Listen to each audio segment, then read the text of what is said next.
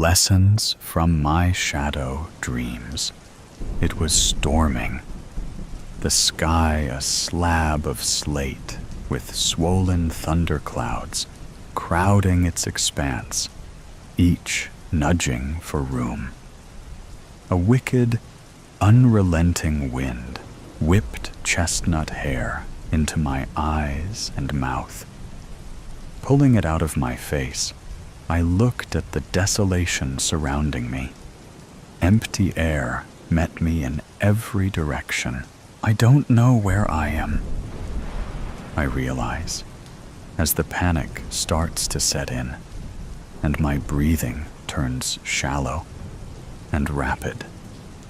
On my hands and knees, kneeling on what appears to be sand made from stardust, I take a calming breath and rise until I'm standing. What is this place? Where am I? The last thing I remember is going to bed, my lids shutting to the lavender of my walls as I slowly drifted off to sleep. Not knowing what else to do, I started walking, and that's when the voices began and the shadows formed.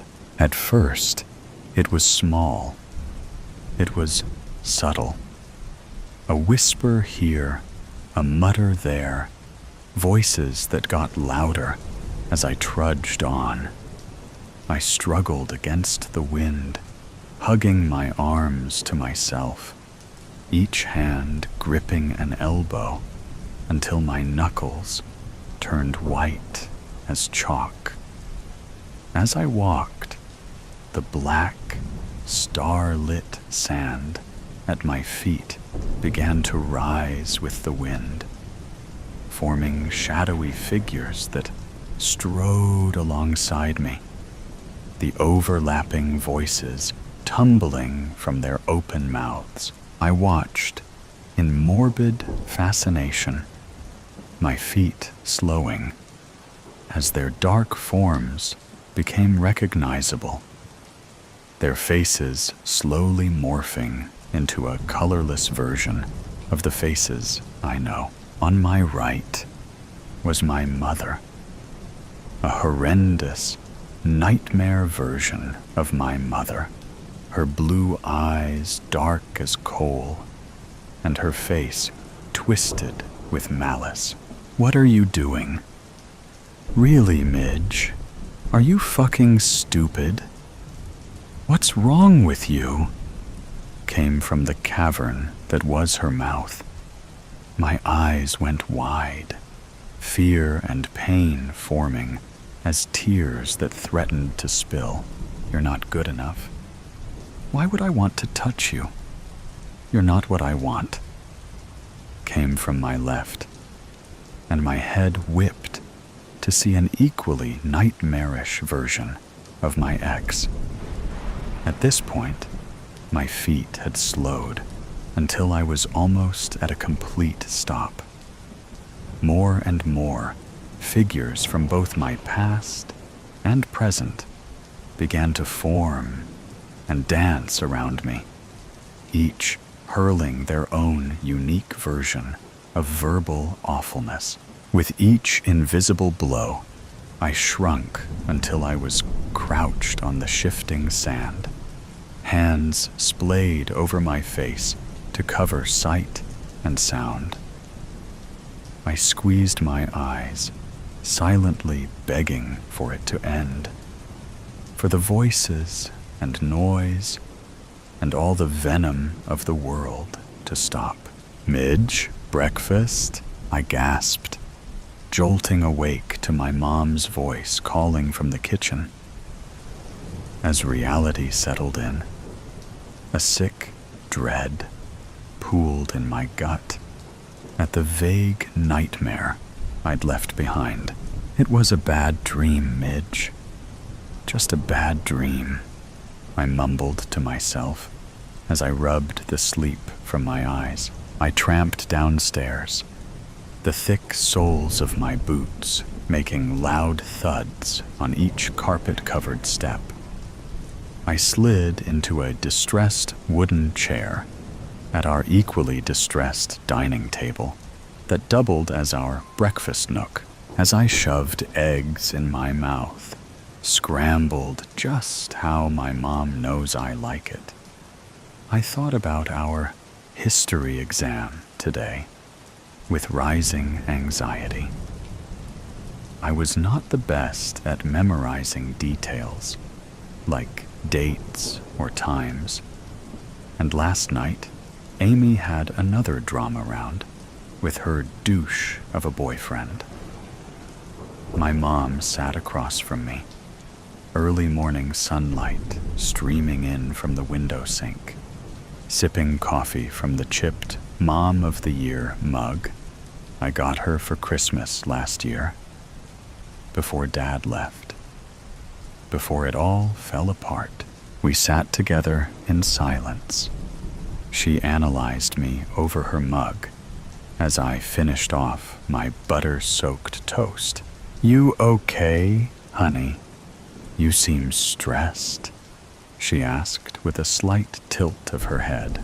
I nibbled my toast while staring at my plate, not wanting to admit how egregiously unprepared I was for the day's exam, or the nightmare I'd endured that clung to me like static. It felt like I was seeing reality underwater, my senses warbled and muffled, making everything as impactful as an echo. My mom cleared her throat, snapping me out of my reverie. "Midge?" she asked, her gaze holding concern as lines formed between her dark brows. "I'm okay, just not as ready for my exam today as I'd like to be," I answered simply. The truth was, I wasn't ready at all for anything. My mom pursed her lips and narrowed her eyes, a clear sign she knew I was lying. To be fair, technically, I really was worried about the exam today, but I also was still disturbed by my nightmare, which stuck to me like a dark, immovable shroud. And it being my parents' divorce anniversary didn't exactly help. As if sensing my thoughts, my mom's eyes darted to the calendar on our white linoleum fridge, absolutely covered with magnets and pamphlets or flyers. Instantly, her gaze softened when she recognized the date. "Hey, it's gonna be okay, baby. I know today will be hard, but you'll be okay. Plus, your father is still coming for a family dinner this Friday," she said with a quirk of her mouth, as if that should excite me, as if that fixed everything. I simply nodded as I tried to swallow my last bite of toast, which had turned to sandpaper in my throat. "Gotta go, Mom. Thanks for breakfast." Before she could answer, I quickly grabbed my backpack and was out the door. I sat in history, staring blankly at the open-ended questions in front of me. Mr. Sikowitz sat at his desk in the front of the class, hunched over papers he was likely grading for a different set of students, his red pen lightly roving and marking with steadfast eyes. I looked back down at the unanswered prompts in front of me and felt my heart start to quicken. Gods, I'm screwed. Dad would be so disappointed, I thought with increasing fear.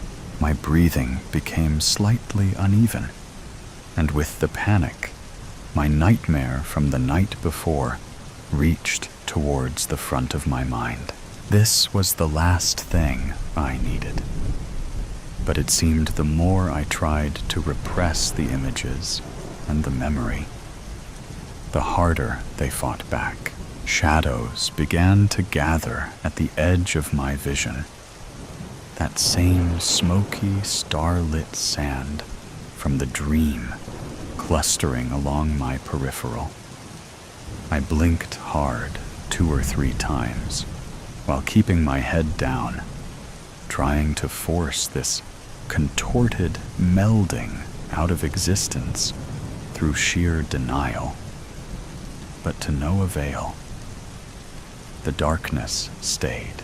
Slowly, and with threatening dread, the dregs of my nightmare creeped towards my desk until it surrounded me on every side. I briefly darted my eyes around the room, desperate to find some reaction, any recognition from my classmates of the nightmare unfolding. But I was left wanting. The line between dream and reality was paper thin, blurring further as the familiar wraith-like figures began to swirl upwards and form, then shattered entirely as my nightmare came to life. My mother was again on my right, with a mouth black as pitch and her blue eyes drained of color once more. "What makes you think you can do this, Midge? Answer me, Midge. What's wrong with you? Are you fucking stupid?" she hissed as her ghastly form drifted towards my ear, her teeth gnashing with each syllable. It wasn't exactly the same as the nightmare, but it was damn similar. Now my father, in his trademark suit and tie, took shape in front of me, causing me to flick my gaze upwards. Looking was a mistake. His usually coiffed hair laid limply on his head. His eyes were endless black holes, and he stood with his arms crossed, intimidating and unmovable despite his form. His slightly transparent clothes were rumpled and worn, which wasn't like him at all. And he looked at me with a face of disgust and hatred as I'd never known. At least, not from him. "Grow up, Midge. What's your problem? Why can't you just get this right?" he shouted, somehow slamming his not-so-solid hand on my desk, causing me to jump to my feet with a yelp, my chair making a loud crash as collateral. "Ms. Sloan, can I help you with something?" My head whipped over to Mr. Sikowitz, and just like that, as I met his dark brown eyes, the spell was broken. I looked around and realized that the echo of my nightmare had vanished, and all eyes were on me, as if deciding if they needed to grab the straitjacket now or later. I audibly swallowed. No, sorry, Mr. Sikowitz," I said, as I haphazardly righted my chair off the ground and sat while keeping my head and eyes firmly down, my dark hair creating a curtain on either side of my pallid face. The rest of the day passed in an anxiety-filled blur. At every turn and every corner, I looked for the shadows, waited for the starlit sand to reappear, and inch along the edge of my vision, anticipating the god-awful convergence of my nightmare and reality. But it never did. I stared out the bus window on the way home, watching the rain spatter the glass in large, heavy drops. "Hi, honey," my mom hollered from the kitchen when she heard me walk through the door, her voice warm and rich over the cold I felt in my bones, like a homespun blanket. Our house was a pretty open floor plan, with the kitchen slightly sectioned off, but having two large archways on either end of its L-shaped design. I watched her through this opening for a moment, trying to reconcile the nightmare version of her I saw at school with the flesh and blood in front of me. She was currently unloading the dishwasher, and when her hello was met with silence, she turned to look at me, her arm pausing briefly as she made to put away a plate. Her face scrunched, and she immediately put the dish on the counter. "What's wrong, honey? Did something happen at school?" I tried to speak. I tried to open my mouth to tell her about all of it, but nothing would come except tears that began to blur my vision. "Oh, honey," my mom said, as she strode over to me, crossing the distance in 3 or 4 strides due to her unfairly long legs.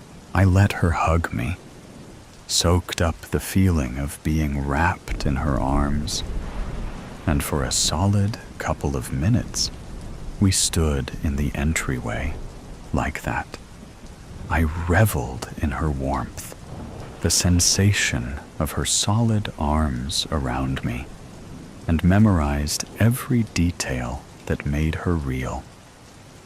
Keeping contact with a hand on my shoulder, she guided me to the couch where we sat, knees angled towards each other. "Honey, what is it?"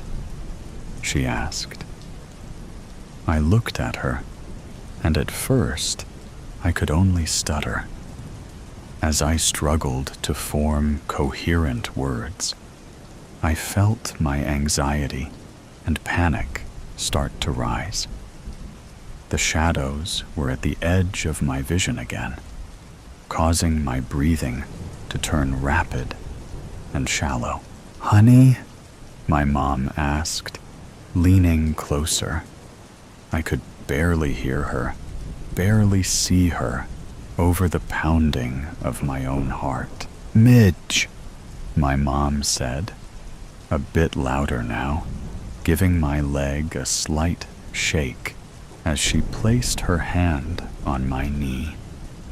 The shadows and the darkness were beginning to take shape now, starlit sand rolling across the ground as it crept ever closer. Tears pooled along my lids, causing my vision to blur. Suddenly, warm, soft hands enclosed my face, and my mom's face, my real mom's face, swam in front of me. "Midge," she seemed to say in almost a whisper. Look at me, she said, increasing the pressure around my head. "You are not broken, okay? I don't know exactly what you're seeing, but it's not real, okay? I'm real. I'm here," she said, taking the limp hand from my lap and gently placing it over her heart. I felt the softness of her wool sweater under my fingertips, like touching a cloud made of silk. I focused on her eyes, blue, just like they were supposed to be. "Your mom's right here," Midge, right here. Not that ghoulish thing of nightmares, I thought to myself, as the vile shadow, puppeting as her pushed and crowded closer along my peripheral. That's it, baby. I'm right here. Breathe, honey. Breathe with me. Focus on my voice, on my face. I'm right here, she said with a squeeze of my fingers, as she had removed her hands from my head and was now holding my own in her lap, her gaze unwavering. I took a steadying breath. Just breathe, Midge. That's all you have to do. Just breathe. I counted to 10 as I inhaled, and did the same on the exhale as my mom, keeping hold of my hands, did the same. That's it, honey. Breathe. Just breathe. 10 in and 10 out. You can do this. I nodded, and as I expanded my lungs in and out, feeling my pulse start to slow, blessedly, the shadows began to ebb, receding from the edge of my vision. The grotesque, half-formed versions of my loved ones melting and fading away, bit by bit. By about the 5th or 6th of these exercises, the nightmare was all but gone, the shadows having slunk back to whatever hellish mindscape they belonged to. There she is, my mom said with relief, seeing my eyes clear and the panic gone, a slight smile playing on her lips. I crumpled, burying my head into her chest with small sobs. Oh, honey, she let out softly, stroking the top of my head as only a mom can. Has this happened before? She asked gently. I lied, shaking my head slightly as I kept it tucked into the crook of her arm. Gods, her sweater felt like the softest pillow. I soaked up the comfort. Mid, do you know why your father left? I whipped my head up, pushing out of her arms, taken aback by the subject change.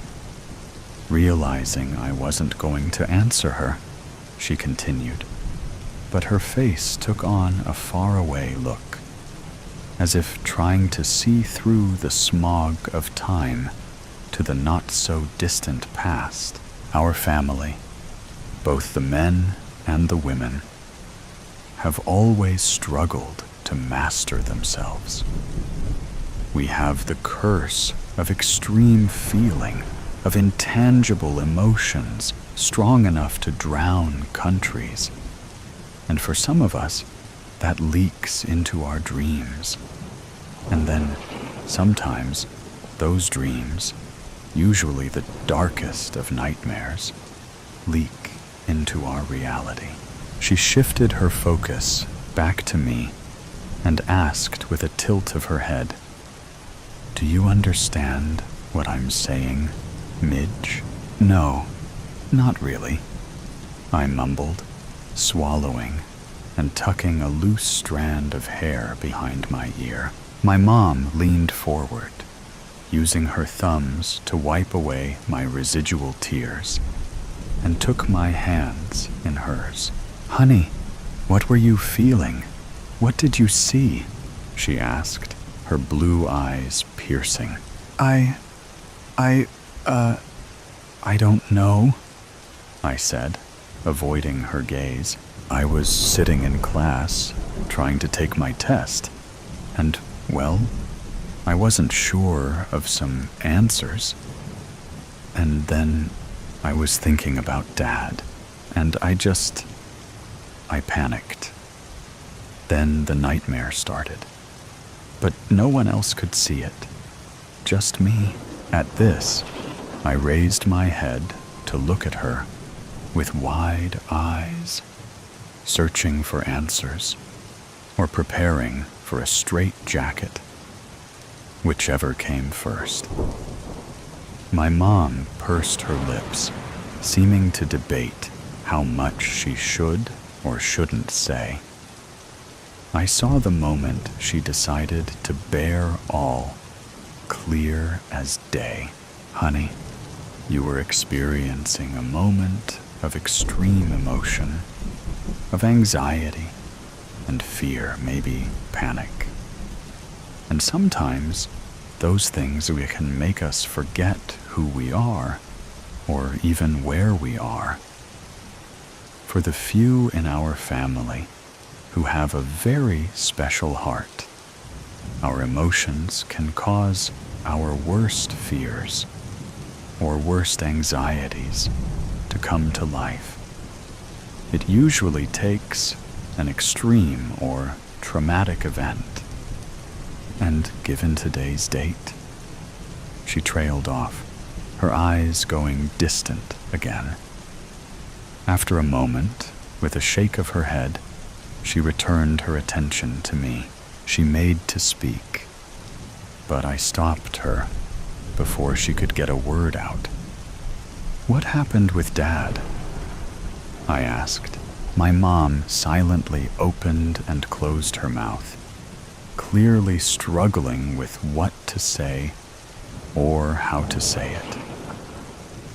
"When it happened to me while I was with your father, he thought I had gone half mad.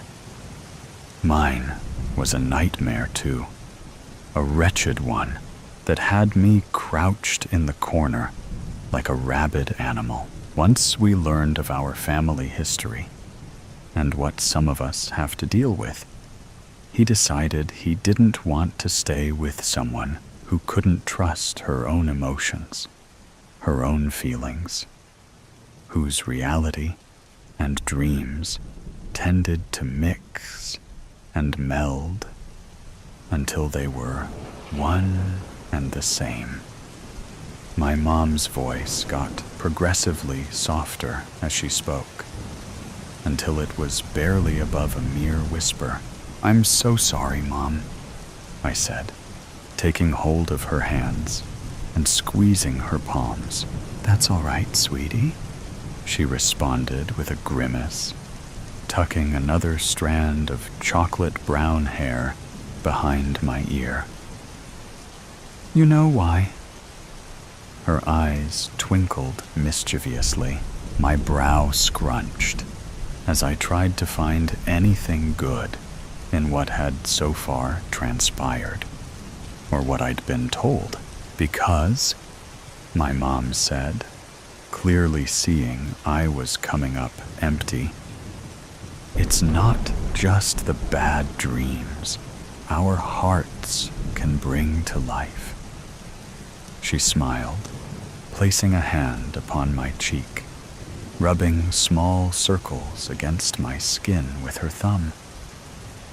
"It's the good ones, too." The chromatic drought. Detective Marcus Sine squinted at the fading landscape through his office window. Another day, another shade of gray, lost to whatever this phenomenon was. The sky no longer held its azure expanse, just a flat, pale ceiling hanging lifelessly above a world growing increasingly two-dimensional. 3 more reports of rivers running dry in the Eastern District, Officer Palmer said, dropping a thin file onto Sane's desk. And the hospitals reporting 17 new cases of what they're calling chromatic dehydration. Sine nodded grimly. The medical examiner had shown him the bodies last week. Skin paper thin, organs collapsed inward, as if someone had extracted not just the water, but the very substance from them. Their eyes, once spherical, had flattened to perfect circles, staring out from faces that resembled pencil sketches more than human remains. "Any pattern to where it's spreading?" Sign asked, though he already knew the answer. "None that makes sense," Palmer replied. "It's jumping between neighborhoods, between people who've never met. The only consistent thing is that once it starts in an area, everything there loses dimension within 72 hours. Sign turned away from the window. His own hands seemed less substantial today, the knuckles less pronounced, the veins no longer raised beneath his skin. He'd taken to pressing his palms against solid objects throughout the day, reassuring himself that he could still feel texture, still interact with a three-dimensional world. "What about the library research?" he asked. Palmer's expression darkened. "Archives are becoming affected. Books are losing their ink, words disappearing from pages even as people try to read them. This was worse than Sane had feared. Knowledge itself was being drained from the world. The river had been the first to go in Westbrook. Once a vibrant, blue-green artery cutting through the heart of the city, it had faded to a pale, silvery streak before disappearing entirely, leaving only a shallow depression in the ground where water had flowed for centuries. Sign stood in the dry riverbed, feeling the cracked earth beneath his shoes. It didn't feel like drought. There was no sense of moisture having evaporated. Rather, it was as if the concept of river had been partially erased from reality, leaving behind this ghostly impression.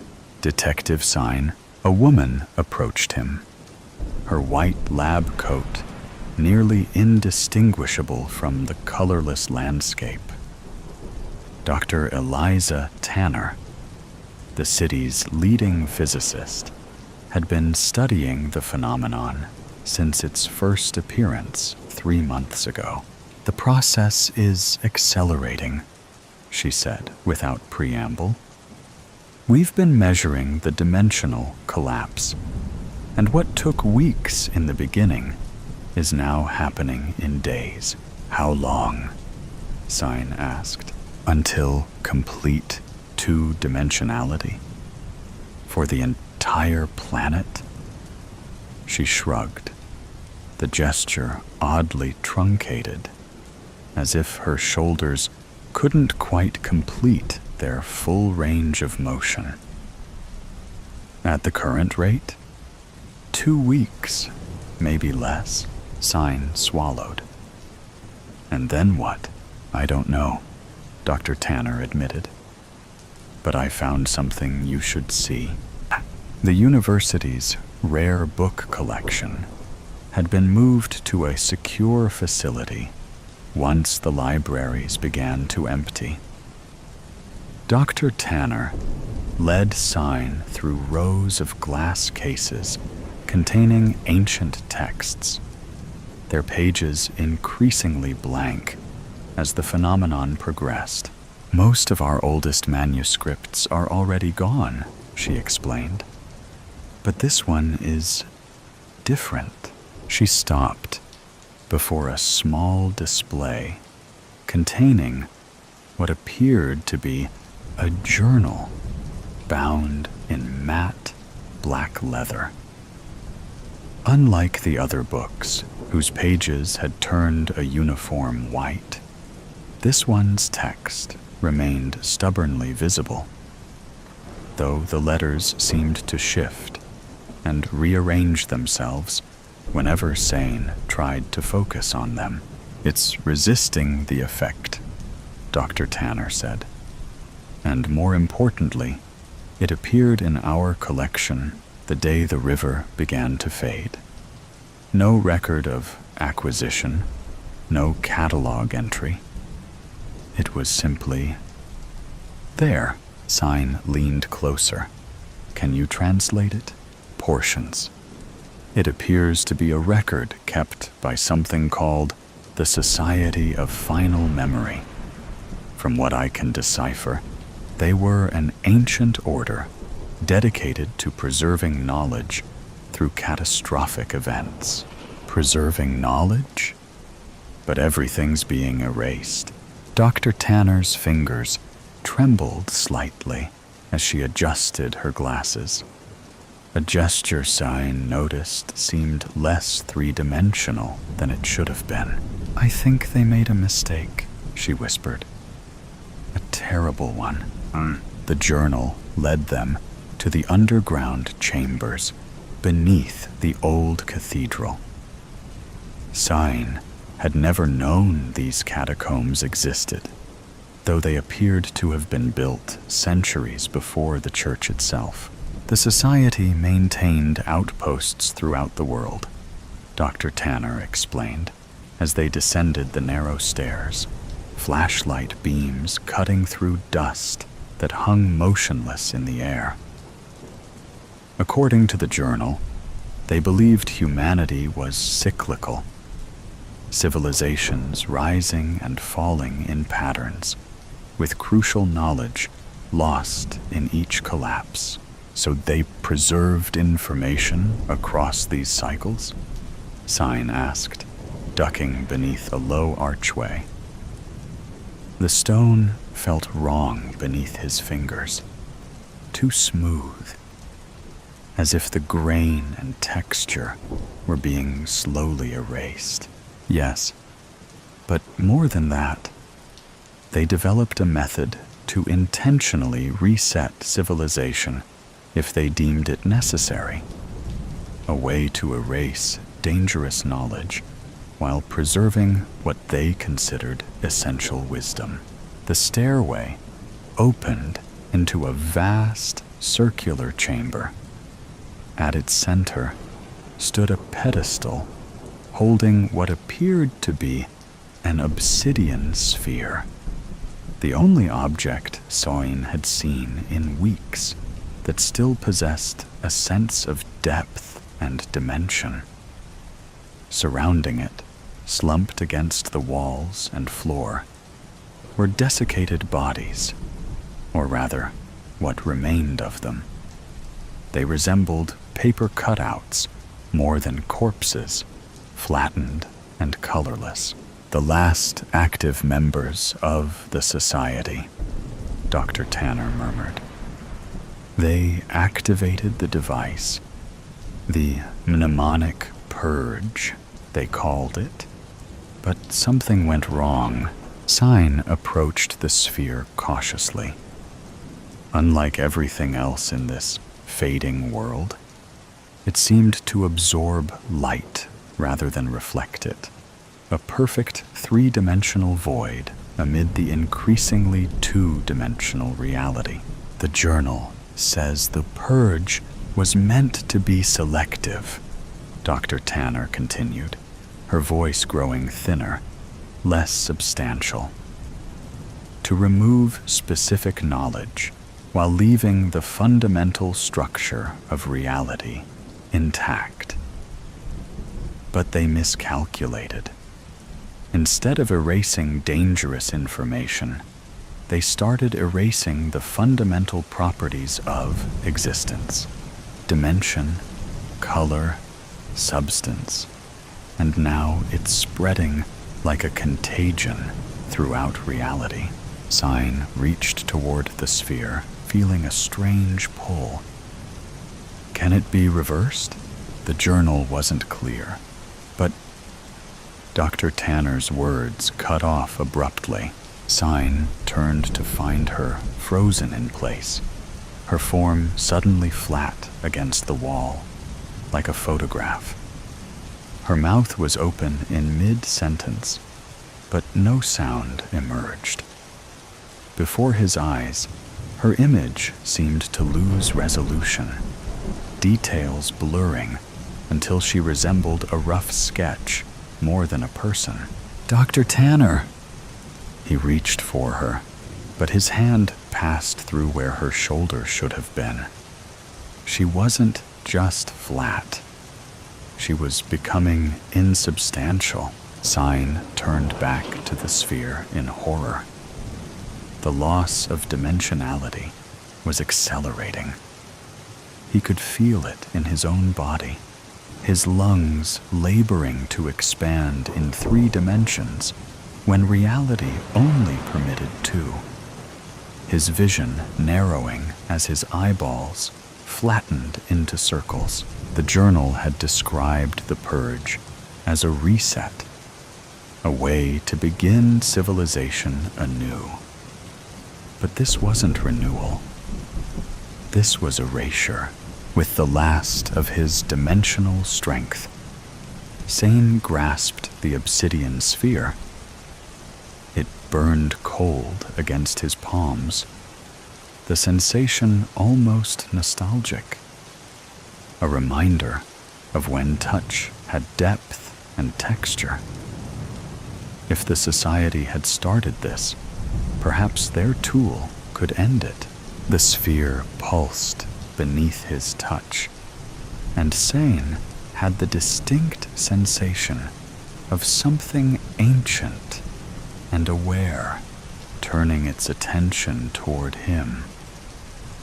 Not a machine, but an entity, a consciousness that had been waiting, perhaps for centuries, for someone to recognize the terrible mistake.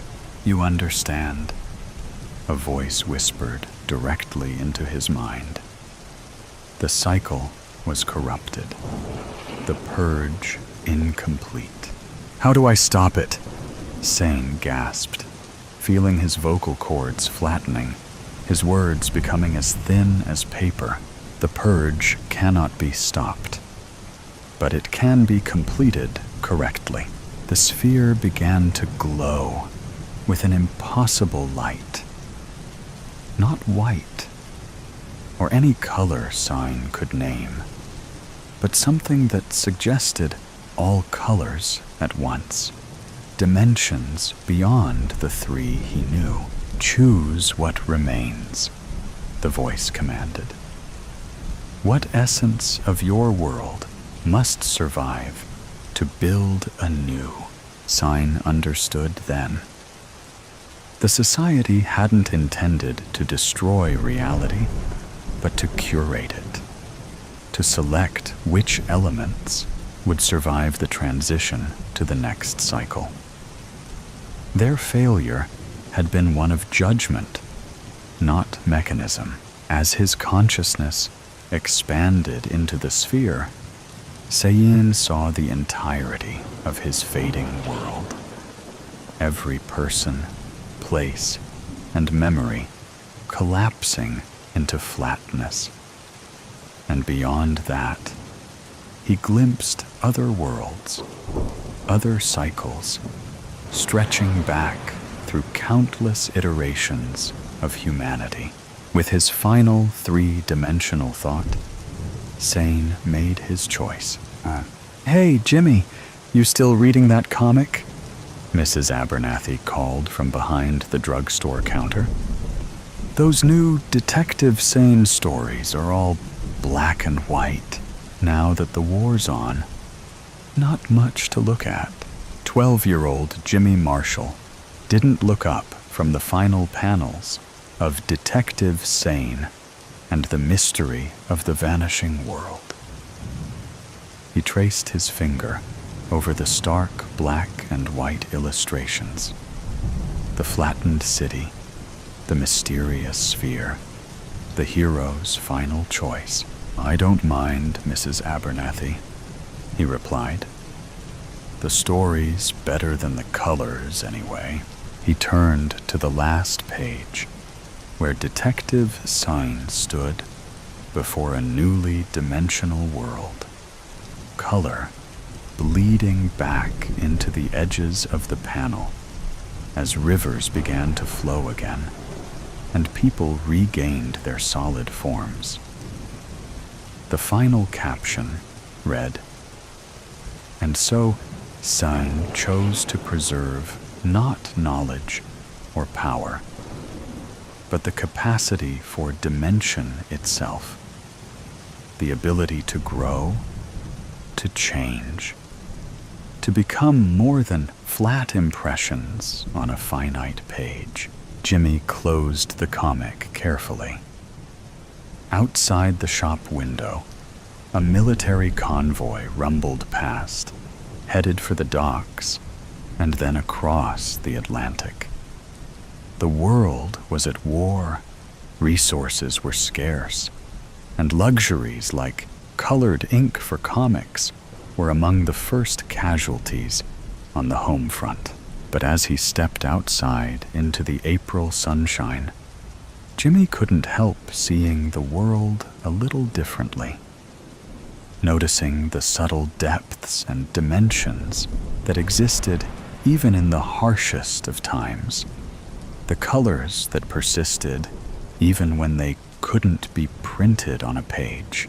He tucked the comic securely under his arm and headed home, unaware that in his hands he carried one of the last remaining artifacts of a civilization that had faded not once, but countless times before, each cycle preserved paradoxically within the flat, two-dimensional pages of a story that refused to be forgotten. The black of 3 a.m. My favorite time of the day is 3 a.m. Why, you might ask?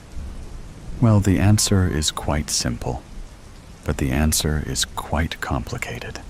You'll understand in time. All we have is time, especially at 3 a.m. 3 a.m. is for the people, a heaven and a hell that works hand in hand.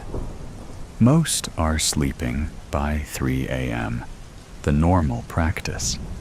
That's not the true 3 a.m., though, not in the slightest. 3 a.m.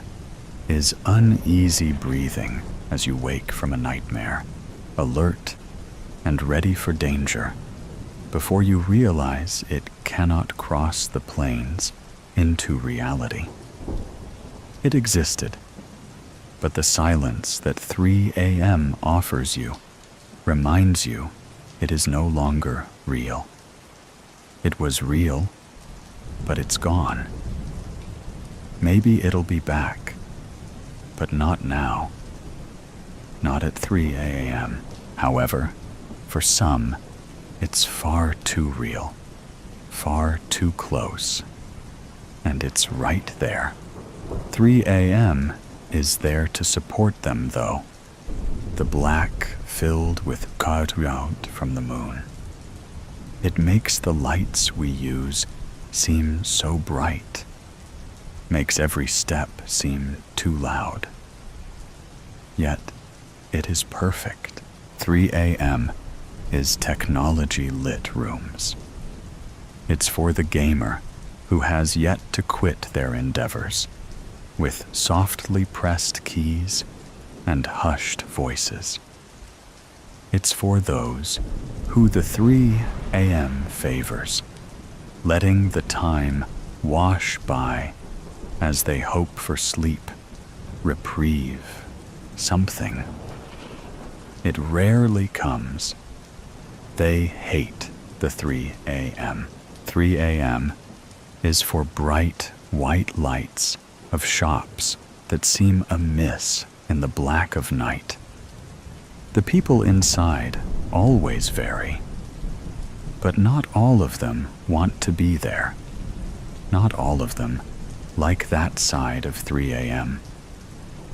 It's filled with soft chatter, or more often, no chatter.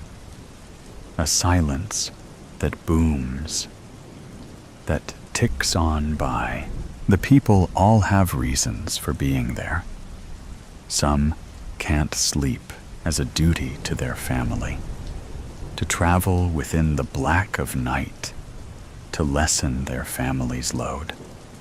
Some can't sleep because of what sleeping means for them, the horror it brings along again and again. Then there are those that brave the 3 a.m. for something go insignificant as money. The cashier who experiences the full blunt of how slow 3 a.m. can be.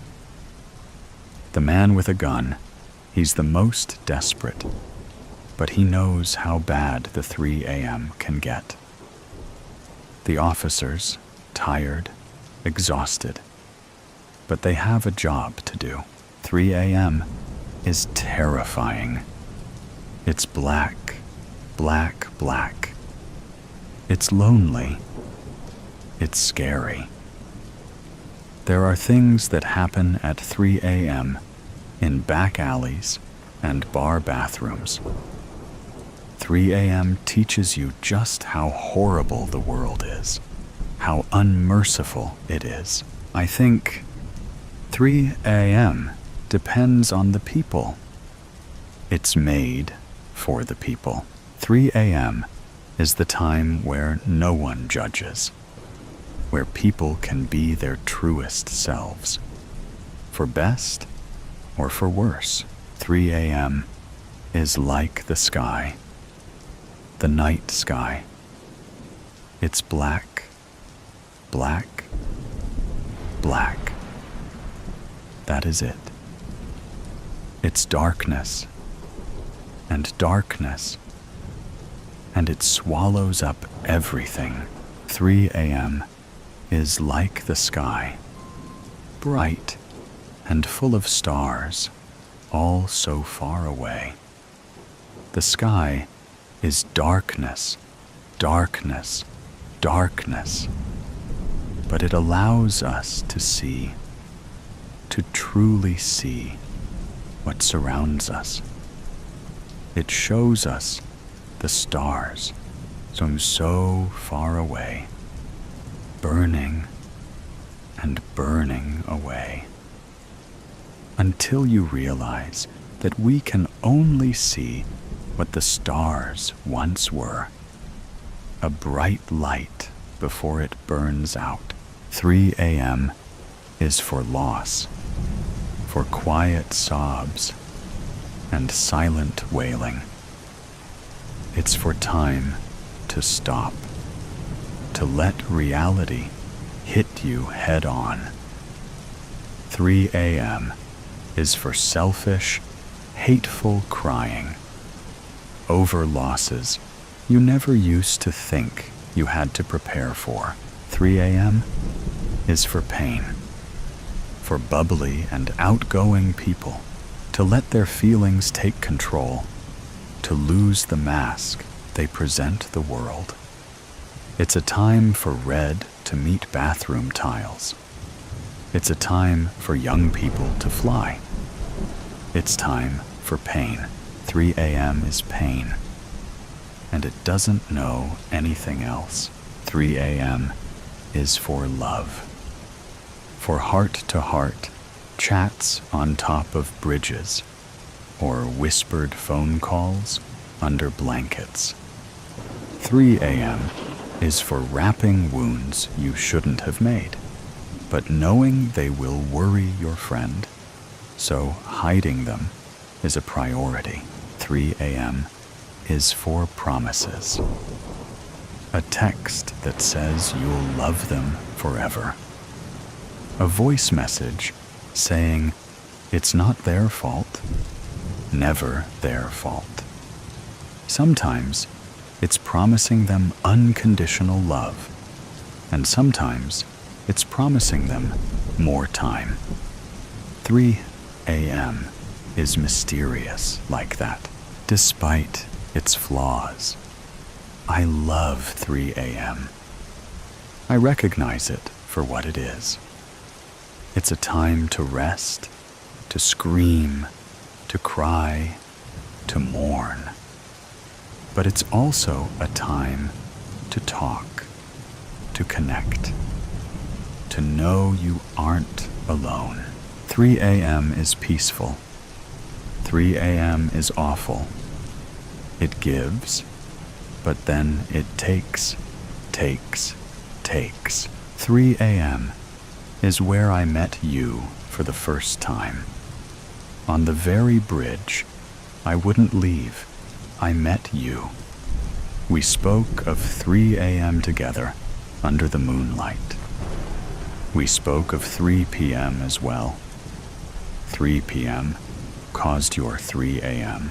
After all, 3 p.m. was something that took a long time to come for you. But once it was there, you would savor it, even if only for a moment. You spent your days wishing for 3 p.m. Because if 3 a.m. was for life to pass, 3 p.m. was for school to pass. Then you spoke of such unfairnesses that were never righted once 3 p.m. came for you. The aftermath of 3 p.m. We both knew that 3 a.m. was your only reprieve of the day. And yet you decided that 3 a.m. was worth dealing with what surrounded 3 p.m. It wasn't my first 3 a.m., but it was yours. So we talked and talked and talked. I managed to stop your plans. Each night you came, and each night I stopped you. Each night I could stop you. Your 3 p.m. never got any better. I knew that. I knew that. I knew that. Your 3 a.m.s got so regular. We got so regular. Then we got better. Or did we? Was I just imagining that? I saw you smile more. Soft and so vulnerable. You gave me your soul, whispered every secret. And yet, you were my sister, my little baby sister. Not by blood, not by name, but by 3 a.m. whispers. You were blood in ways that mattered. Shared blood-splattering pavements and matching bruises from after our 3 p.m. You were my 3 a.m. You made my 3 p.m. bearable, and I returned the favor as much as I could. Little sister, you were so little. We were far too young. I broke our promise. First. It was selfish, foolish, and absolutely monstrous of me. You weren't there. You didn't need our 3 a.m. I slipped. I'm sorry. So sorry. I knew there would be consequences. When you came to our spot on the abandoned bridge, the next 3 a.m., oh, I tried to hug you, tight as you wailed, pulling you into a cold embrace. It was no use, though, no matter how tight I held you, no matter how much I loved you. I failed you, my dear little sister. You were the only person to find my body, and I, yours, those eyes of mine. The machine beeped, boiled and seethed. I pressed the button, and water leaked, filling the cup to its brim. A cup of coffee, pure. I opened the window wide, letting the breeze tingle the fuzz on my nape. sat beneath it, picked up the cigarette from the ashtray that had burned lonely for so long that the ash stretched from its tip almost to the cotton, forming a bridge undisturbed by its weight. I shook it off and pulled on it. The taste of burned butt dominated the tobacco tang. The coffee cleansed it. Drops from the drizzle intruded on my domicile, enhancing the soothing effect of the wind on the dots they marred. The sun had tucked tail and crept behind clouds. Rest, the doctor had prescribed. Nerves, stretched thin, throbbed in harmony with the rain. Oh, the rain. How could I, Doc? The weather called my name. I donned my shoes and jacket, closed the door, strode down the stairs to the streets. The slabs of cement towered over, reaching for the skies. The drops welcomed me, painting me gently. A ball snuck in, got trapped between my eyes and glasses, while the rest rained down like arrows on a battlefield. People buzzed up and around, busy little bees.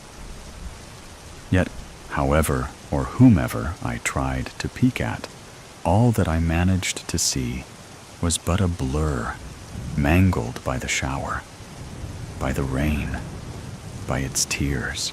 They paved a path for themselves, dug ruts on my glasses. My vision failed to pierce. I trailed what I assumed to be their tracks. When one's feet made space for themselves on the puddles as they stepped, and left it vacant when they departed, that's when the ensuing spot got filled with water. It created a momentary footstep. That's what I followed. A fleeting moment, along the restless ponds, vibrating in seclusion from one another. The vista of concrete proved inescapable. For the moment, the puddles were left undisturbed. That's what they showed. A reflection of gray. Hubs of broken dreams. The vehicles behaved strangely under the rain. They too beeped, stalled, and buzzed around. The path led me along the blocks, passing from one street to the other. The vistas remained the same. Were they copies of one another? Or was I stuck in place? I lifted my head and flicked the flock of drops off my locks. That was the third bus stop that I approached. The carrier reloaded, its travelers hurrying outside with new ones coming on board. To avoid the crowd, I lingered in my gait, pulled out my pack, and plucked a treat. The way it nested on my lips brought a moment of respite. The lighter struggled, producing sparks, again and again. Yet no flame. The rain dampened both. The bus drove off. I continued my journey with no obstacles in sight, threading the many tracks left behind. Need a light? A question asked from beneath the canopy of the stop. The mess on my glasses had turned to a layer, a coat of mist, a mush of hair, clothes, legs, and arms, and a lighter lit with a gray-washed flame. I crouched, touched the light, and tasted the smoke, pulled my head back into the rain. What? You'll just leave? The tender voice continued, anchoring me on the dock. I pondered. Was one cigarette enough? No. I towed 2 butts out of their home and returned the gesture. My glasses slid as I crouched, parked on the peaking bone of my nose. The clouds had slid too, allowing the sun to shoot its beams on the glass walls of the bus stop. Their pallid reflection blinded me, but I felt the pack lighten. The person lagged, suggesting hesitation. Disturbed by the sudden change in the weather, I looked back at the sun, but it was no more. Thicker clouds had settled in. The rain was picking up heat. Don't miss the next one. If you wish to avoid the deluge, that is, I said, stowing the pack into my pocket. The hymning tone concealed a plea behind my ear, maybe one of attention or of interaction. Entertaining these ideas had brought me here, so I failed to see a reason for another attempt. My surroundings grew tired, a waterlogged world crying in its stead. Steps continued. The rain poured. The worse it got, the fewer people brooded. How did I end up here, I wondered, amid this city, amid the crosses of colorless walls, and amid the faceless people? How far had I wandered? How long it had been? I swerved on the road, heading towards the park. An island with different scenery. Or so I thought. The rain had dug its claws here too, washing away all that would help me recall what was. Think of what could have been. Instead, I was forced to watch what is in another gray landscape. The sky's tears battled with the leaves. The branches swung at one another. Fierce battles ensued.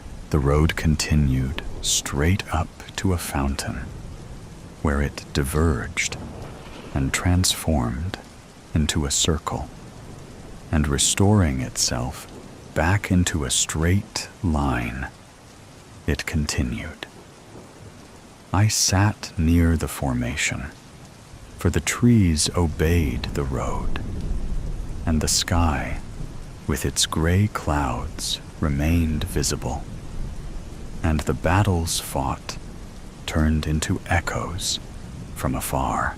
The rain poured, thickening the layering clog on my glasses, changing it with another, never letting them rest. Down it poured. My cigarette had long been extinguished, yet the respite it brought remained all the same. And so, I kept sucking on the wet cotton. Lost, I dabbled with questions I knew I shouldn't ask. A man's worst enemy was his own mind.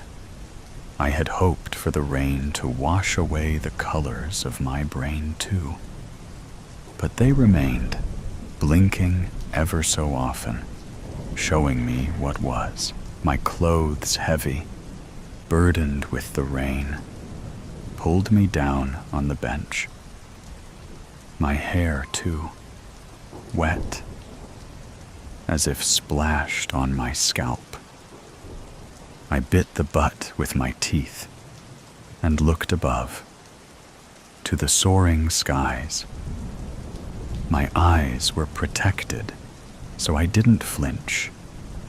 Instead, I enjoyed the moment of rain, enjoyed the moment of solitude, the moment of respite. The rivers ran, the fountain spat, and the clouds rumbled. I remained. For how long could I remain? for how long would I? My legs pulled in pain, and noise had settled at the bottom of my feet, a numbing pump. My head ached. I pulled on my dimmed cigarette. In this park, I had hoped to encounter a spark of life. The leaves were falling, the branches were breaking from the wind, and my ankles drowned beneath the rivers. The pouring rain consumed. Hungry, it ate everything. But the pain, my teeth failed to cling on. My mouth gapped. I dropped my companion. It soaked, increased in weight, and sank. What was another lost cigarette in the rinsing sea? Monochromatic. This story includes depictions of mental health and death. There is nothing graphic, but these topics are touched on. I had never been quite fond of Eve. As her psychiatric nurse, the buoy who kept her from drowning in an ocean of madness, I should have made an effort to respect my patient. I should have, and yet I couldn't. It was unbearable to deal with a soul so far gone, someone so dreadfully insane. Nonetheless, Evelyn Barrett was still mine to care for, my own burden. It was odd to dwell on the fact that someone so young, barely even 18 to be exact, could mentally fall down such a slippery slope. Eve was admitted to the sanitarium around 2 months ago, following her breakdown at school. According to her classmates, Eve had never been social. She tended to keep to herself when given the choice. And while this was not abnormal behavior for a teenage girl, it had always been different with Eve. Well, it had grown to become different. Students began reporting incidents involving Eve. They would hear her muttering to herself in class, her words unintelligible, but her whispers crazed. They would hear her sobbing in bathroom stalls. Her teachers noticed her grades slipping. Eve would write ominous messages on her papers, and she would draw horrific drawings in her notebook. Drawings of characters plucked straight from horror movies, monsters. Though her behavior was abnormal, Eve caused no problems. She remained silent, which was nothing out of the ordinary. She basked in the endless insanity of her paranoid, twisted mind. But at that time, no one was aware of how truly twisted it was. After months of containment, Eve suddenly exploded. She jumped up in the middle of class and shrieked, screaming bloody murder. Accounts of the story from her classmates explained that Eve screamed, "Leave me alone," dozens of times. According to the witnesses, Eve was not talking to a specific person, not one that anyone could see anyway. Her teachers restrained her and subdued her screams. Her behavior was, according to her classmates, purely and utterly horrifying, insane. And so, I was stuck with Evelyn Barrett. I tried to build connections with my patients, and usually, I was successful. Over my years as a nurse, I liked to think that my psychological support helped my patients heal. It did. There was no doubt about it. I did my job well until Eve came along. For some odd reason, I could not break through with Eve. Break into her subconscious and heal her fragile mind. Whenever I tried to talk to her, she would do one of two things. Either she would completely block me out, or she would scream nonsense at me. In any case, neither method was beneficial in the slightest. The past 2 months had consisted of pointless therapy sessions and no progress whatsoever. I couldn't help but feel sorry for the poor girl. As I walked into my tidy office, I pushed out a sigh and slumped into my armchair. Eve was scheduled to meet with me at any second, and to be quite honest, I was dreading our session. Up until now, my day had been calm. My serenity was about to be interrupted simply by being in the presence of the crazed child. 3 knocks on the door was all it took. My spine straightened, and I felt the muscles in my neck tighten. My automatic physical response whenever Eve was near. The creaking of the door disturbed my therapeutic silence, and as I watched a caretaker escort Eve through the doorway, a queasy feeling began to form in my gut. Eve seemed on edge today, more on edge than normal. Her long cascade of honey blonde hair was ruffled, as though she couldn't be bothered to run a comb through it. Her face was a sickly shade of white.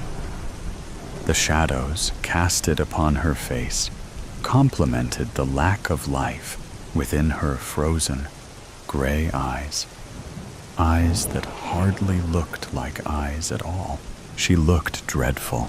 The caretaker made sure that Eve settled comfortably on the couch before taking her leave. Nevertheless, Eve looked nothing but uncomfortable. She brought her knees to her chest and hugged them tightly, her body resembling something of a ball. Her hands shook while her feet tapped on the cushion over and over again. It was easy to assume that nerves had Eve in a chokehold. "How are you doing today, Eve?" I asked the girl, my voice visibly annoyed. I didn't care enough to put on a facade for her. Eve wasn't fond of me, as far as I could tell. It was obvious by the way her eyes ever so slightly cut into my face, as though they were 2 honed knives. Regardless, the feeling was mutual, and so treating one another this way had become routine. Usually when I asked her a question, Eve ignored it completely. I assumed she would simply ignore me by the way her gaze dug into my skin, and so I wasted no time before pulling out my notebook. Lazily, I jotted down a note. "Silence," I wrote. Nothing out of the ordinary, until I heard a raspy breath emerge from her mouth. "He's going to kill me soon," Eve muttered, her voice barely a whisper. I could hardly comprehend her words. Her empty eyes widened as her fingernails dug into her pants.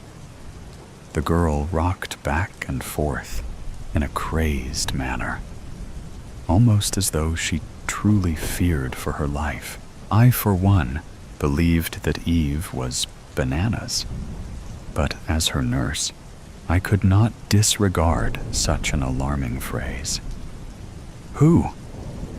Who's going to kill you?" I asked, as calmly as possible, though I knew that Eve was completely mad. I knew that she was. Her words still managed to send a chill through my bones. Eve disregarded my words for a moment, her mind unable to flee from whatever eternal nightmare it was trapped in. Her gaze remained on the ground and focused on anything but me. Seconds ticked by. Minutes. Finally, Eve's eyes snapped to mine, somehow more frantic than before. He's taking over my life, the world around me, everything. She snapped loudly, her sharp words making me flinch. Her body recoiled after her outburst, and she scrunched back into her ball with a shaken expression on her face. "He's going to kill me soon," she repeated. "I just know it." With a sigh, I set my notebook aside and leaned forward. This wasn't the first time that Eve had acted up during a session, but this was the first time that she seemed so sure. So sure about the fact that something was bothering her. I said, "You are safe here, Eve. Nothing is going to kill you. This is all in your mind, okay? You're okay." "No, please, Debbie. I am not insane. This is real," Eve persisted. Hearing her say my name was odd.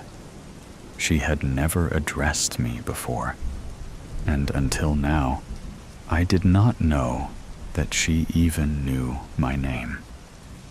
He's out to get me. The Shadow Man. He's the Shadow Man?" I repeated incredulously. Despite Eve's urgency, I did not believe her words. Her crazed, perplexing words. She had never once opened up to me like this, and so I had no reason to believe that she was telling the truth now. Instead of dismissing her comment, I wanted to dig further. It was my job, after all. "Who is he?"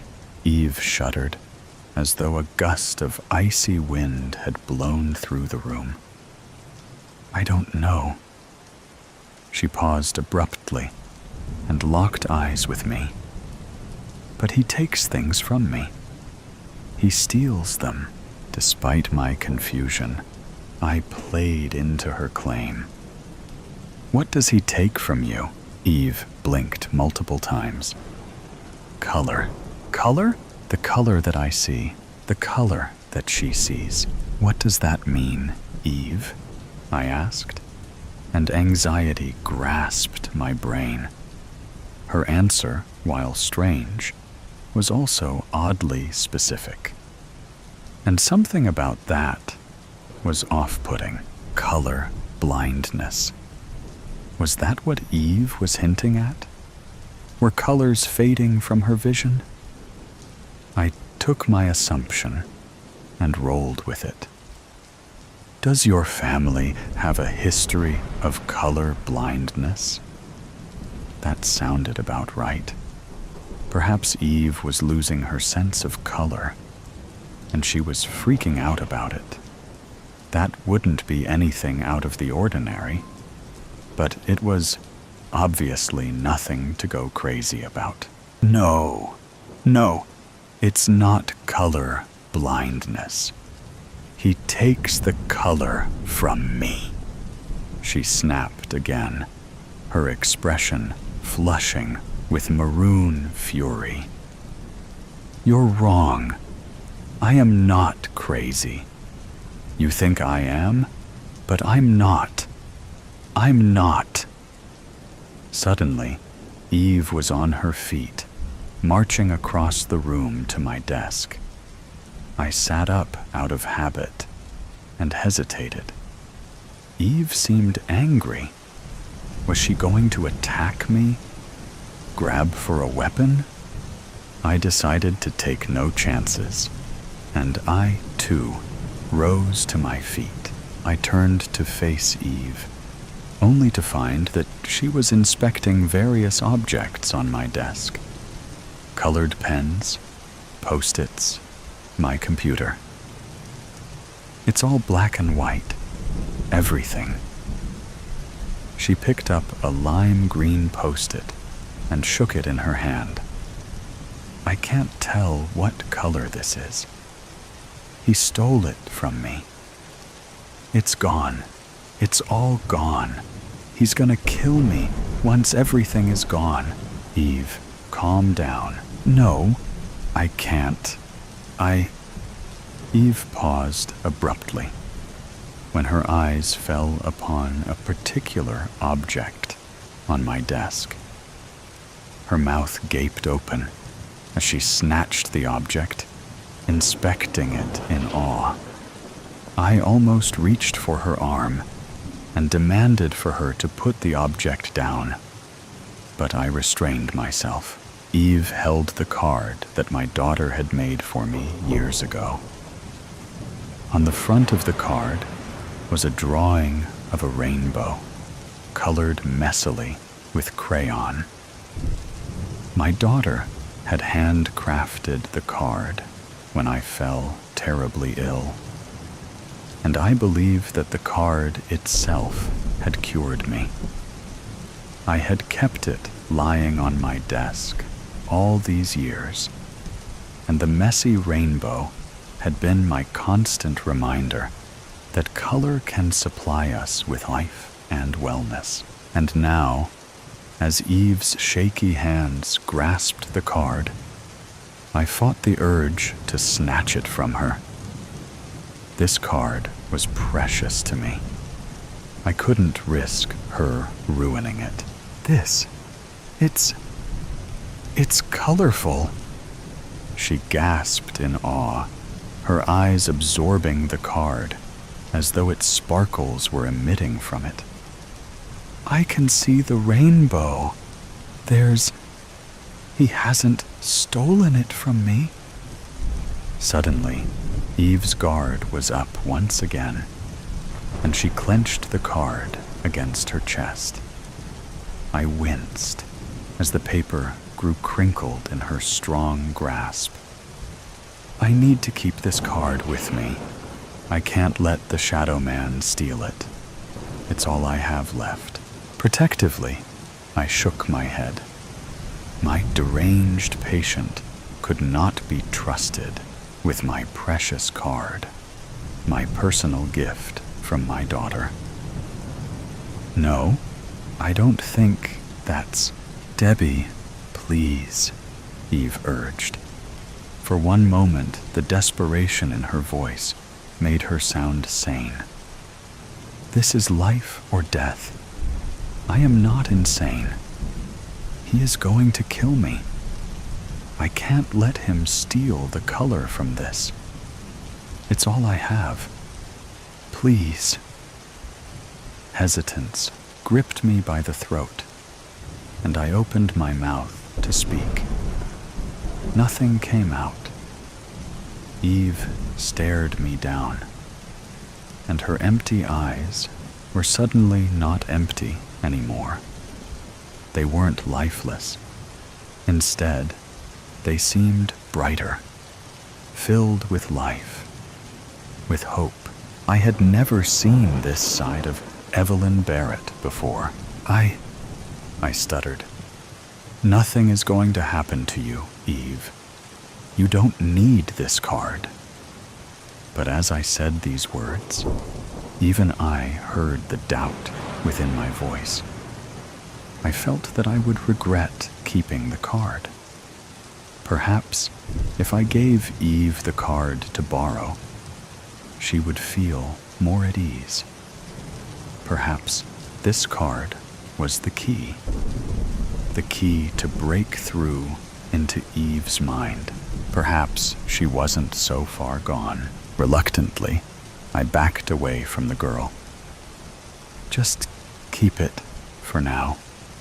That's fine, I sighed. Eve's eyes sparkled, and a hint of a smile pricked at her lips. She looked normal, as though she didn't live in a sanitarium. Thank you, Debbie. Thank you, she repeated hastily. Just return it to me when you no longer need it. Of course. Eve's mannerism was completely different than it had been when she first arrived. As she continued inspecting the card in awe, I couldn't help but smile. Perhaps I could help her. Perhaps the Eve that I was not quite fond of was fading, and a new girl was coming to light.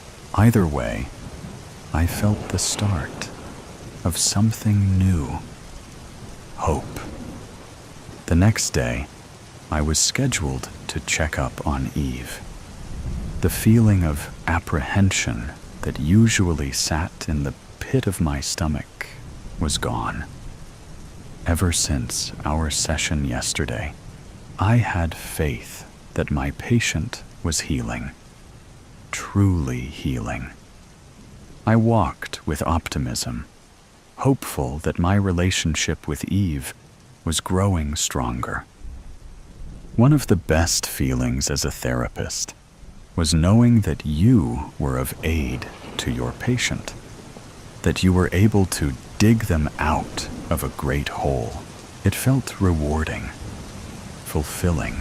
I approached Eve's door and knocked gently so as not to startle her. Though she was in the process of healing, she was still fragile. I waited for a few seconds before knocking again. Eve did not respond, and I heard no noise from inside the room. The queasy feeling in my stomach returned. I knocked louder. No response. To accompany my uneasiness, an alarm resonated through my skull. Something was wrong. Skeptically, I pushed open the door and took a quick glance around the room. It didn't take long for me to spot her. Eve. She was sprawled out on the ground, unconscious. Without hesitation, I crouched on the floor next to her, shaking her shoulder. Eve? Eve? I blurted. There was no response.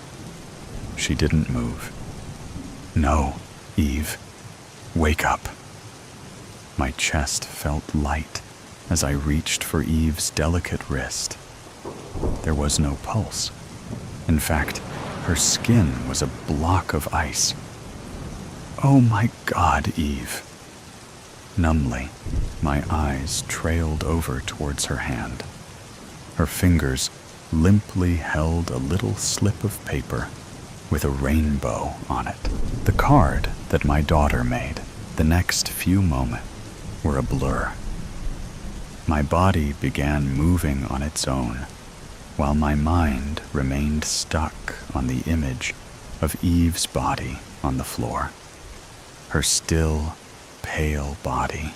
As I unconsciously grabbed the card out of Eve's limp hand and shoved it in my pocket, I heard muffled voices entering the bedroom, scrambling around me, asking me what had happened. I didn't process the question, couldn't process it. All of my senses were honed in on Eve, on the fact that she was dead. Nurses surrounded Eve and I, and before I knew it, I was laying on the ground too, losing consciousness. I felt as though I was floating in outer space, and it became a struggle to breathe. My vision was fading into a deep darkness, and everyone near me was fading. The nurses, Eve, everything was fading. I was grasping onto nothing. But no, something was still there, hidden in the corner of my periphery. Though it blended within the darkness overtaking my mind, it wasn't completely hidden.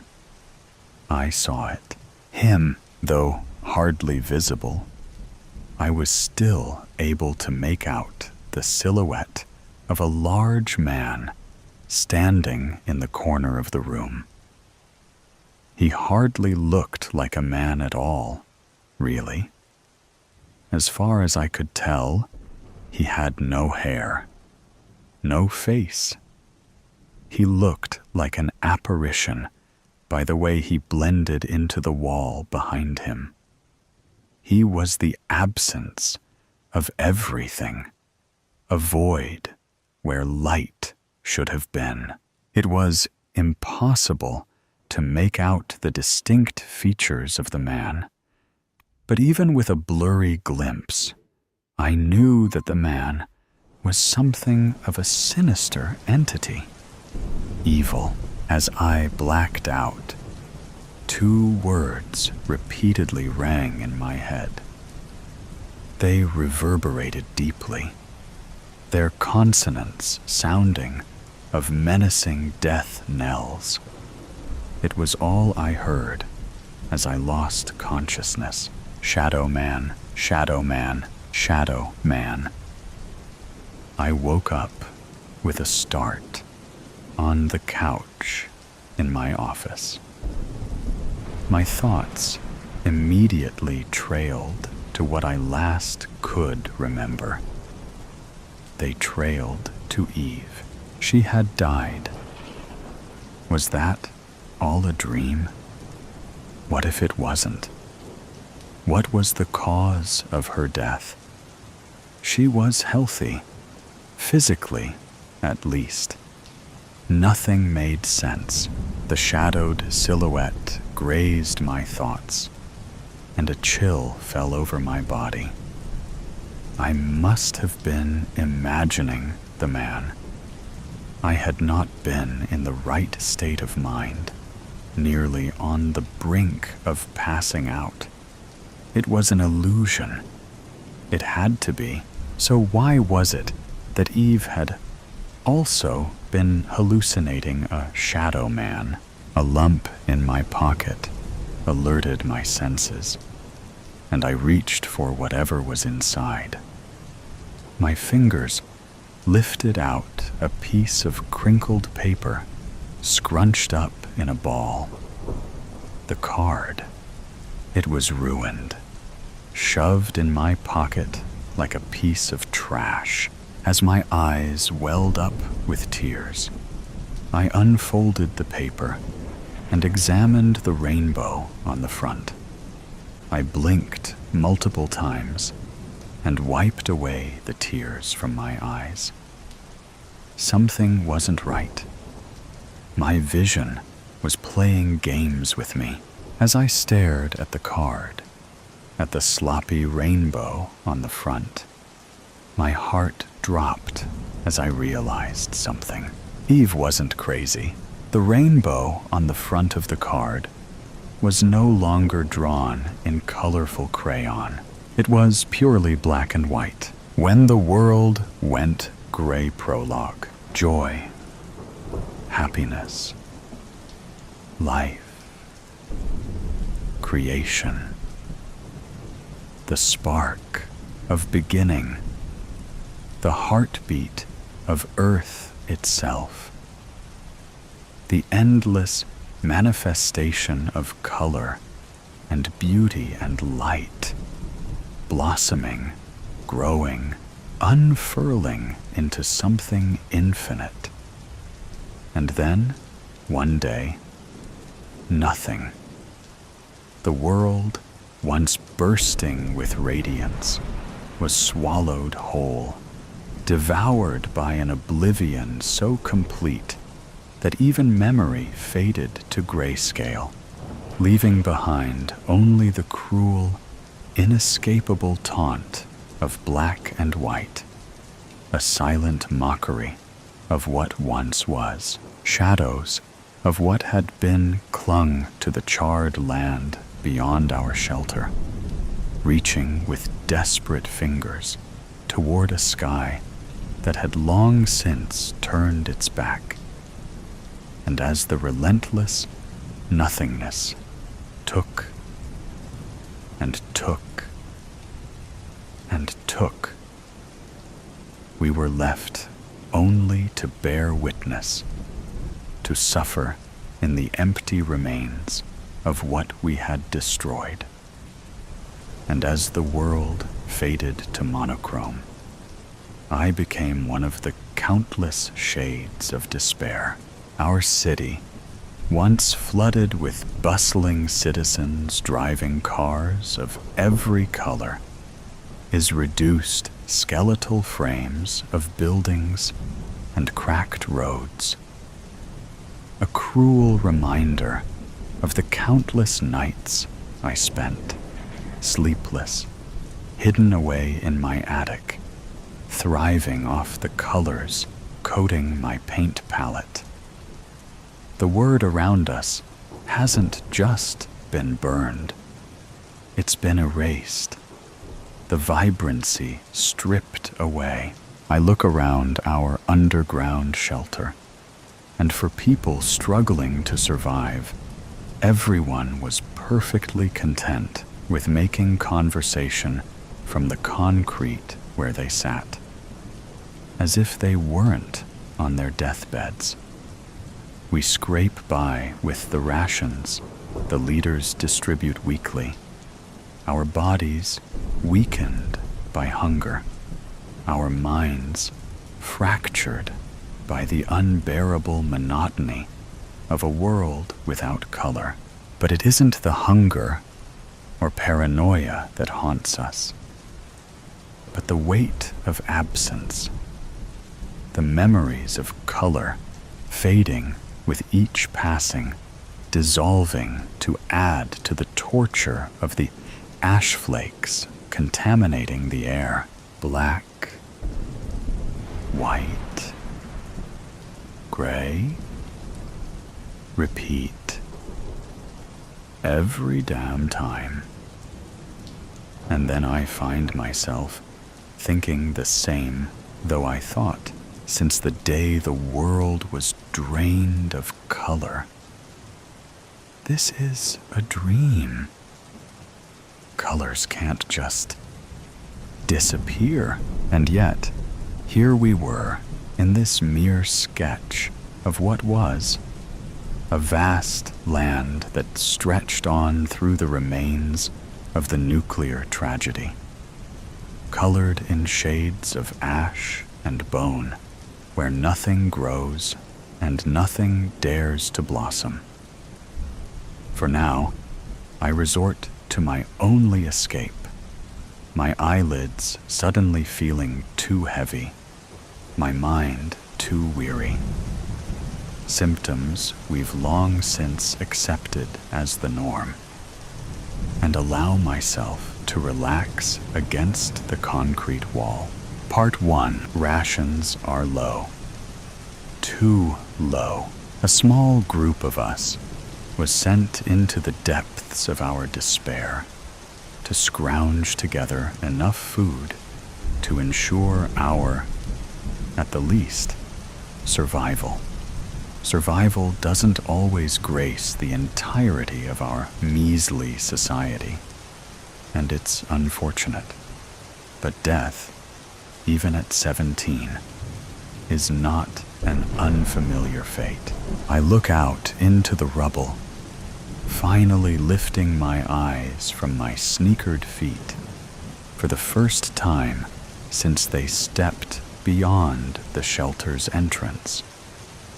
The land is silent, the only sound the crunching of boots landing against who knows what, and the whipping wind nipped at my skin, scattering my once auburn-streaked hair across the back of my jacket. Black, white, gray, rep, A gleam catches my eye. We're at the edge of the ruins. That's impossible. My feet are already betraying me, already venturing closer to this foreign feeling of freedom.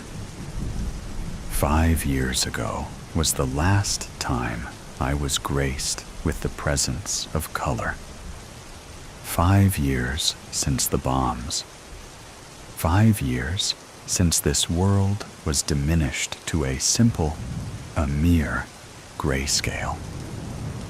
5 years. For color to still exist would be out of the question. I track the glistening spark of hope, forcing my eyes to stay open, forcing my feet one in front of the other until, where'd it go? I blink. Scanning the scene, my eyes dart frantically from each piece of Colorly's scrap to the next. Come on. Come on. Come. Nothing. The unmistakable feeling of wilted grass prickles at my knees as they hit the ground where it was. The hope of color in an achromatic world slipped through my hoary fingers like sand slipping through the grasp of the ocean's spray continuously. Elara? Sienna, one of the other young scavengers asked, kneeling down in front of me. You okay? I blink back tears I didn't know were welling, forcing composure I don't have, even as I feel the feather-light touch of Sienna's hand on my shoulder. I know I can tell Sienna the truth. She did take me in after the bombs killed my parents, but to burden her would be to break myself in the process. Yeah, my voice is breathy, as if I'm questioning my own answer, while letting the first one that comes to mind slip past my lips. If anyone is going to believe me, it's going to be her. She is the only family I have left, after all. I thought I saw color. Sienna's muted, but still striking. Once blue eyes go wide, clawing to clench onto the sliver of hope and clinging onto it like a lifeline. Anything, everything. She leans closer, the shoulder-length, ashy hue filling her head, now slipping past her ear. If anyone can find it, it's you. She said it like it was the easiest thing in the world. But that was just the way Sienna made everything seem. Easy. Like it wasn't the sight reignites a desperate hope, a longing to believe that life, in its fullest form, is not truly gone. Part 2. I can't pretend like it didn't happen. I can't unsee it. I know it's risky. I know there are people here who need every last bit of help they can get. But if there's a better, beautifully vivid world out there, inching to be found, it needs to be found. So here I am, in the thick, inky embrace of the dead of night, my fingers curling tightly around the worn, chilled rungs of the ladder that stretches upward like a fragile, rust-bitten bridge to a world I have long since sworn, with every fiber of my being, to unravel, to tear apart piece by piece, if that's what it takes, all in pursuit of that elusive, flickering glint. Something small, something distant, something that once dared to catch and hold the fleeting light of a bleached and weary sun. Because if there is one truth I refuse to let slip through the cracks of time, it is that color, in all its wild, untamed brilliance, is not just an indulgence, not merely an ornament to be admired from afar, but a necessity, a lifeblood that the world not only craves, but deserves to be drenched in, to be wholly consumed by. And if it is within my grasp to bring it back, to pry it from the hands of whatever force dares to smother it, then I will chase it, seize it, and deliver it without hesitation, no matter the cost. Singed, sealed, delivered.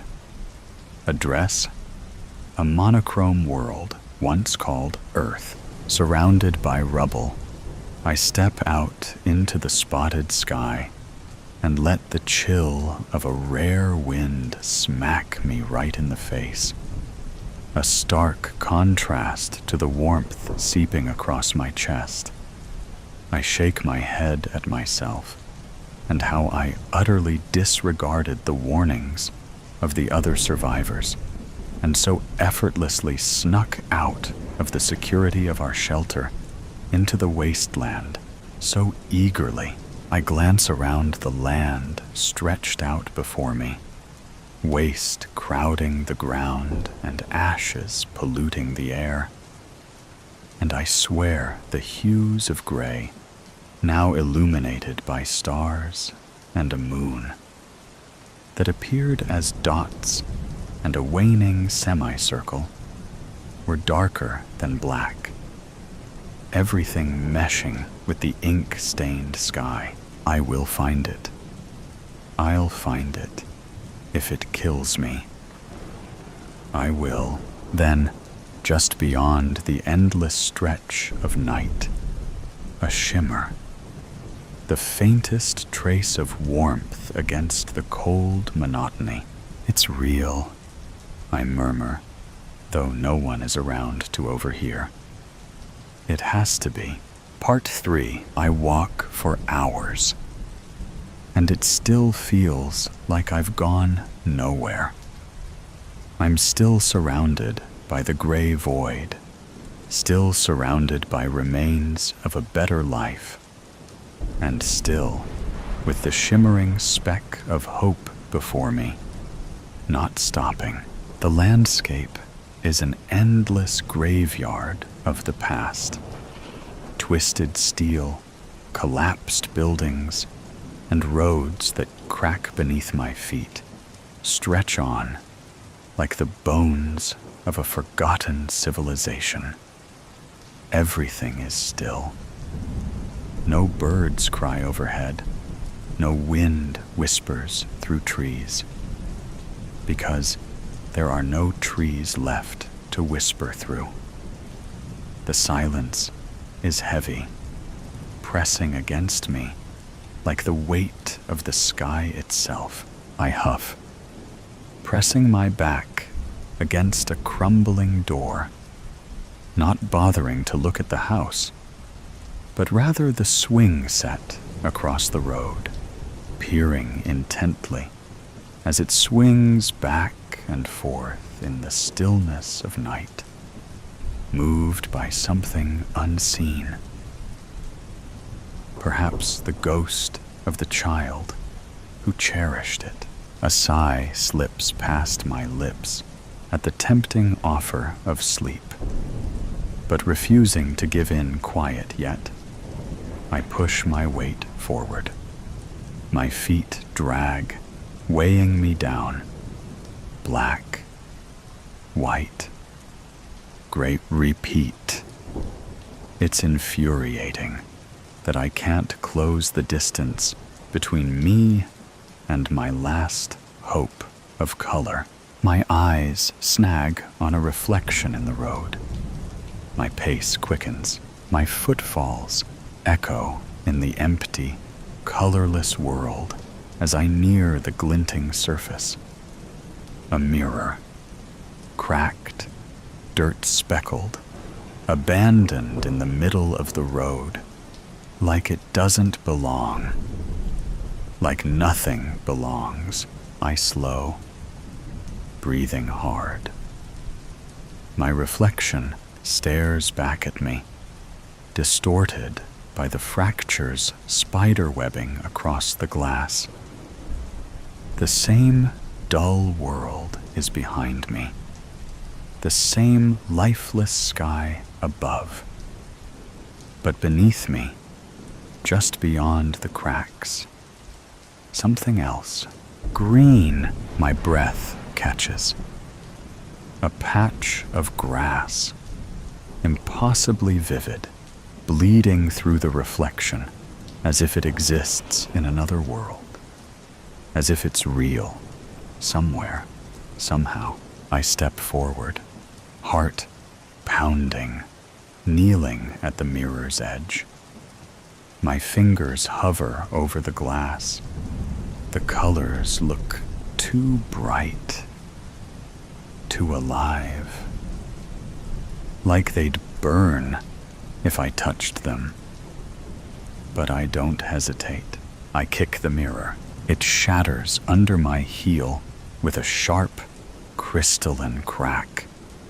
Splinters of glass scatter across the road, glinting like stars in the empty light. I brace myself for something, anything, a shift in the air, a tremor in the ground, a door opening where there was none before. But when I look down, the green is gone, just shards of broken glass, catching the darkened sky in their edges. Just my own reflection, fractured into 100 jagged pieces. I lurch forward, scraping at the road where the mirror used to be. Nothing. No hidden portal. No sliver of color left behind.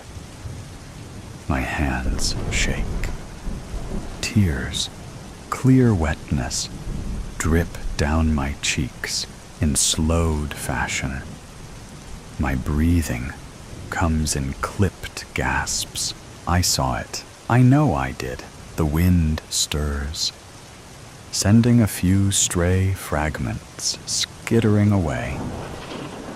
I watch them disappear down the road, swallowed by the nothingness stretching endlessly ahead. And then I keep walking, pushing harder, further, relentless. Part 4. I refuse to let myself stop.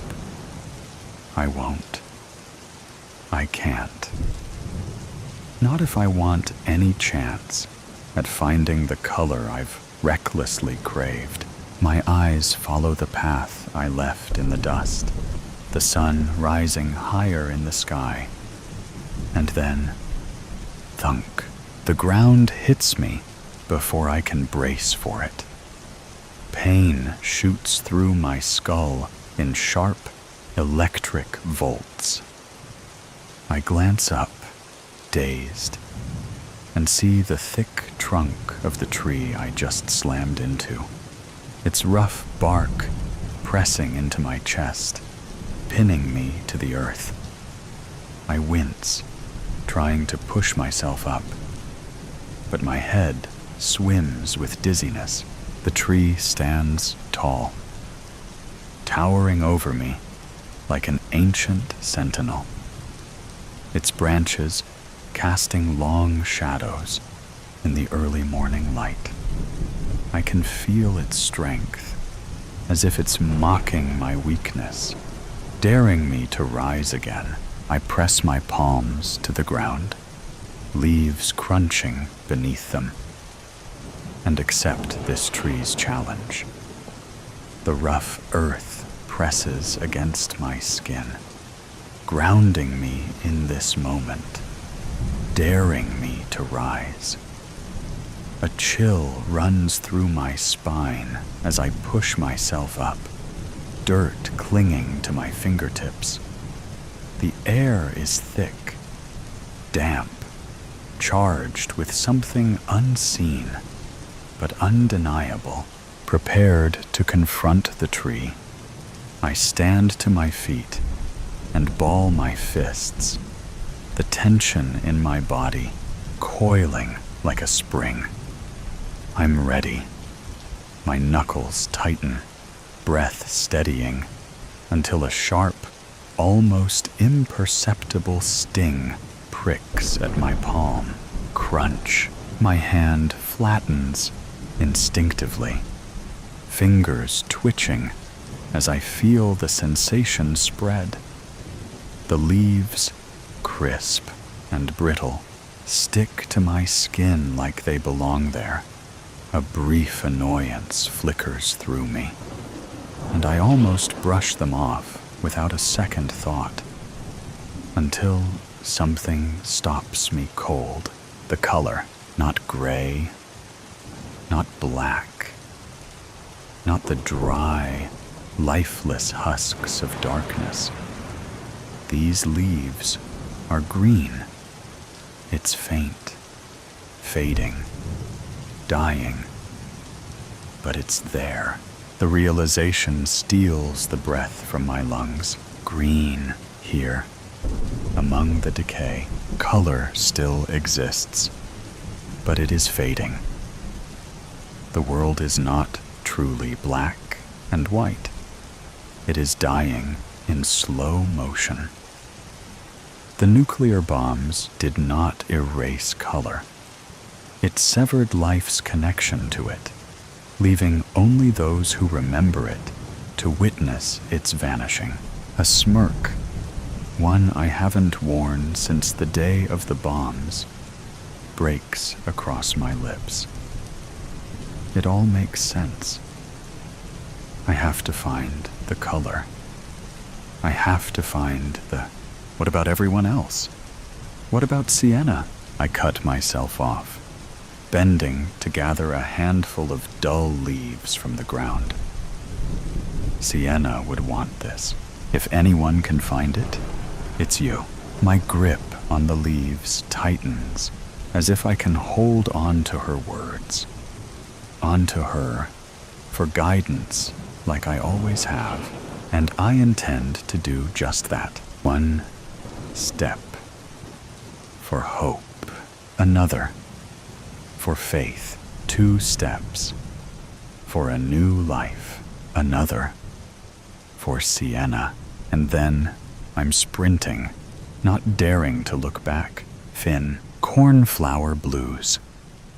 It always came at night. That night was no different in that respect. I had heard it lumbering around outside as the sun disappeared from the sky. The sound of scraping metal as it circled the house. I had always fought the urge to look directly at it, instead only catching glimpses of it in the shadows. If I focused, I could shuffle it to the back of my mind, like a deck of cards. But those lonely hours, when night approached and my mind was no longer engaged by work or meaningless check-ins with the few friends I managed to keep, were the hardest. At first, the check-ins came daily, then weekly, then monthly, then whenever they had a free second to pity me via text. Hey girl, you doing okay? Do you need anything? I don't think any of them would have known what to do had I answered yes. I couldn't blame them though. Life goes on. For some people, at least. But anyway, the difference in this particular night was that I had decided to allow my mind to go to that place. No shuffling this time. Instead, accepting the cards that were dealt. Sometime after my 5th or 6th glass of Pinot Noir, I turned my phone off, placed it on the end table next to a stack of unpaid bills, pushed the dirty clothes to one end of the couch, and sank into the other end. Alone. It had been 12 months to the day since I lost my sweet boy with the cornflower blue eyes. Cornflower Connie, as I called him. Parents should never have to bury their children. Todd was completely shattered. He left me this past June. I had dropped to a rail-thin 99 pounds, and he said he couldn't stand to see me hurt any longer. I tried everything: counseling, group, rehabilitation programs, but everyone grieves differently.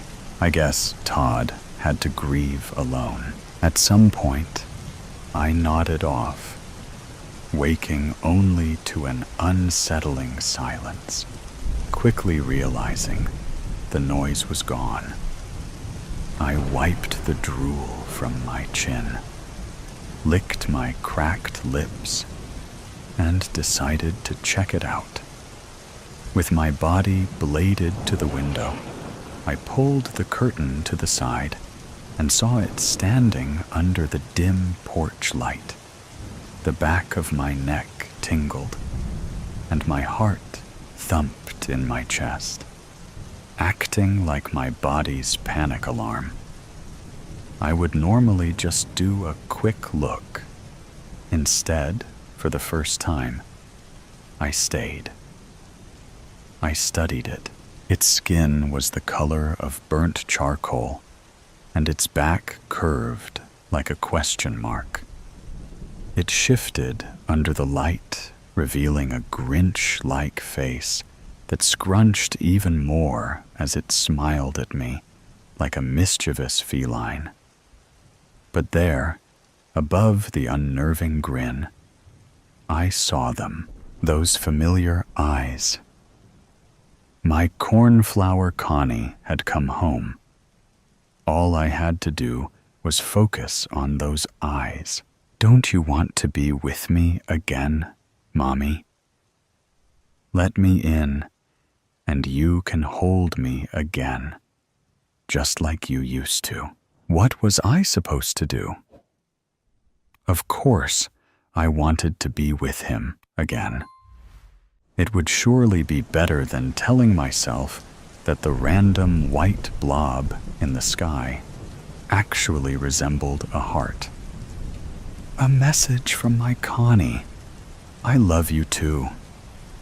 Yeah, you can convince yourself of almost anything if you believe it enough, and if you're sad enough, just like the cardinal that occasionally lands on my fence.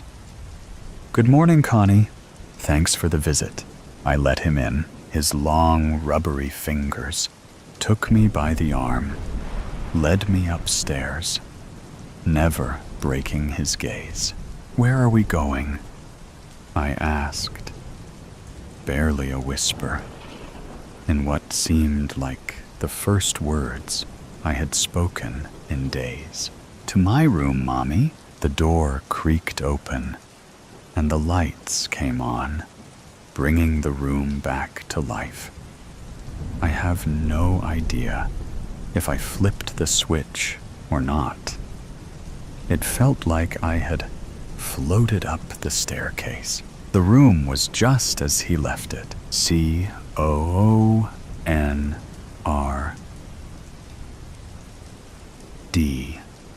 colorfully stenciled on the blue wall above his big boy twin bed. Teenage Mutant Ninja Turtle sheets and comforter still ruffled from that night a little over a year ago, when he stumbled into our room just before midnight. "Mommy, my chest feels weird," he moaned. After a 104.1 fever, we rushed him to the hospital. My cornflower Connie would never come home again. His fingers rolled up my sleeve and led me to the bed. I pressed his Michelangelo stuffed animal to my face, inhaling deeply, hoping it still held Connie's scent. It didn't. The tears fell, and his grip tightened on my arm, leading me into the bed. He never let go of my arm. "Lay with me, Mommy." I climbed in, pulled the covers to my stomach, and rested my head on Connie's pillow.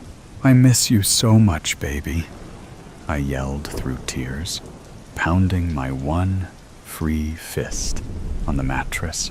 "I'm here if you keep looking in my eyes." Just then, his eyes flickered, and as if I was watching a projection screen.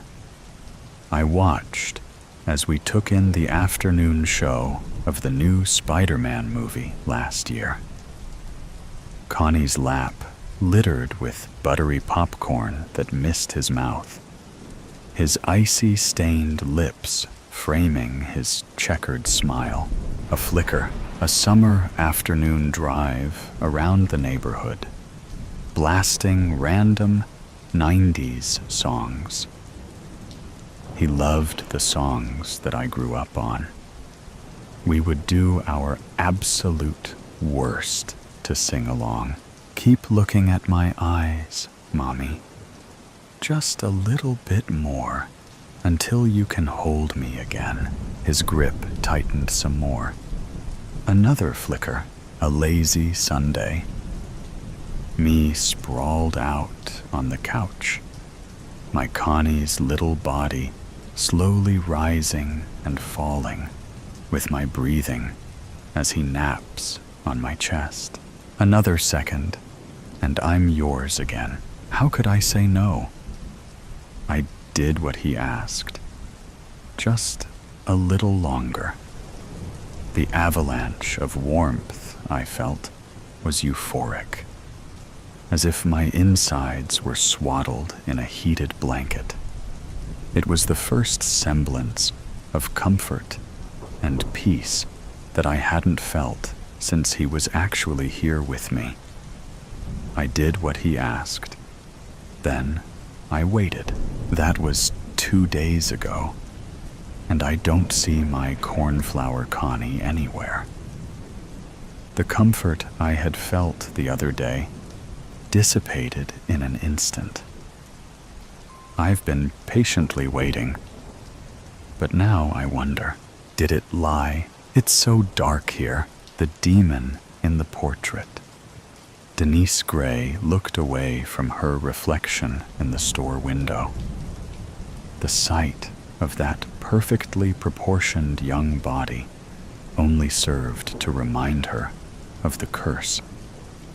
As a young woman, she'd posed for an enigmatic artist who had painted her picture while spinning words that were at once wonderful and frightening. It hadn't been long after that she learned the reality of the painting and its associated curse. One day, she was accosted by a thief, and before she realized what was happening, he had run a dagger through her heart. She cringed, but when the thief pulled the knife out, there was no blood where she had been stabbed. A swift kick to the groin sent him running, but when she opened her now ruined blouse, she realized that she was unharmed, not even a scratch.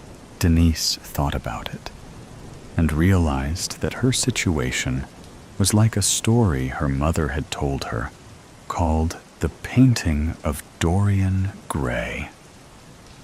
Damn, she whispered as she scraped her knee on a large rock that she'd brushed against, only to look down and realize that her forever young body was still unharmed. She realized that she would have to return to the artist's studio. And if that painting was damaged, she would have to force the artist to find a way to lift the curse without killing her before her time. When she returned to confront the artist, she found him hanging in his studio, dead. Her search for the painting in his studio was in vain, and it was only after another attack that she realized the truth of the curse. The knife had pierced her heart. But again, she felt no pain after the knife had been pulled from her chest. She tracked the painting down to a gallery in a distant town, only to watch the painting destroyed by fire as the gallery burned to the ground, killing the hundreds of people inside. She'd spent many hours waiting for the death that never came. After that, she tried every means of killing herself, but to no avail. Finally, she felt a glimmer of hope as she learned of a book of paintings that had a copy of her painting in it. That book was rumored to be in this tiny library. She took a deep breath as she approached the tiny library. She knew she had to do something, or she would go insane from not being able to die. Denise had arrived just as Jessie had left the library and moved toward the tavern. An hour while the poor, pregnant librarian took lunch wouldn't make a lot of difference, she thought, as she sat down on a nearby bench. She smiled as a group of children ran by. One little brown-eyed girl stopped and smiled back, then ran to join her friends. "The book you want is here," Jessie said, "but you may be disappointed. The book is a manual for destroying demons." "I don't feel like a demon," Denise said. Jessie slid the leather hand-bound book toward Denise. "What happens if I open it?" Jessie shrugged. "I haven't read that far." Denise felt a tingling race up her arm as she pulled the book toward herself. What if she got sucked into the book when she opened it? She looked down at her ruined blouse. She'd neglected to change the blouse, even though she had another in her small travel bag. Throwing caution to the wind, she opened the book. Being stuck in the book would be no worse than not being able to kill herself. The first thing she saw was a horrible version of herself. Her hair was singed, and every injury she'd sustained in getting there had scarred over. When she could finally pull her eyes away from the picture, she began to read. The demon her painting had become had spoken from the painting and convinced the artist to hang himself. Then she had started the fire that destroyed the original painting, killing all the people there for the unveiling. Denise slammed the book closed. The pull of the woman in the painting was more than she could stand. "Are you affected as well?" Denise asked, only to be met by a blank stare from Jessie. A few moments later, her unborn child, kicking wildly, stirred Jessie back to life. "We have to destroy the book," Denise said. Jessie shook her head. "She will take us all with her." Denise slammed her hand down on the book before Jessie could open it. That's exactly what she wants you to think. But trust me, Jessie's unborn baby kicked so hard that she gasped. I can't help you. I'll take care of it, Denise said, taking the book and leaving the library. Denise counted herself lucky that the tiny library was on a small tropical island with an active volcano. It would only take her half a day to get to the volcano cone, light the book on fire, and drop it into the liquid lava below. She only hoped that would be enough. As she moved toward the volcano, the book and the demon it contained recognized her intent. Hand over that book, the huge Polynesian man standing in her way said, his gun drawn. On some level, Denise knew that the man was under the influence of the demon. She ran around him and felt the bullet from his gun rip through the ruined blouse and on through her right shoulder. By the time she reached the trail at the edge of the volcano, she could feel the demon trying to stop her. Branches and thorns reached out for her, only to rip more holes in her ruined blouse as she ran toward the summit. Finally, she reached the edge of the cauldron and the bubbling lava below. No! The sound of the wind and the rush of the heat shouted as the edges of the book began to smoke. The book burst into flames as she tossed the book toward the lava. It hung suspended above the lava, flaming bigger and brighter, but without being consumed. Suddenly, she noticed that the young girl she'd seen before had caught up to her. It's drawing power from your blouse. Denise shook her head. None of this made sense. The blouse had taken the brunt of the damage inflicted on her and was ragged and full of holes. You have to destroy the blouse as well, the girl said, before racing away from the lip. At the bottom of the trail, she saw the other children blocking the way of the adults who were under the influence of the book. Denise turned to see flame explode from the book and realized that she had no choice. If destroying the blouse didn't work, she would have to offer herself to the volcano.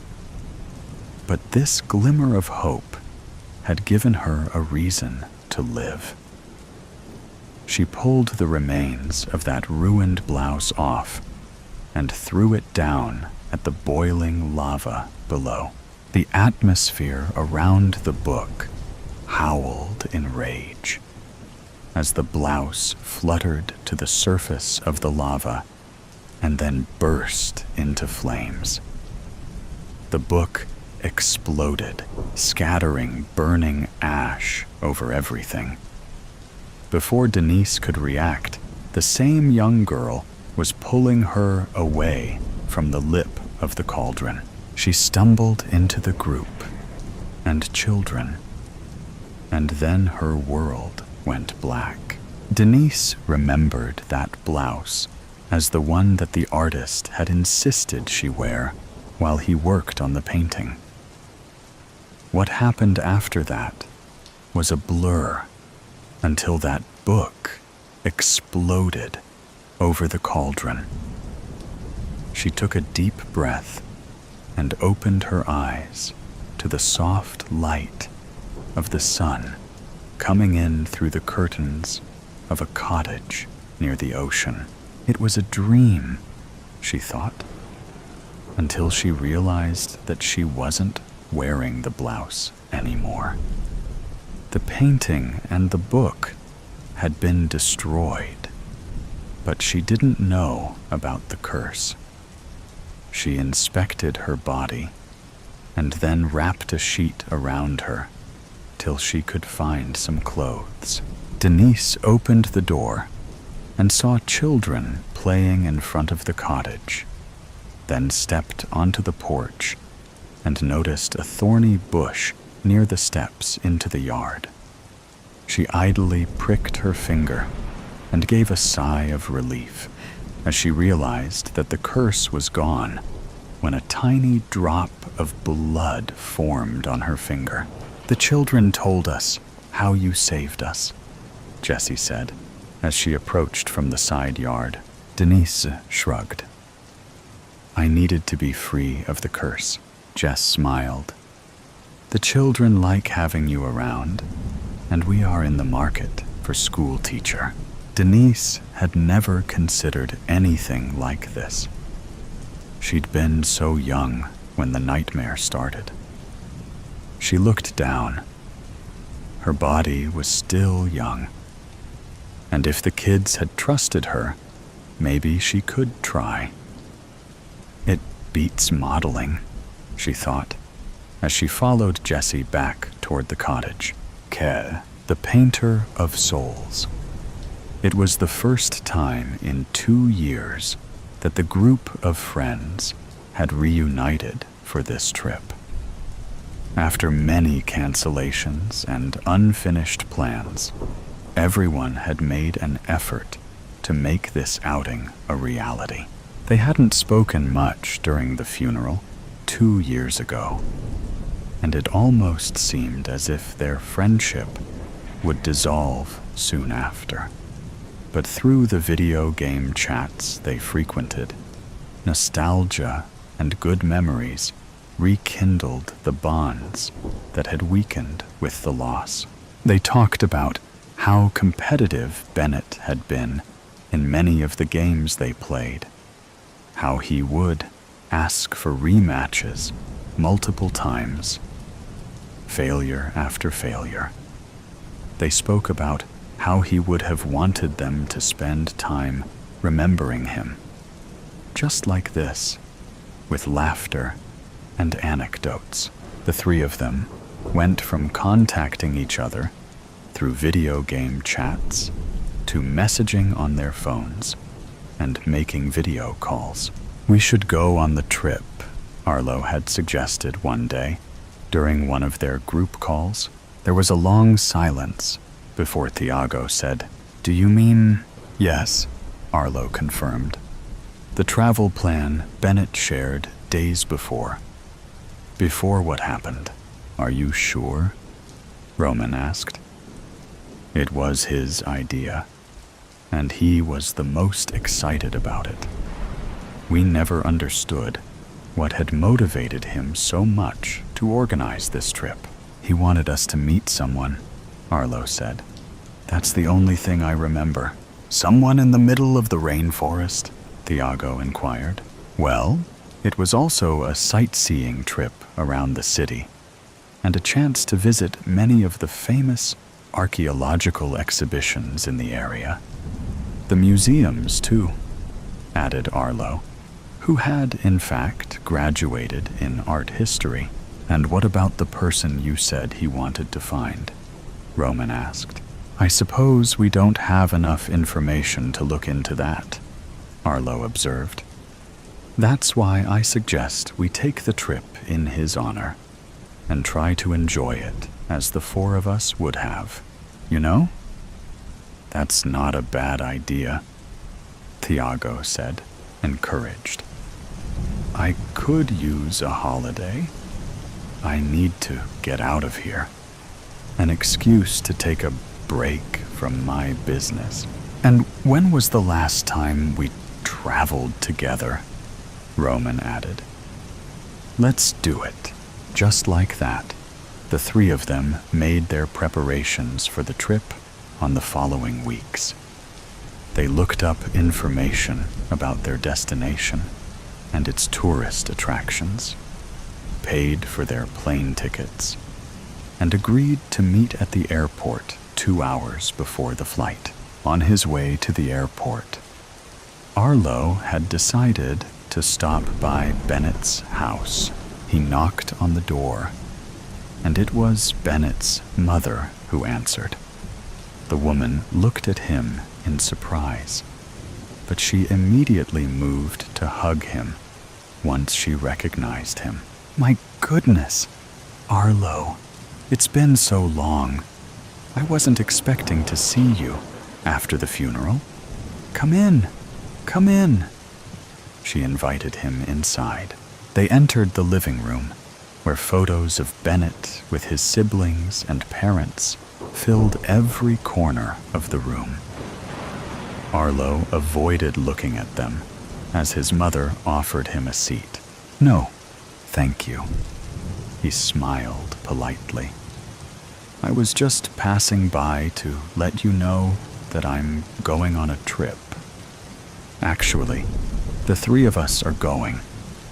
It's a plan Bennett shared with us before he left." The woman nodded, perfectly understanding what he meant. "Yes, the trip." He wouldn't stop talking about it. "I'm so glad the three of you have decided to go. Bennett would be so happy to know this." "I know," Arlo sighed. "I know we haven't spoken to you since the funeral. We tried to reach out, but it was very difficult." "I understand, Arlo," she said, placing a comforting hand on his arm. "I just wanted to stop by to tell you about our plans in person, and also to see his room one last time. I hope that's not too intrusive a request.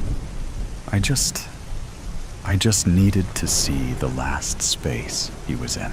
The woman nodded again, understandingly. "It's not intrusive at all. Go ahead, you can go in.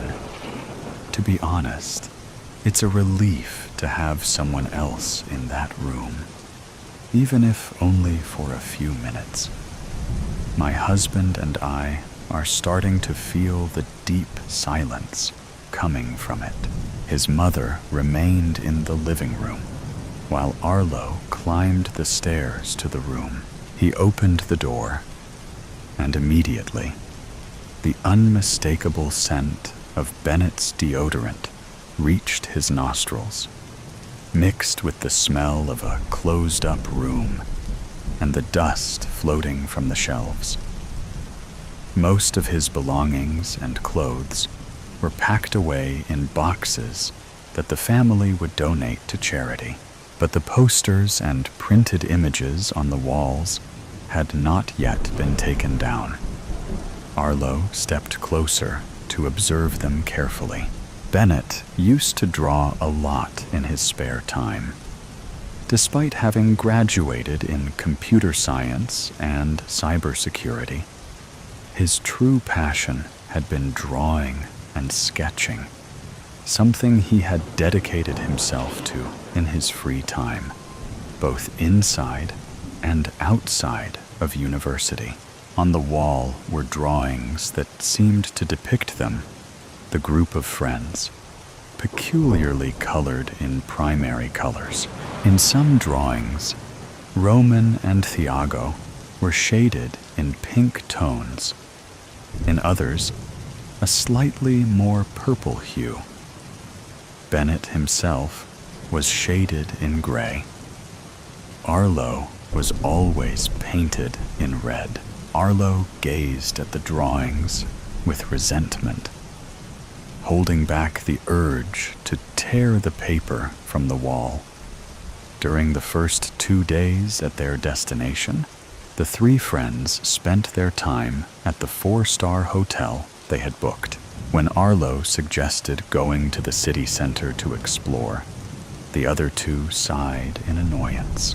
"We have a week and a half to explore whatever you want," said Thiago, still wrapped in his sheets. "We won't have the chance to enjoy this level of luxury once these holidays are over. You're the one finishing a PhD in history and art, Arlo. You can go without us," added Roman as he put on his swimming trunks, getting ready to head to the pool. Arlo irritably reminded them, "This trip is for Bennett. You know he would have wanted to see the exhibitions and museums.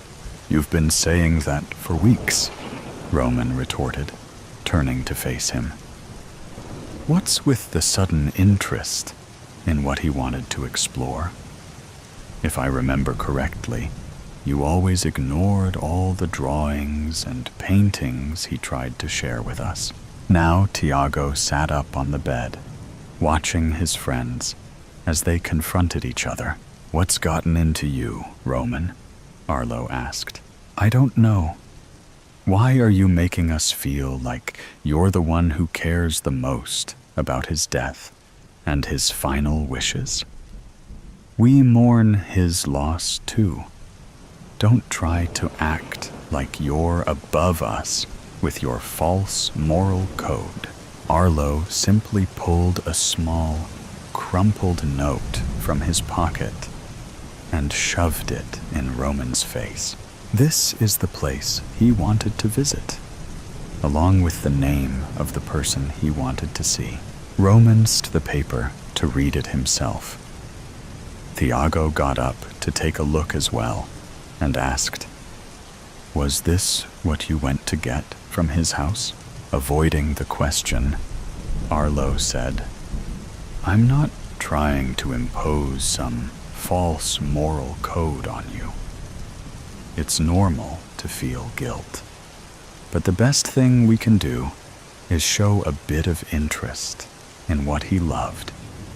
That's all I'm trying to do." With that, he left the room. Tiago and Roman exchanged uneasy glances. "I have no idea what's going through his head," said Roman. Tiago shrugged, though his expression remained troubled. "You heard what he said. It's normal to feel guilt. I'm sure he's going through the same thing." An hour later, the three of them made their way into the city, stopping by the tourist spots they had planned in advance. This time, however, the excitement they had initially felt for the trip was gone. A sense of impending doom loomed over them, and there was nothing they could do to dispel it. All of a sudden, what had been a journey in memory of their friend was being exposed as the farce they had tried to mask with that ridiculous excuse. The last place left to visit was the shop. It was an art shop.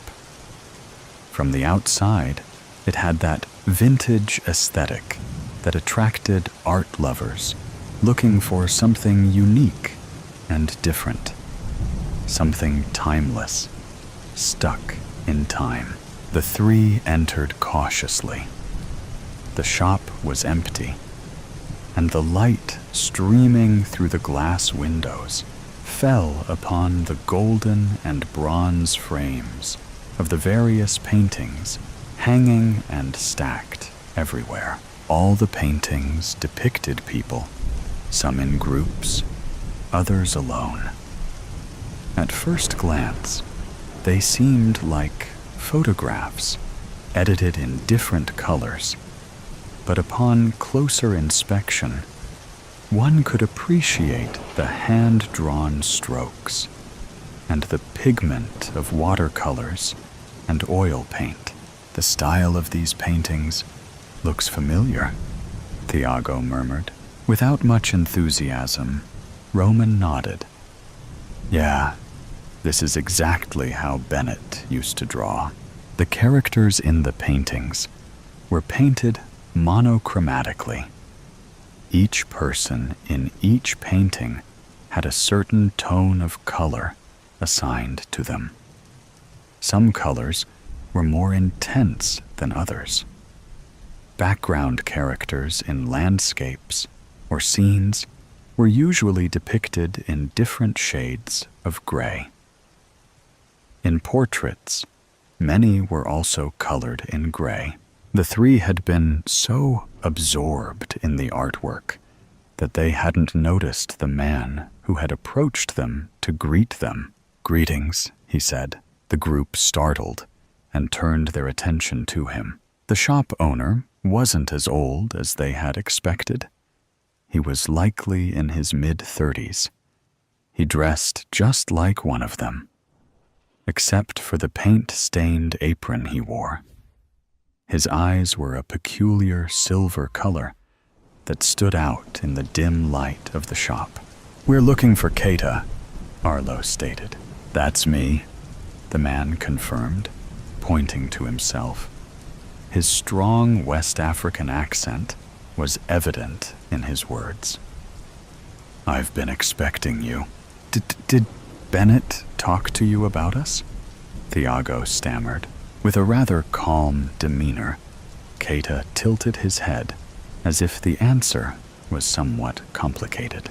"He spoke to me about you the first time he came here. But that was also the last time I ever saw him," he said, turning to search through a stack of paintings behind him. Carefully, he pulled one out. "Exactly 2 years ago. This is what I painted." Keita placed the painting in front of them. Roman paled at the sight of it. Thiago still couldn't understand, and Arlo remained silent, pressing his lips together. The painting was a reproduction of a real photo. The 4 of them had taken 3 years ago on a road trip to the mountains. The picture had been taken with a camera set on a tripod. However, in this painting, only Arlo, Roman, and Thiago smiled at the camera, standing in front of a rocky landscape with waterfalls cascading into a lake. Bennett appeared as a gray shadow in the background, at the edge of the lake, a few meters away from them. Beside him, another gray figure crouched at Bennett's feet, as if crying. It looked like the figure of a woman. In the painting, Arlo was colored in a deep red, while Thiago and Roman were shades of maroon. "Where did you get this from?" Arlo demanded. "From the truth," Keita answered. "You guys remember exactly what happened that day, don't you?" No one answered. The silence itself was confirmation. "I can see the color of your souls from miles and miles away," the artist continued. "I don't need to know you to start painting what each of you inspires in me." His tone became more accusatory as he went on. "Bennett had this gift too. He came to me because he wanted to learn more about it. And you, Arlo, you knew that." Roman turned to Arlo, stunned by such information. "Yet you made him self-medicate with drugs so he would lose his mind and end up taking his own life," Keita continued. "I didn't want Bennett to die," Arlo protested, raising his voice. For the first time in years, he seemed to be losing his composure. "I just wanted him to forget and stop painting those damn drawings. He was going to get us in trouble." "You wanted him to forget her?" Keita asked. He walked over to his desk and picked up some drawings, this time on notebook paper, traced by a different hand. "Bennett gave me these during his last visit." Thiago held them in his hands. Upon seeing the frantic sketches of a cadaverous woman in black, gray, and green colors, he gasped, "My God!" and let the sheets fall to the floor in shock. No one bothered to pick them up. "She was on the way," Roman murmured, as if talking to himself, as if justifying it to himself. She came out from between the trees like a mad woman. That's why we hit her with the car. She fell into the lake, and there was nothing else we could do, Tiago exclaimed desperately. Why jump into the lake to retrieve a body that was already lifeless? All that Arlo said to Keita was, "What do you plan to do with all of this? Send it to the police?" At the absurdity of his question, Keita replied, "I am not in charge of the punishment of men. Justice will be served, but not by me." His silver eyes gleamed as he spoke. "Just keep in mind that now 2 souls are tied to your fate." As soon as they left the place, the 3 of them didn't say a word to each other until they reached the hotel. The following day, each took their flight back home. In the following months, Tiago turned himself in to the police as an accomplice in the cover-up of the hit and run. He was sentenced to 3 years in prison. When the police interrogated Roman, he revealed that although they were all drunk at the time of the incident, it was Arlo who was driving the car and who suggested they continue the trip. Roman was facing 2 years in prison. No one knew of Arlo's whereabouts. He seemed to have moved and changed his name. The authorities did what they could to search for him. But since the victim had been someone suffering from a mental illness and had run away from her own home, and therefore had little family who could report her disappearance, except for a sister, they were content with having 2 guilty individuals in prison and letting the one who escaped go free. Months after all of this, in their respective cells, Roman and Tiago received a letter in a brown envelope. The letter consisted of a pencil-drawn illustration showing Arlo drowning in a lake of skulls. The lake was the only part painted in a deep red, like blood. The portrait of silence. Clara was 35 when she inherited the crumbling countryside estate of Château des Ombres, a legacy from a great aunt she barely remembered. The news arrived like an omen, slicing through the fog of her post-heartbreak haze, offering an escape from the echoes of a life she no longer wished to inhabit. The estate was a relic of another time, its walls cloaked in dust and draped with faded, peeling wallpapers. But amid the fading grandeur, one thing stood out. A painting in the dining room, unnervingly lifelike, depicting a woman in 17th century attire. A woman who looked eerily like Clara herself, dark eyes too knowing, a face both foreign and familiar. She reached out without thinking, tracing her fingers over the delicate oil strokes. A chill seeped into her skin. She had never been the type to have doppelgangers or be mistaken for someone else. Yet, as she stared at the unsettling realism of the portrait, she wondered, was her face simply ordinary or disturbingly unique? At first, she dismissed the unease. She attributed the odd sensations, the dizziness, the light-headed drift she felt in the dining room, to exhaustion or stress.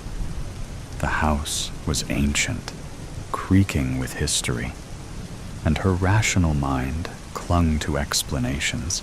But as weeks passed, the feeling intensified. The air in that room thickened. Her unease grew stronger every time she walked by the portrait. The painting seemed to shift when she wasn't looking.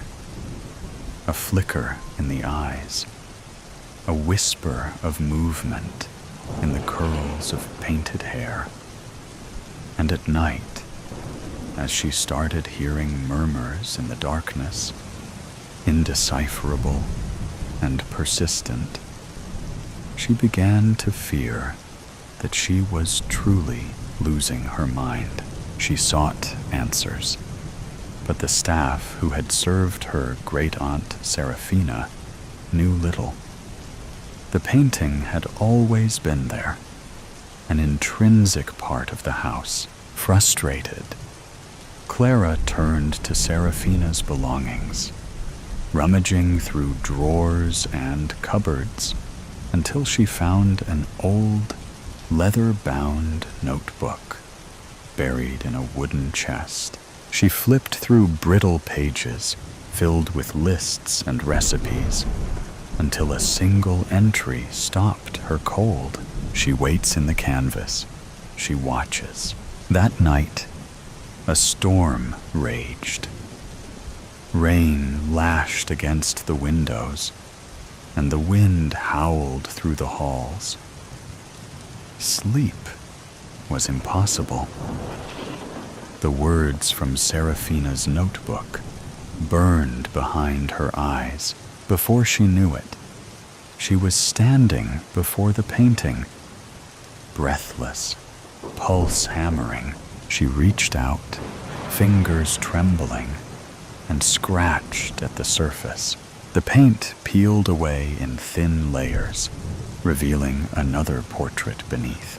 The same elaborate clothing, the same pose, but the face was different.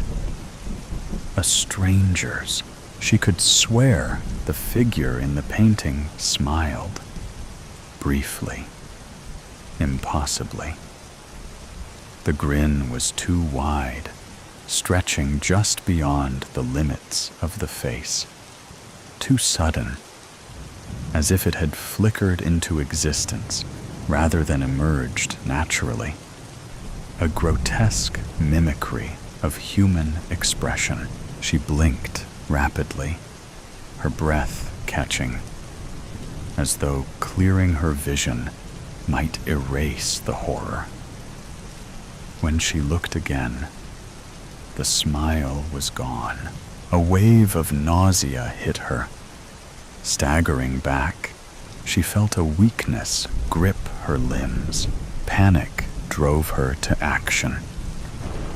At dawn, she reached out to an art historian she found online. Dr. Theodore Valdes arrived at Château des Ombres 2 days later.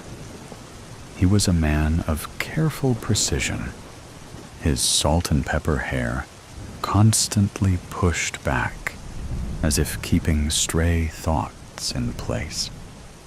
His initial response to her frantic message had been one of polite disinterest, until he saw the attached image. He recognized the woman at once. Isabella de Loria. By morning, he was at Château des Ombres, his presence sharp against the house's faded grandeur. "This is Alessandro di Rossi's work," he murmured, eyes narrowing in fascination. "An original. But this isn't possible." "What isn't possible?" Clara's voice was taut. He turned to her with a tense expression. Isabella was the only daughter of a powerful aristocratic family from southern Europe. She was painted by nearly all the great artists of her time. She was around 14 when she first posed for a portrait and vanished at age 22. No one knows exactly what happened to her, though there are many tales. But here, he continued, she looks older, much older. Clara led him to the torn fragments of the topmost layer, revealing the face that had been painted over. She looked a lot like me, she whispered, he words feeling absurd even as she begged them. Her voice wavered, caught between disbelief and a creeping certainty she wished she could ignore. Dr. Valtz exhaled sharply. The painting was altered, but why? And by whom? As they dug into history, the truth unfurled like a nightmare. The tale of Isabella's disappearance had long been attributed to a commoner's obsession. A man who had watched her from the shadows, consumed by an infatuation that festered into madness. When she refused his advances, he took her. She was hidden away, tortured, broken. Then she vanished. Her body was never found, Dr. Valse said, running a hand through his hair. But if this painting was done later, if Didi Rossi painted her again, aged, changed, then... He hesitated. Then he must have known what became of her, Clara finished. Days of relentless research followed. They sifted through forgotten archives, scoured letters written in fading ink, and pieced together fragments of records long buried in the estate's library. Dr. Valtz reached out to colleagues, historians, and experts in restoration. It was in an obscure 17th century art treatise that they found mention of a certain Dai Rossi portrait. One never exhibited, one whispered about in hushed tones, rumored to hold something more than just pigment and canvas. There was never a commoner lurking in the shadows. The story had been a fabrication, a convenient myth. In truth, Dai Rossi had never been commissioned to paint Isabella. He had offered his services for free, captivated by the chance to immortalize such a remarkable face. An unusual gesture for an artist of his stature. His fascination began as artistic admiration, but soon it twisted into something else. He became obsessed, haunted by her beauty, unable to capture it to his satisfaction. When Isabella sat for him, the proximity consumed him. He had to be near her. He had to possess her. She was never seen again. Several years later, Isabella succumbed to the horrors she endured in De Rossi's grip. Unable to let her go, he took her blood and mixed it with his red paint, binding her essence to the canvas. He had painted her into permanence, attempting to capture what was left of her before it faded completely. The painting had fed on those who gazed too long, who felt its pull. A cycle of replacement, over and over. Clara felt the truth settle deep in her bones. Dr. Valse turned to her, something dark flickering in his gaze. We must destroy it. They worked beneath the shroud of midnight, the flickering firelight casting restless shadows against the walls. The painting resisted, its surface trembling, as if something within fought desperately to hold on. Flames licked at the edges, hesitating, as if repelled. Then, with a sudden burst, the fire consumed the canvas, curling the centuries-old paint into ash. A wave of energy rippled through the room, dense, suffocating.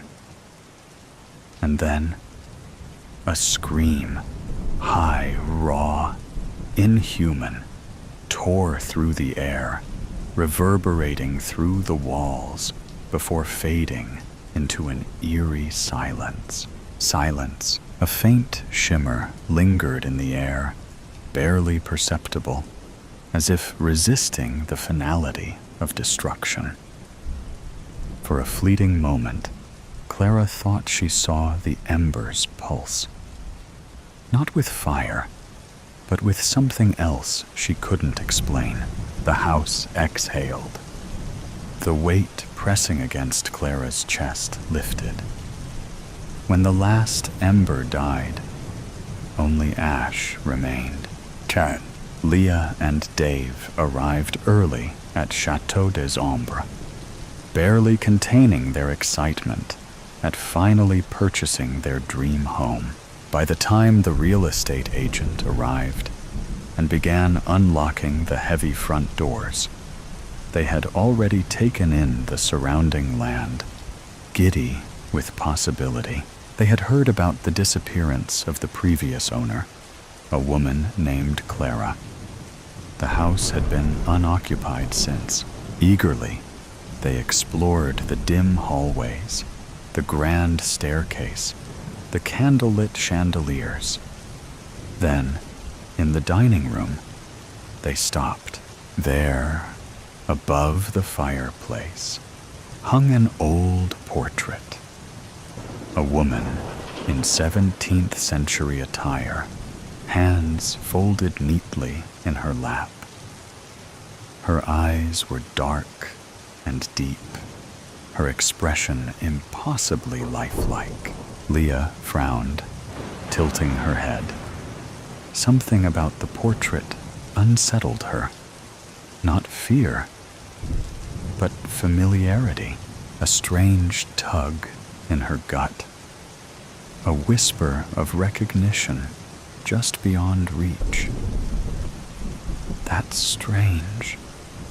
She looks a bit like... She stopped, heart hammering. How exquisite.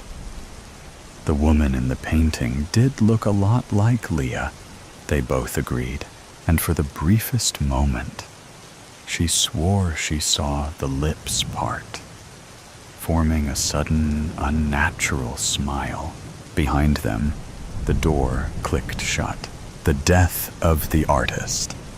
People file, though, galleries like they're waiting in the queue at the pharmacy. Ooh, I hear someone say. I like that one, pointing at a depiction of the artist being ripped to shreds in the war-torn jungles of Vietnam, like it's a new type of corn plaster she's thinking of taking for a spin. Most people move at a bureaucratic pace, past each frame. Tick, tick, tick. It makes sense if you want to see as much as you can. As the factoid goes, if you looked at each painting in the Louvre for just 30 seconds, it would take over 8 days to see them all. Nobody has that much time. I sit at the other end of the spectrum. I want to find artwork I'm entranced by. And when I do, I offer myself up for captivity. Captivate me, I say, as I look at it loudly close up and quietly from a distance. I look at it in and out of focus, I close my eyes to try and recreate it in my mind. Then I look again.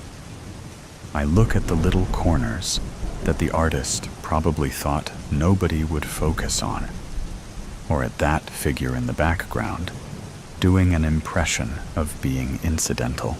I sit at bench 40Q in the Turner Contemporary, Margate.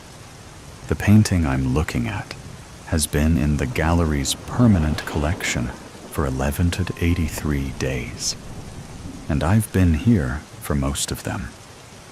Not in this spot the whole time. I'm not a lunatic. I do know the security guards by name, though, and they me. Trev, Stu, and Gaz have all added me on Instagram. Gaz has a great side hustle in bespoke, oversized macrame pieces. The gallery is on my way to and from work, and my twice daily visits to this painting have been a helpful pause, an inhale, exhale, as I take my own bureaucratic steps. So I feel like I've put in enough hours to generalize a little bit about gallery goers. The painting I sit in front of is called The Success of Icarus. It's a trans avant-garde painting. That is to say, it's bold and expressive. It tells its story with drama. Icarus doesn't fall. He rises. His arms stretch out to the sun. He is enveloped in white light, and his feathers begin to fall away. But his face is ecstatic. I've always thought he looks like someone at the top of a roller coaster, eyes wide with exhilaration, anticipation, and fear. The sea lies below him, painted in pale, insignificant colors, the waves soft and cushioning. It's 36 by 48 inches, oil on canvas, and an absolute smash hit. I'm not quite telling the truth. It's not trans avant-garde. It's actually a response to the trans avant-garde movement. But now, we're really counting brushstrokes. It doesn't matter. The only place it ever mattered was during my PhD. One gallery goer reads the accompanying text for longer than he looks at the painting. I know it off by heart. The Success of Icarus, Hilary Vale, 1981. Oil on canvas. Vale reimagines the myth of Icarus, portraying him not as a tragic figure, but as a symbol of elation and freedom. With vibrant colors and dynamic energy, this celebratory painting challenges our shared narratives, focusing on flight rather than fall. The artist requested multiple revisions of this piece, leading to legal action by the gallery before the final version was completed in 1988. I check my phone. 8:46, already 1 minute late. I stand up to go. "Cheerio, Nate," says Trev. "Bye," I say, and stop. I step closer to Icarus, narrowing my eyes. Is that... I lean in. Maybe it's because I've been thinking about all the changes Vale made. But I swear, there's something different about it. Next to Icarus's mouth, where the feathers are beginning to scatter amongst the confusion of barbs, there's an unfamiliar shape It looks a little bit like a teacup. I immediately dive down into the reservoir of veil knowledge within me, but come up disappointed. I thought I knew every brush stroke, but veil can still surprise me. I keep thinking about the teacup all the way to work, thinking loudly up close and quietly from a distance. It puzzles me. When I left my PhD, I had 2 criteria in my job search. It should offer me enough spare change for the 1 tubs of kimchi, and it should be at least 99% conflict-free. I appreciate that there will always be some disagreements about the correct biscuit to have in the office, which I allowed 1%. I became a finance administrator at the Arts Center.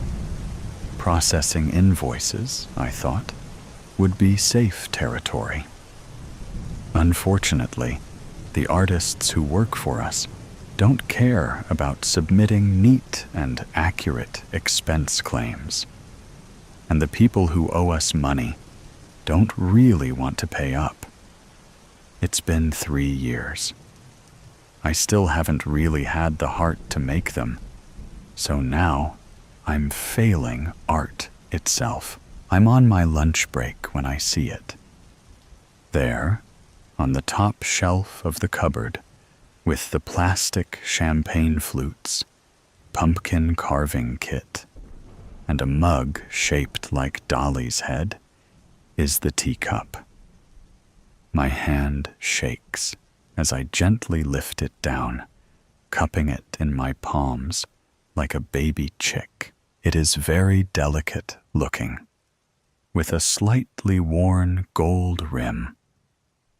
The only remarkable thing about it is a distinct blue tinge inside. Again, I search for some sense of recognition, but find nothing. I wrap it in my jumper, then in my bag, out of the way.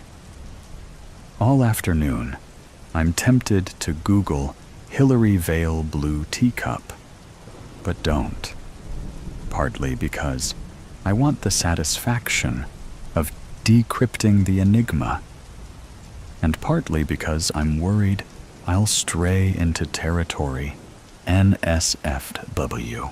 When did I discover Vale? I was 14, an age where I loved things absolutely, before caution and caveats got in the way. We were studying a painting by Theodore Redgrave, a friend and artistic contemporary of Vale. Burned bright, died young by suicide. Small oeuvre, huge potential, all lost.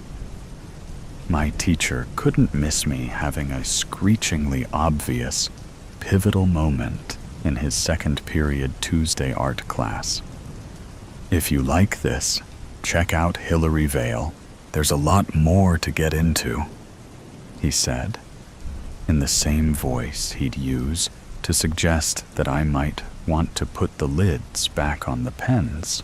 I did a quick search for Vale's work when I got home. I stayed up all night looking at it. I loved it. Loved the look of it.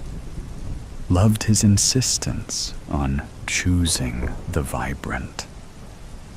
Already at 14, the world's narratives felt familiarly miserable. Vale said, "Fuck that." Vale made me feel more me. I loved The Last Laugh, in which rainbow confetti erupts from the mouths of diners, laughing in the face of death. I loved Gutterfolk, a mid-'80s depiction of nurses providing hands-on care to an AIDS patient. I loved The Divine Mess, a vivid celebration of celestial chaos. I loved Hercules in Lace, in which the hero, draped in soft pink material, holds a club in one arm and cradles a baby in the other. I loved Sebastian, in which the saint looks too bored with his suffering to feel it. And of course, I loved the success of Icarus.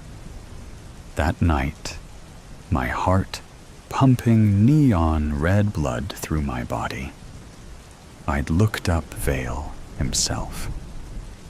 Still alive. Not just that, contactable. I wrote him an email to say, thank you, thank you, thank you.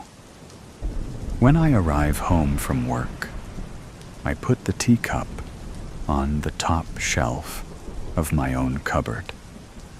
It is hardly in danger from my part cat, part cushion Icky, but it feels right to try and keep it safe. All right, Gaz. Afternoon, Nate. Been at the macrame again, then? I wave my phone. Can't not do it.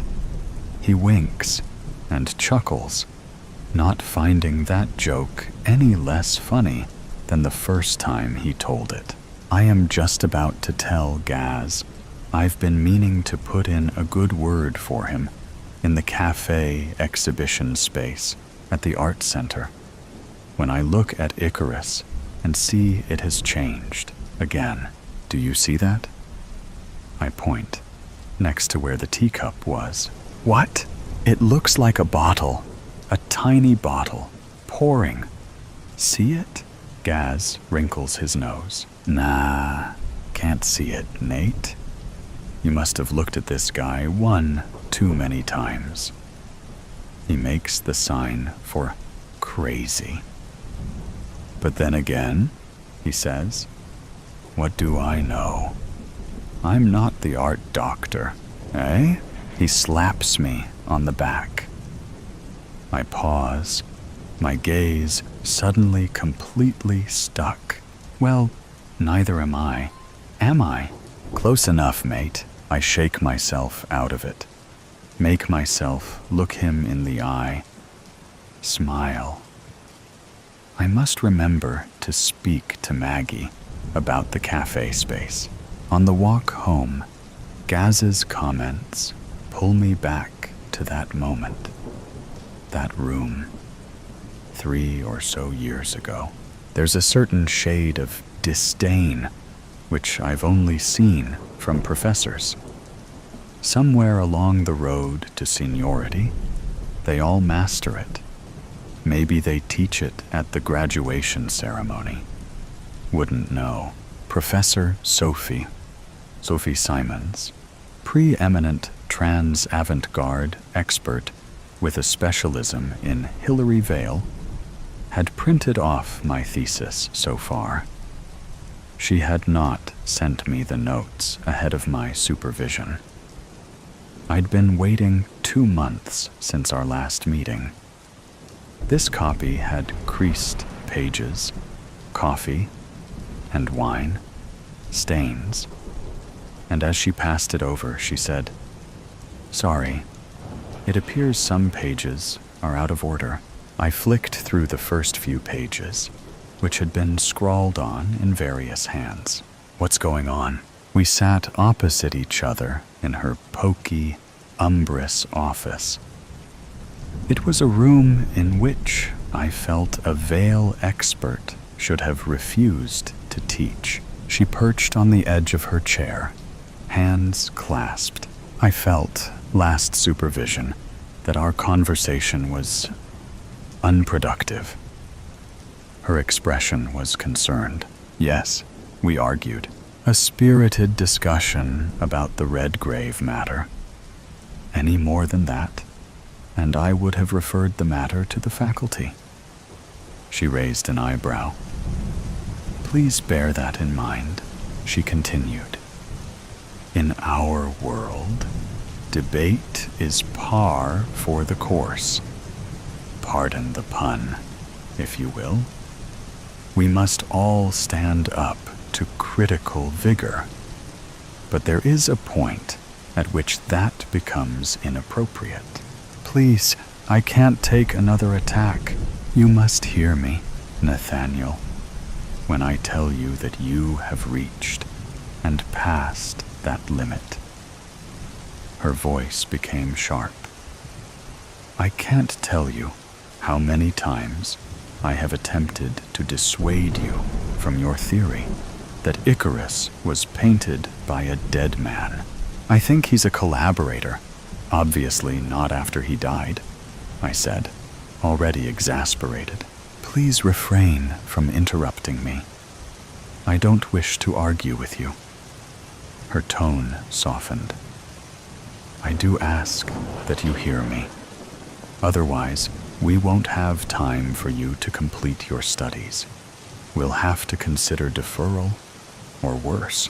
She smoothed down her skirt and clasped her hands again. I really do want you to consider this, as I'm sure you could be a stellar presence in the trans-avant-garde academic community. I've taken the time to ask my most eminent colleagues to read your draft. You will find some intellectual truths here from those who should matter if you want to pursue a future as a Vale scholar.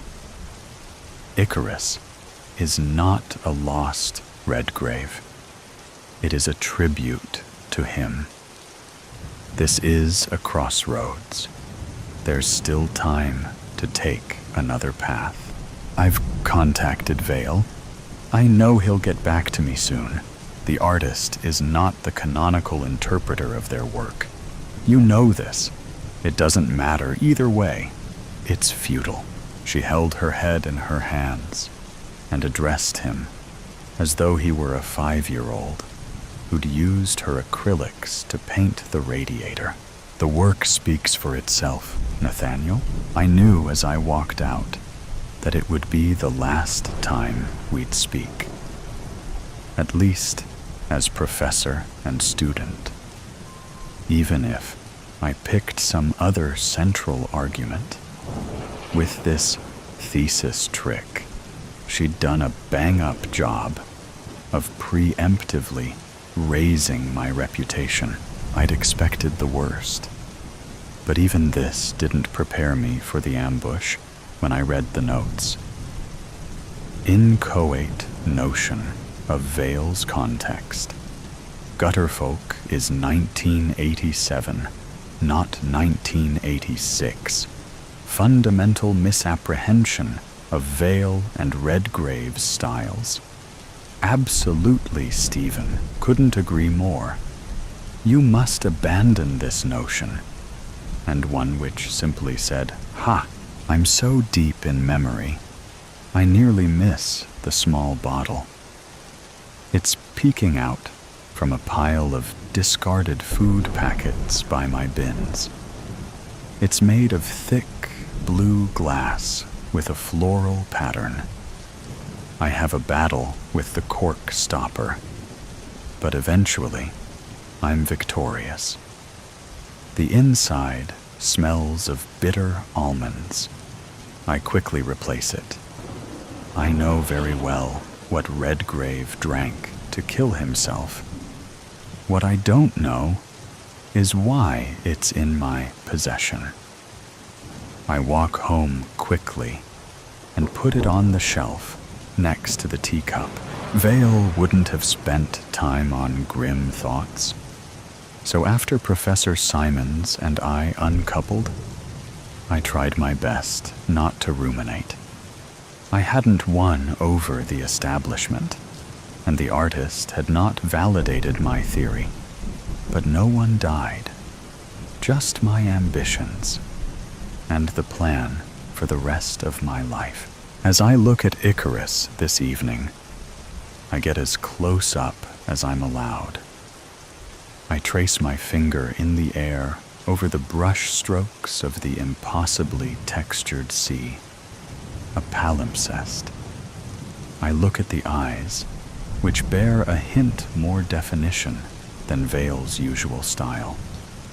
They look wider, more fear than exhilaration in them today.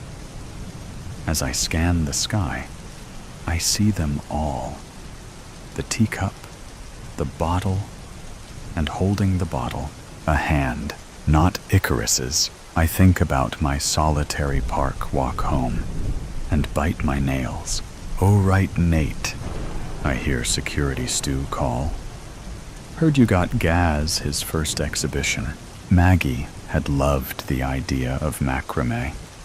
Apparently, cord is in. He shakes my hand vigorously. "Good lad. About time Gaz got some recognition for his strings." "No problem," I say. "Evening, Stu." I glance at Icarus one last time before leaving. I can't help but see the hand. The little finger sticks out. Jaunty. Camp. I wonder if I'll make it home. I'm really glad I put the bottle of cyanide where Icky can't get it. I'm close to the park when my phone begins to ring. It says unknown number, but I know who's calling. I answer. "Hillary Vale?" That's right. Hearing such a familiar voice addressing me feels like seeing the eyes of Icarus turn, slowly seeking to fix directly on mine. "You emailed me a long time ago. Sorry it's taken me so long to reply." "You really don't have to," I say.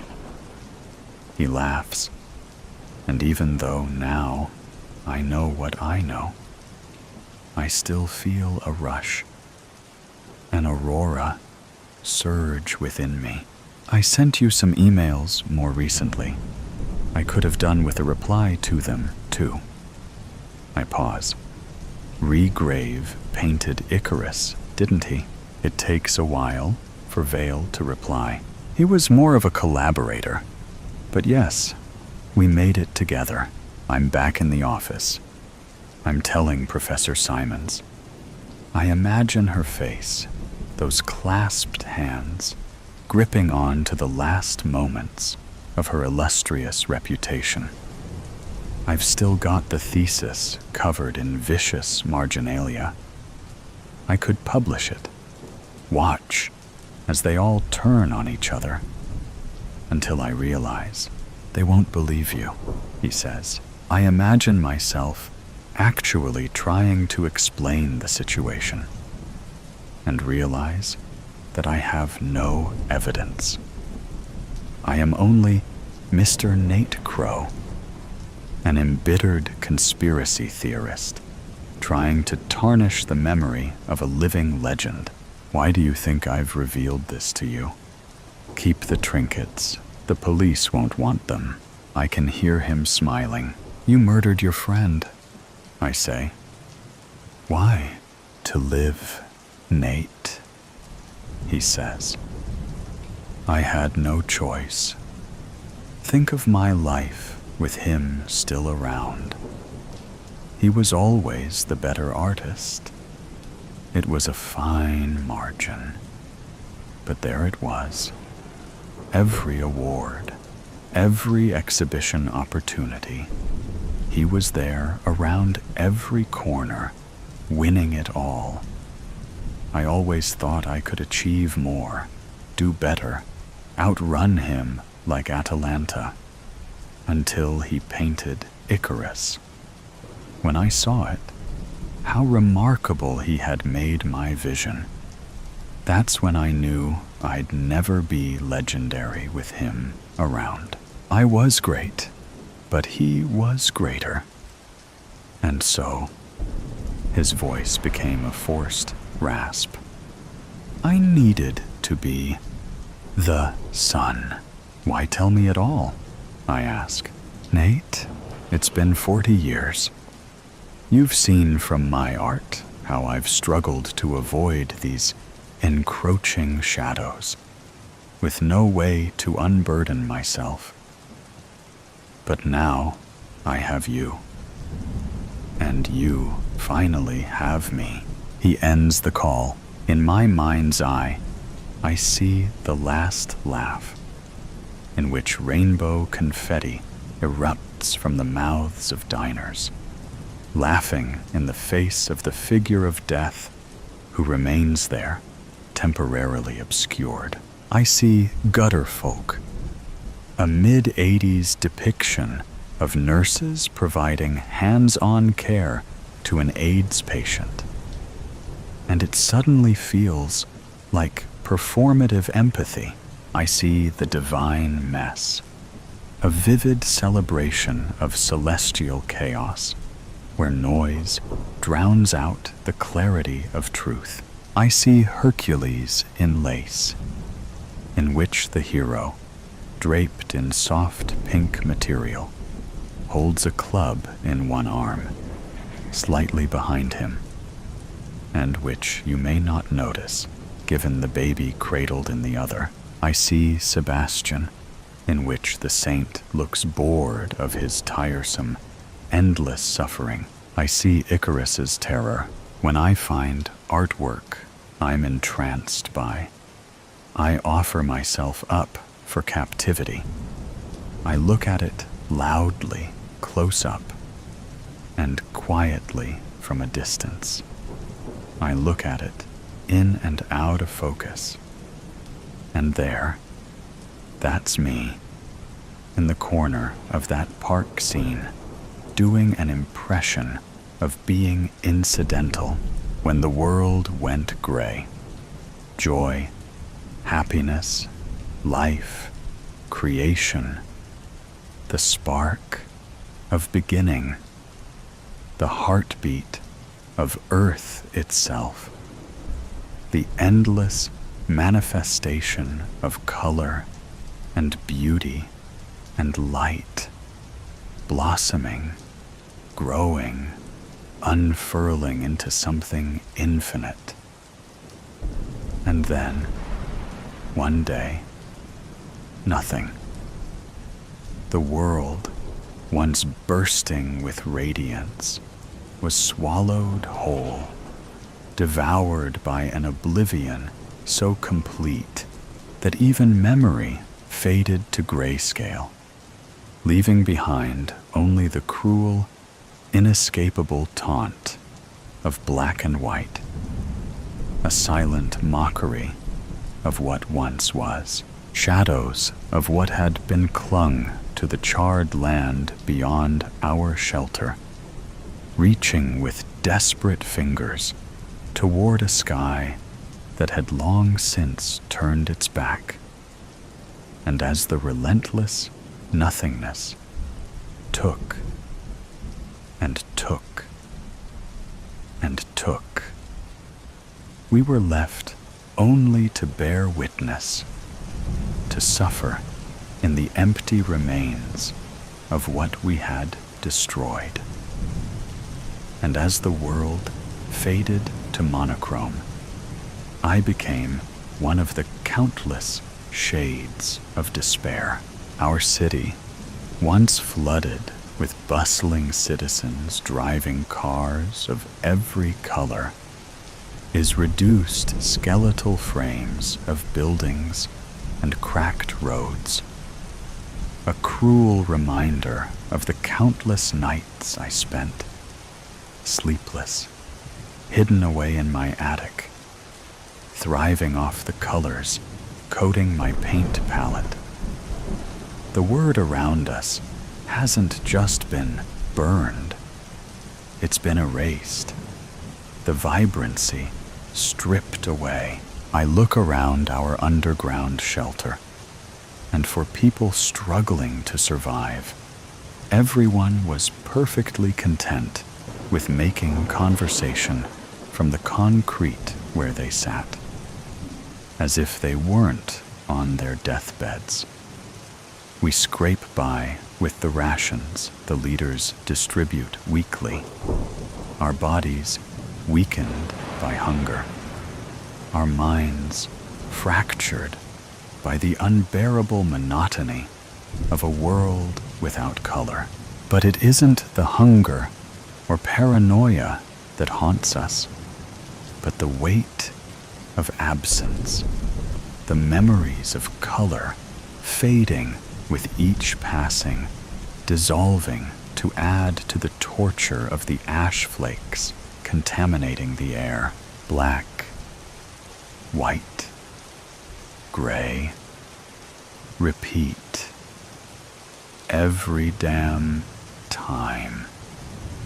And then I find myself thinking the same, though I thought, since the day the world was drained of color. This is a dream. Colors can't just disappear. And yet, here we were in this mere sketch of what was.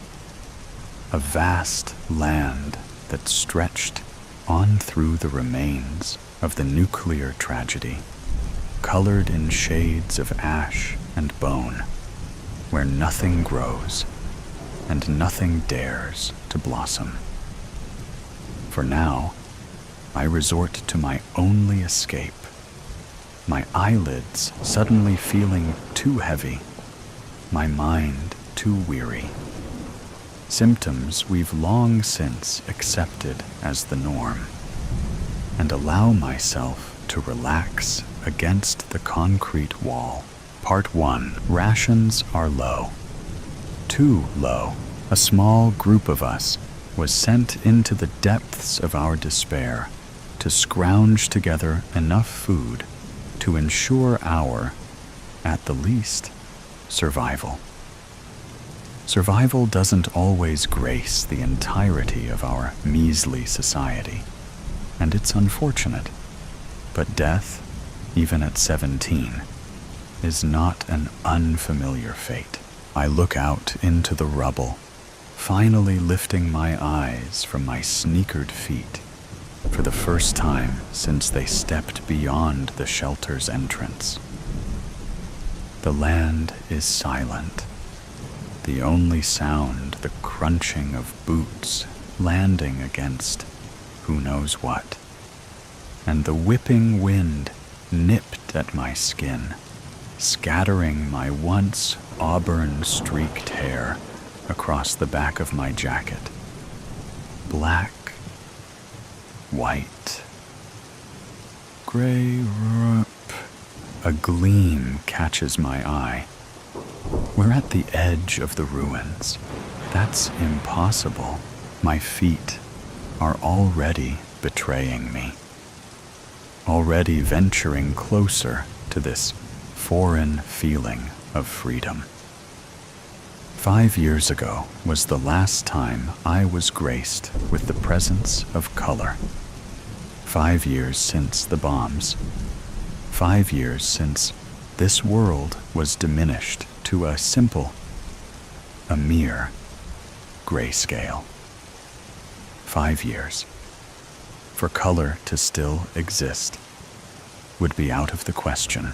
I track the glistening spar of hope, forcing my eyes to stay open, forcing my feet one in front of the other, until, where'd it go? I blink. Scanning the scene, my eyes dart frantically from each piece of colorless scrap to the next. Come on. Come on. Come. Nothing. The unmistakable feeling of wilted grass prickles at my knees as they hit the ground where it was. The hope of color in an achromatic world slipped through my hoary fingers like sand slipping through the grasp of the ocean spray continuously. Elara? Sienna, one of the other young scavengers, asked, kneeling down in front of me. You okay? I blink back tears I didn't know were welling, forcing composure I don't have, even as I feel the feather-light touch of Sienna's hand on my shoulder. I know I can tell Sienna the truth. She did take me in after the bombs killed my parents, but to burden her would be to break myself in the process. Yeah. My voice is breathy, as if I'm questioning my own answer, while letting the first one that comes to mind slip past my lips. If anyone is going to believe me, it's going to be her. She is the only family I have left, after all. I thought I saw color, Sienna's muted, but still striking. Once blue eyes go wide, clawing to clench onto the sliver of hope and clinging onto it like a lifeline. Anything, everything. She leans closer, the shoulder-length ashy hue filling her head, now slipping past her ear. If anyone can find it, it's you. She said it like it was the easiest thing in the world.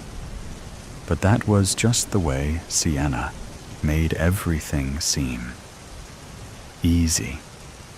Like it wasn't the sight reignites a desperate hope, a longing to believe that life, in its fullest form, is not truly gone. Part 2. I can't pretend like it didn't happen. I can't unsee it. I know it's risky. I know there are people here who need every last bit of help they can get.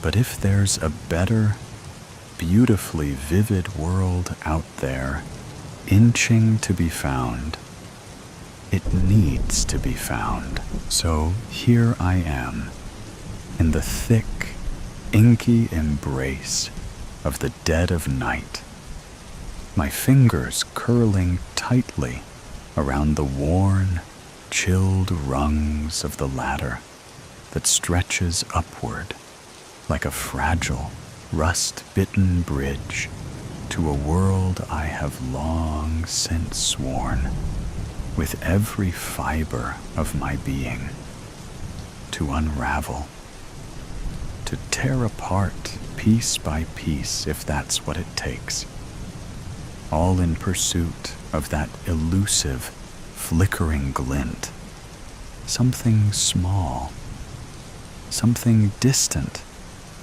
something that once dared to catch and hold the fleeting light of a bleached and weary sun. Because if there is one truth I refuse to let slip through the cracks of time, it is that color, in all its wild, untamed brilliance, is not just an indulgence, not merely an ornament to be admired from afar, but a necessity, a lifeblood that the world not only craves, but deserves to be drenched in, to be wholly consumed by. And if it is within my grasp to bring it back, to pry it from the hands of whatever force dares to smother it, then I will chase it, seize it, and deliver it without hesitation, no matter the cost. Singed, sealed, delivered. Address: a monochrome world once called Earth. Surrounded by rubble, I step out into the spotted sky and let the chill of a rare wind smack me right in the face, a stark contrast to the warmth seeping across my chest. I shake my head at myself and how I utterly disregarded the warnings of the other survivors, and so effortlessly snuck out of the security of our shelter into the wasteland so eagerly. I glance around the land stretched out before me, waste crowding the ground and ashes polluting the air, and I swear the hues of gray, now illuminated by stars and a moon that appeared as dots and a waning semicircle were darker than black, everything meshing with the ink-stained sky. I will find it. I'll find it if it kills me. I will. Then, just beyond the endless stretch of night, a shimmer, the faintest trace of warmth against the cold monotony. It's real, I murmur, though no one is around to overhear. It has to be. Part 3. I walk for hours, and it still feels like I've gone nowhere. I'm still surrounded by the gray void, still surrounded by remains of a better life, and still with the shimmering speck of hope before me, not stopping. The landscape is an endless graveyard of the past. Twisted steel, collapsed buildings, and roads that crack beneath my feet stretch on like the bones of a forgotten civilization. Everything is still. No birds cry overhead. No wind whispers through trees, because there are no trees left to whisper through.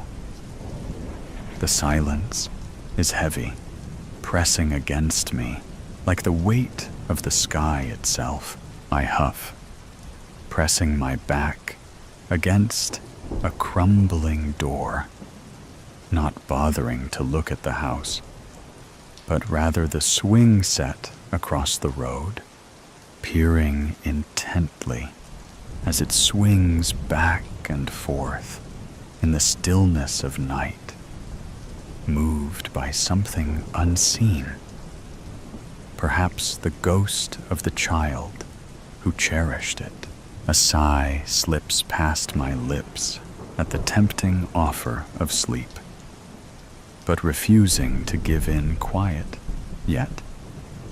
I push my weight forward. My feet drag, weighing me down. Black, white, gray. Repeat. It's infuriating that I can't close the distance between me and my last hope of color. My eyes snag on a reflection in the road. My pace quickens. My footfalls echo in the empty, colorless world as I near the glinting surface. A mirror, cracked, dirt-speckled, abandoned in the middle of the road, like it doesn't belong. Like nothing belongs. I slow, breathing hard. My reflection stares back at me, distorted by the fractures spider-webbing across the glass. The same dull world is behind me, the same lifeless sky above, but beneath me, just beyond the cracks, something else, green, my breath catches. A patch of grass, impossibly vivid, bleeding through the reflection as if it exists in another world, as if it's real somewhere, somehow. I step forward, heart pounding, kneeling at the mirror's edge. My fingers hover over the glass. The colors look too bright, too alive, like they'd burn if I touched them. But I don't hesitate. I kick the mirror. It shatters under my heel with a sharp, crystalline crack. Splinters of glass scatter across the road, glinting like stars in the empty light. I brace myself for something, anything. A shift in the air, a tremor in the ground, a door opening where there was none before.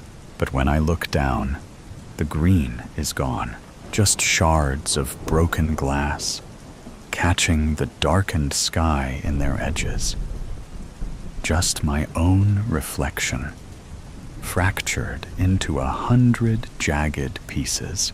I lurch forward, scraping at the road where the mirror used to be.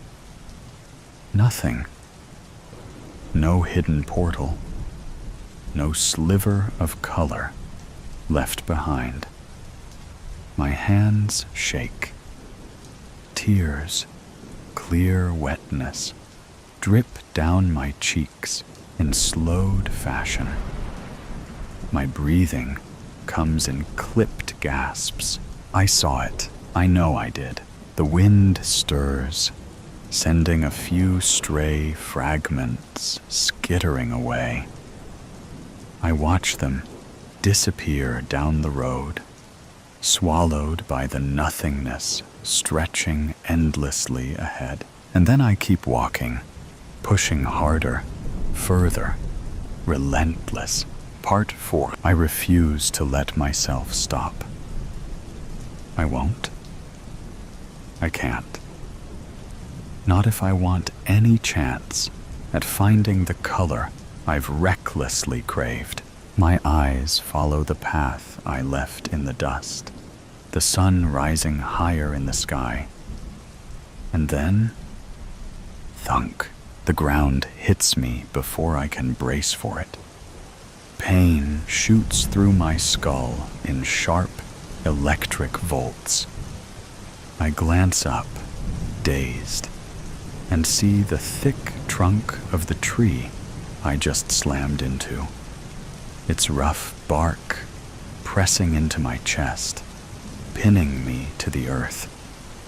I wince, trying to push myself up, but my head swims with dizziness. The tree stands tall, towering over me like an ancient sentinel, its branches casting long shadows in the early morning light. I can feel its strength, as if it's mocking my weakness, daring me to rise again. I press my palms to the ground, leaves crunching beneath them, and accept this tree's challenge. The rough earth presses against my skin, grounding me in this moment, daring me to rise. A chill runs through my spine as I push myself up, dirt clinging to my fingertips. The air is thick, damp, charged with something unseen but undeniable. Prepared to confront the tree, I stand to my feet and ball my fists, the tension in my body coiling like a spring. I'm ready. My knuckles tighten, breath steadying, until a sharp, almost imperceptible sting pricks at my palm. Crunch. My hand flattens instinctively, fingers twitching as I feel the sensation spread. The leaves, crisp and brittle, stick to my skin like they belong there. A brief annoyance flickers through me, and I almost brush them off without a second thought, until something stops me cold. The color, not gray, not black, not the dry, lifeless husks of darkness. These leaves are green.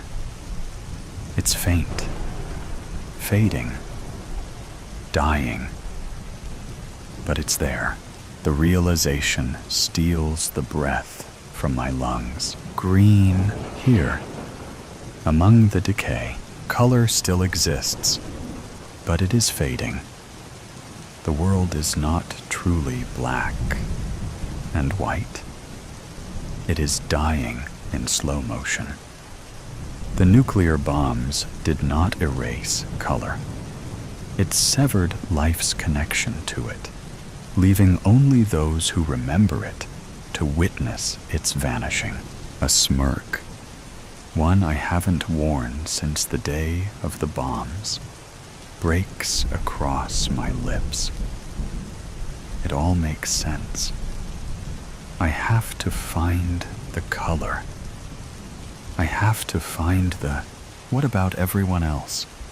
What about Sienna? I cut myself off, bending to gather a handful of dull leaves from the ground. Sienna would want this. If anyone can find it, it's you. My grip on the leaves tightens, as if I can hold on to her words, onto her, for guidance, like I always have.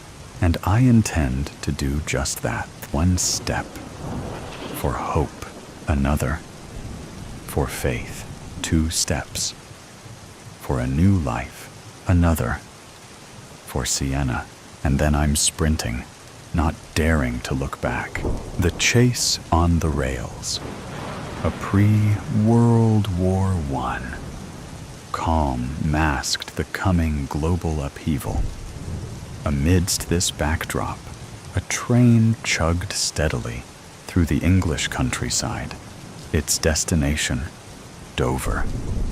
Aboard the 1914 vessel, a passenger captivated many.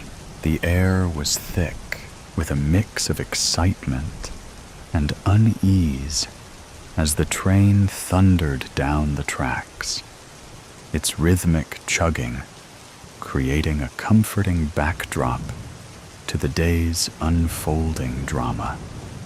Outside, the view was a mosaic of vibrant green meadows and charming hamlets, smelling fresh earth wafting through the windows, contrasting with arguing the imminent war. Inside the train carriage, the passenger in question sat quietly, their demeanor calm, yet enigmatic. Dressed in a sharp suit and hat, they exuded an air of mystery that drew curious glances from their fellow travelers. The train's rhythmic motion seemed to lull the other passengers into a sense of security, but an aura of intrigue surrounded this particular individual. The landscape outside the window shifted from a bustling cityscape to serene countryside. The enigmatic passenger remained a captivating enigma. Who was this mysterious figure? And what secrets did they carry with them on this fateful journey to Dover? The answers lay shrouded in the depths of their enigmatic presence, waiting to be unraveled by the curious minds on board. As the train neared its destination, the tension on board seemed to heighten, mirroring the growing unease gripping the world at large. Little did the passengers know the events set in motion by this mysterious traveler would soon intersect with the tumult of war, forever altering the course of history. Among the passengers was Mata Hari, the enigmatic Dutch dancer and courtesan who had captivated and charmed the elite of Europe. But her allure had drawn suspicion, and the British intelligence service had dispatched one of their finest, a seasoned spy named Jonathan Hawke, to shadow her every move. As the train pulled away from Victoria Station, Jonathan positioned himself discreetly in the adjoining compartment.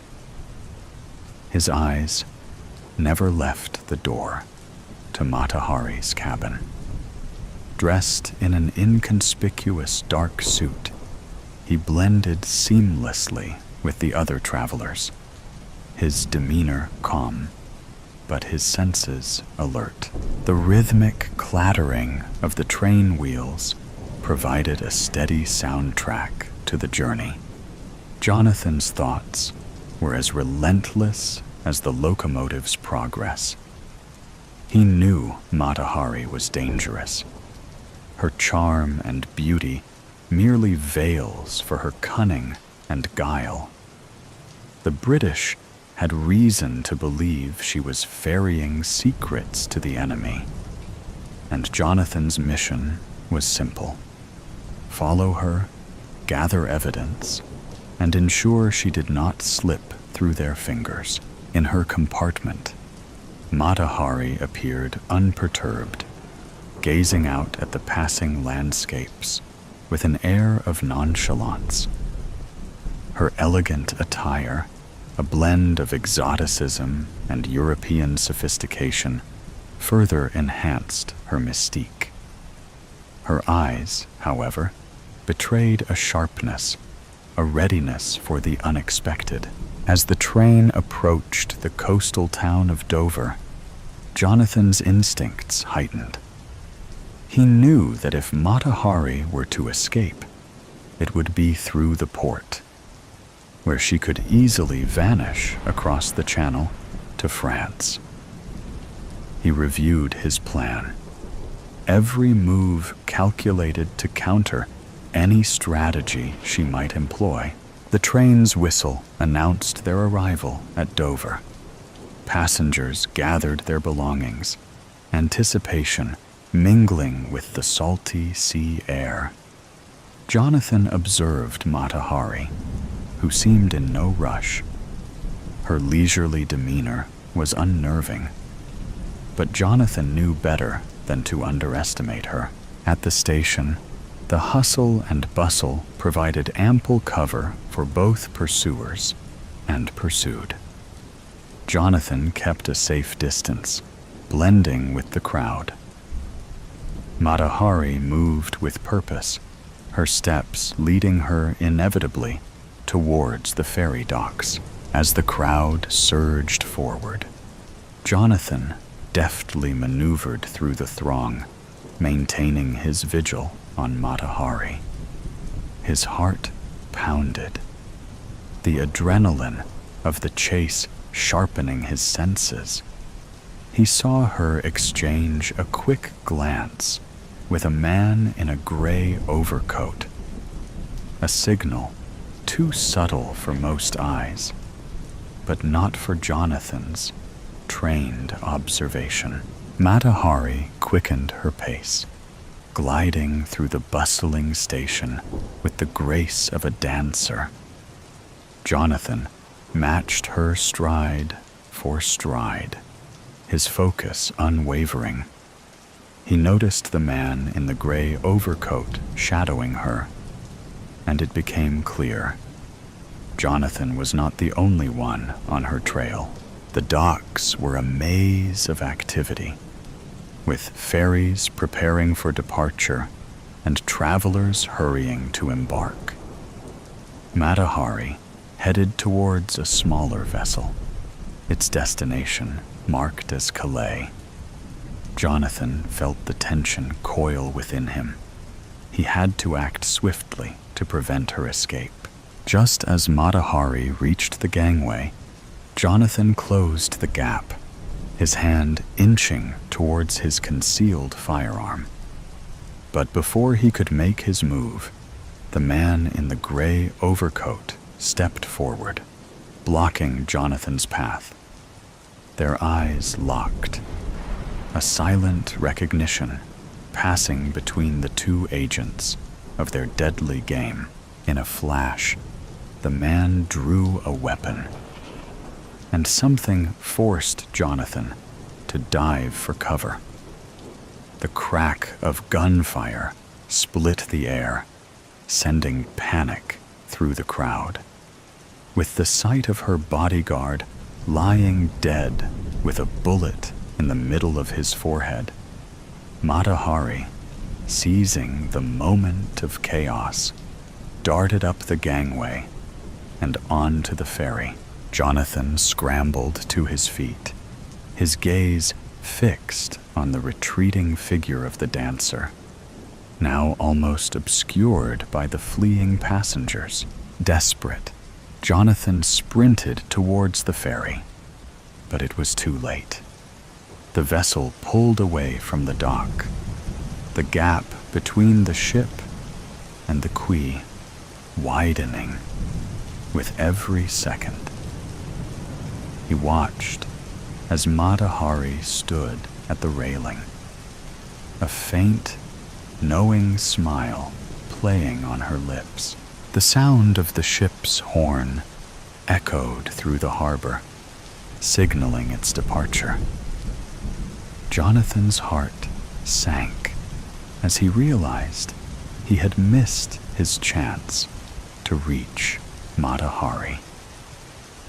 The image of her standing there, so close yet out of reach, haunted him as the ferry disappeared into the horizon.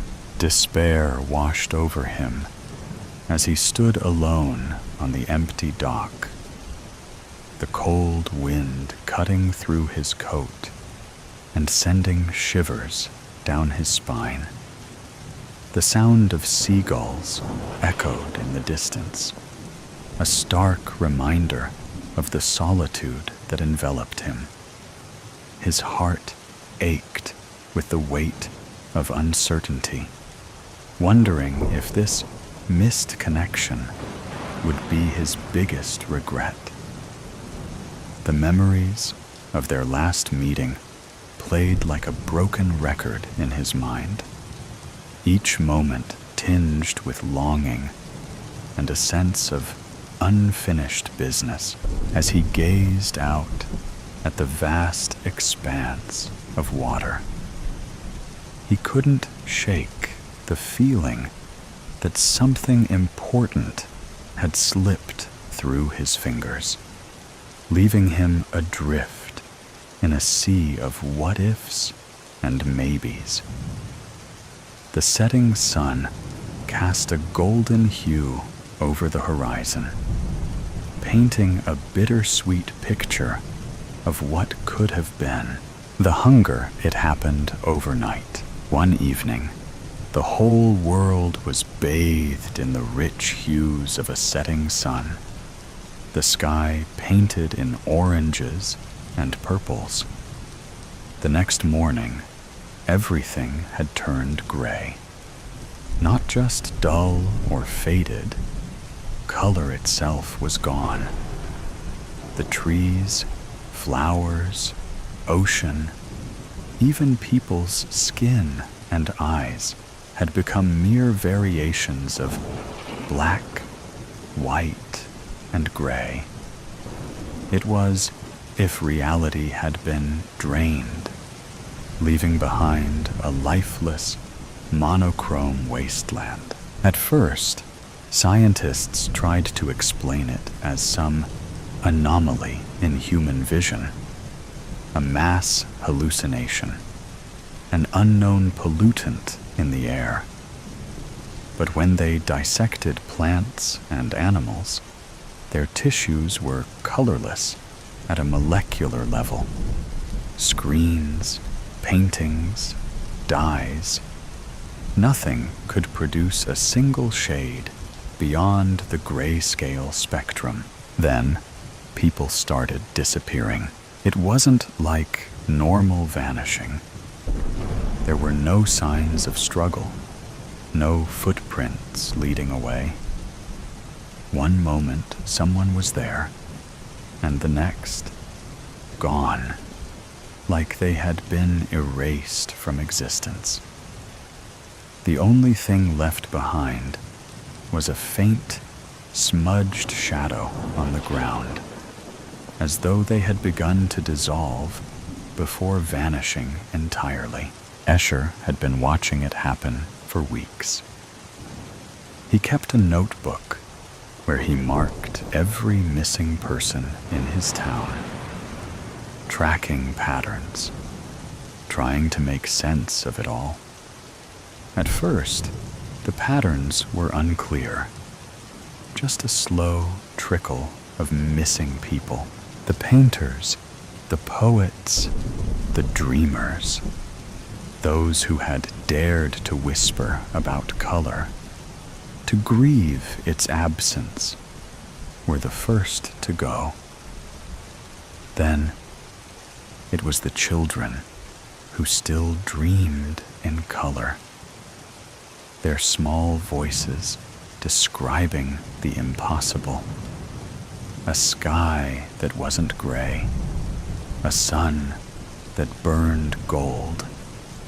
Each one disappeared without a sound, leaving behind nothing but that eerie, smudged shadow.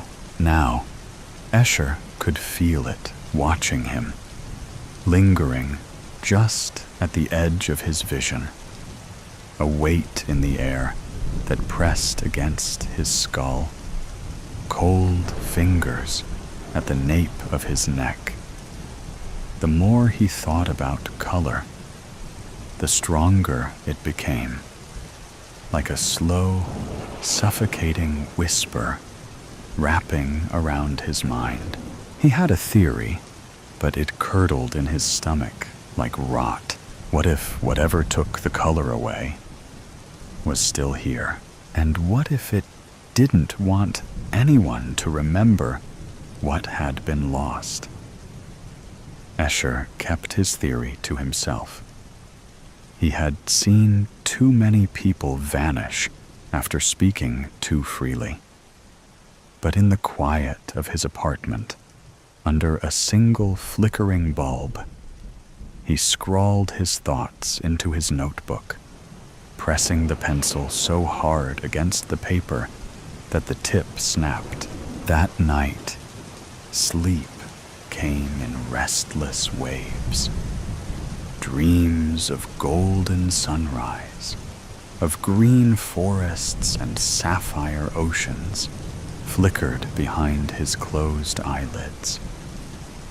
Something else lurked there too, a whispering void pressing at the edges of his vision, a presence that noticed him. He woke with a start, heart pounding.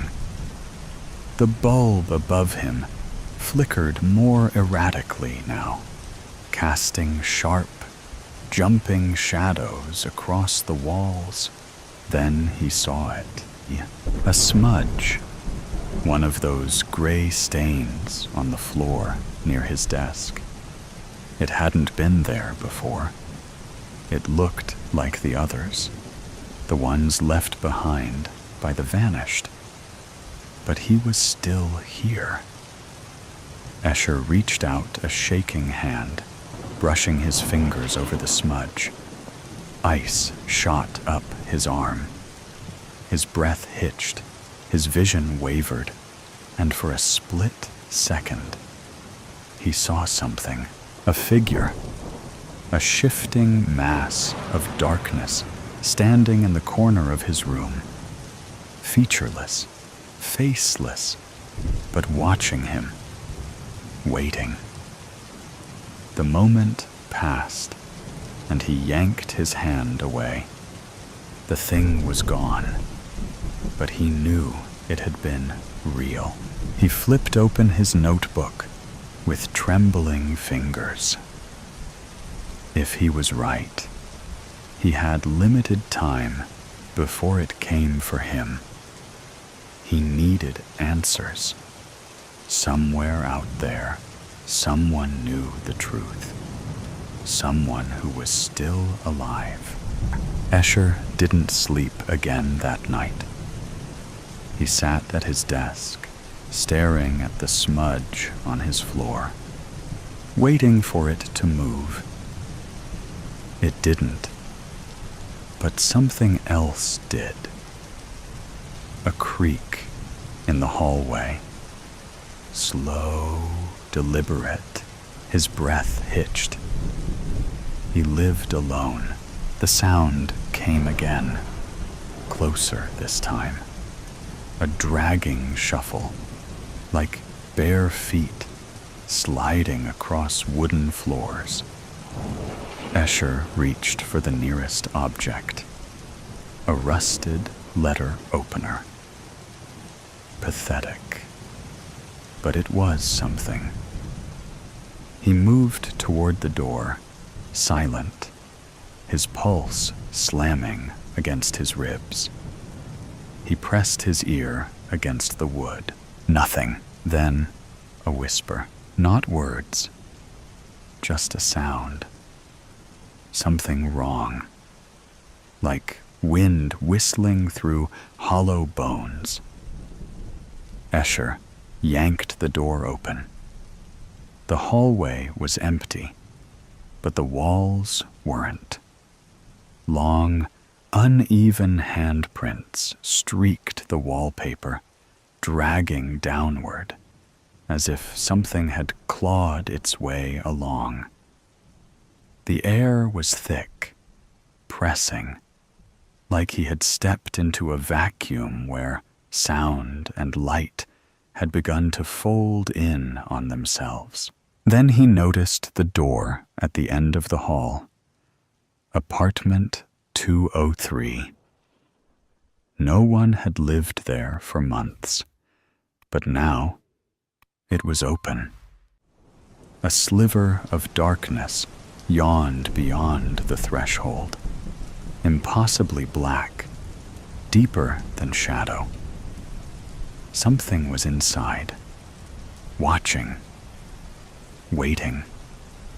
Fingers slowly emerged from the darkness, wrapping around the edge of the door, not quite human. Too long, too thin, curling around the edge of the door. The skin wasn't just gray. It was wrong, shifting like static, like it wasn't fully real. The fingers twitched. Escher bolted. He didn't stop until he was outside, breath steaming in the cold air. The city was dead silent, buildings looming in their gray-scale monotony. But something had changed. The streetlights flickered, and for the first time since the color vanished, Escher saw something new.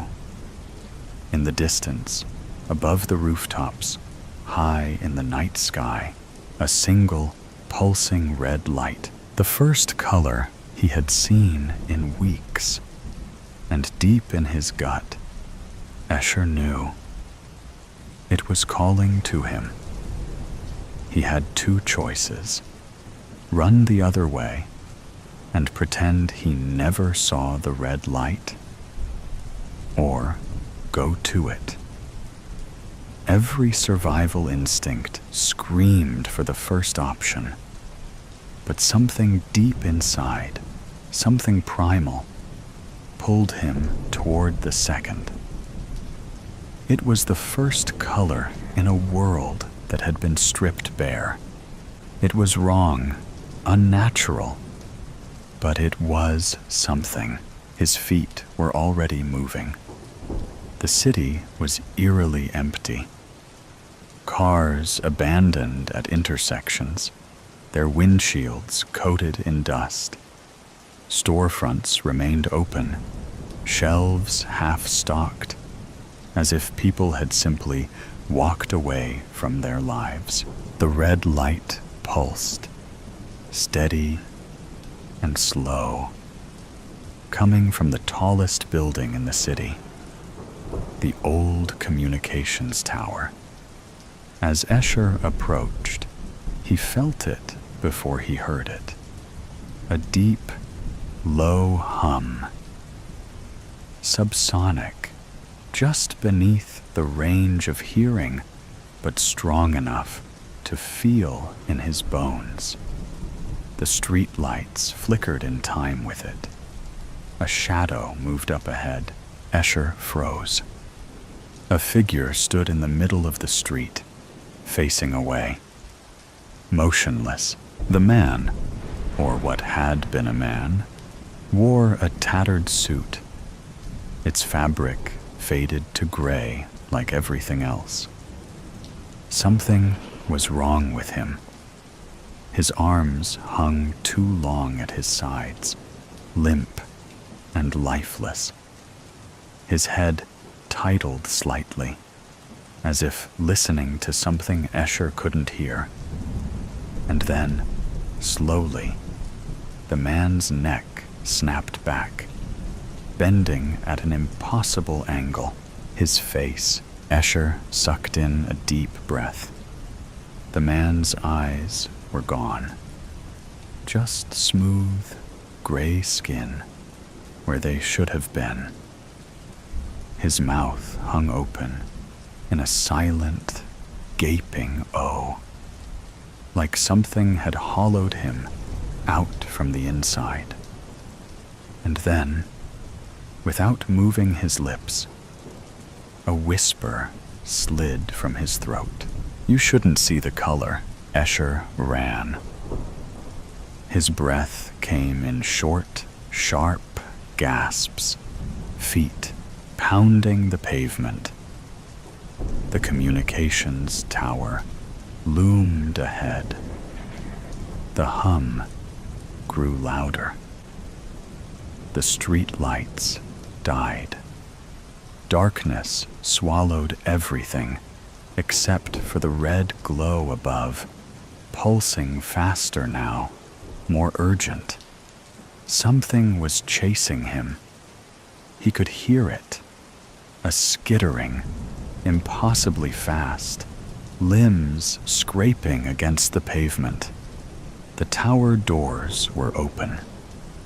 Escher threw himself inside and slammed them shut. Silence. His heartbeat thundered in his ears. He took a shaky breath, turning to face the interior. The building was empty. An old stairwell wound up in the dark, leading to the roof. The red glow pulsed from above. There was a voice. Not from behind the door, not the stairwell, but from inside the room. A whisper, slithering through the air like a breath against his ear. You were not supposed to remember, Escher finally realized. The red light hadn't been calling him. It had been warning him. He turned slowly, his breath shallow. The room was empty, but the whisper had been right next to him. The red light pulsed above, faster now. Urgent. He forced himself forward, gripping the stairwell railing. He had to reach the top. He had to see whatever was waiting for him. The climb was endless. The hum grew louder, vibrating through the walls. His vision swam, his skin prickling, like something unseen was brushing against him.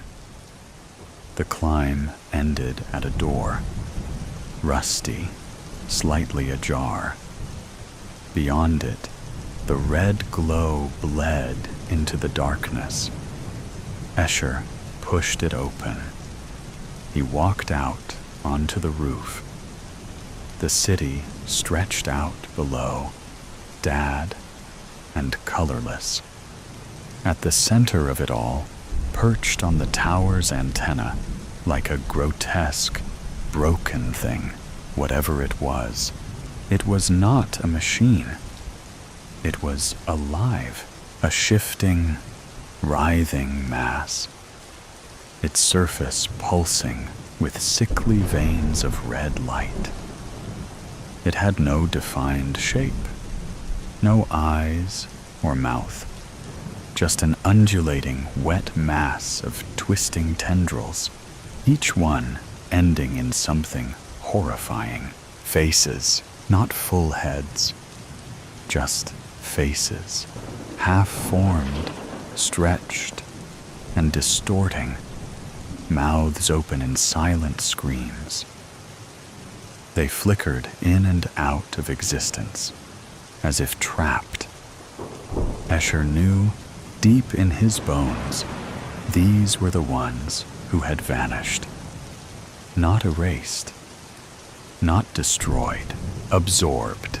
His stomach twisted, and his knees nearly gave out.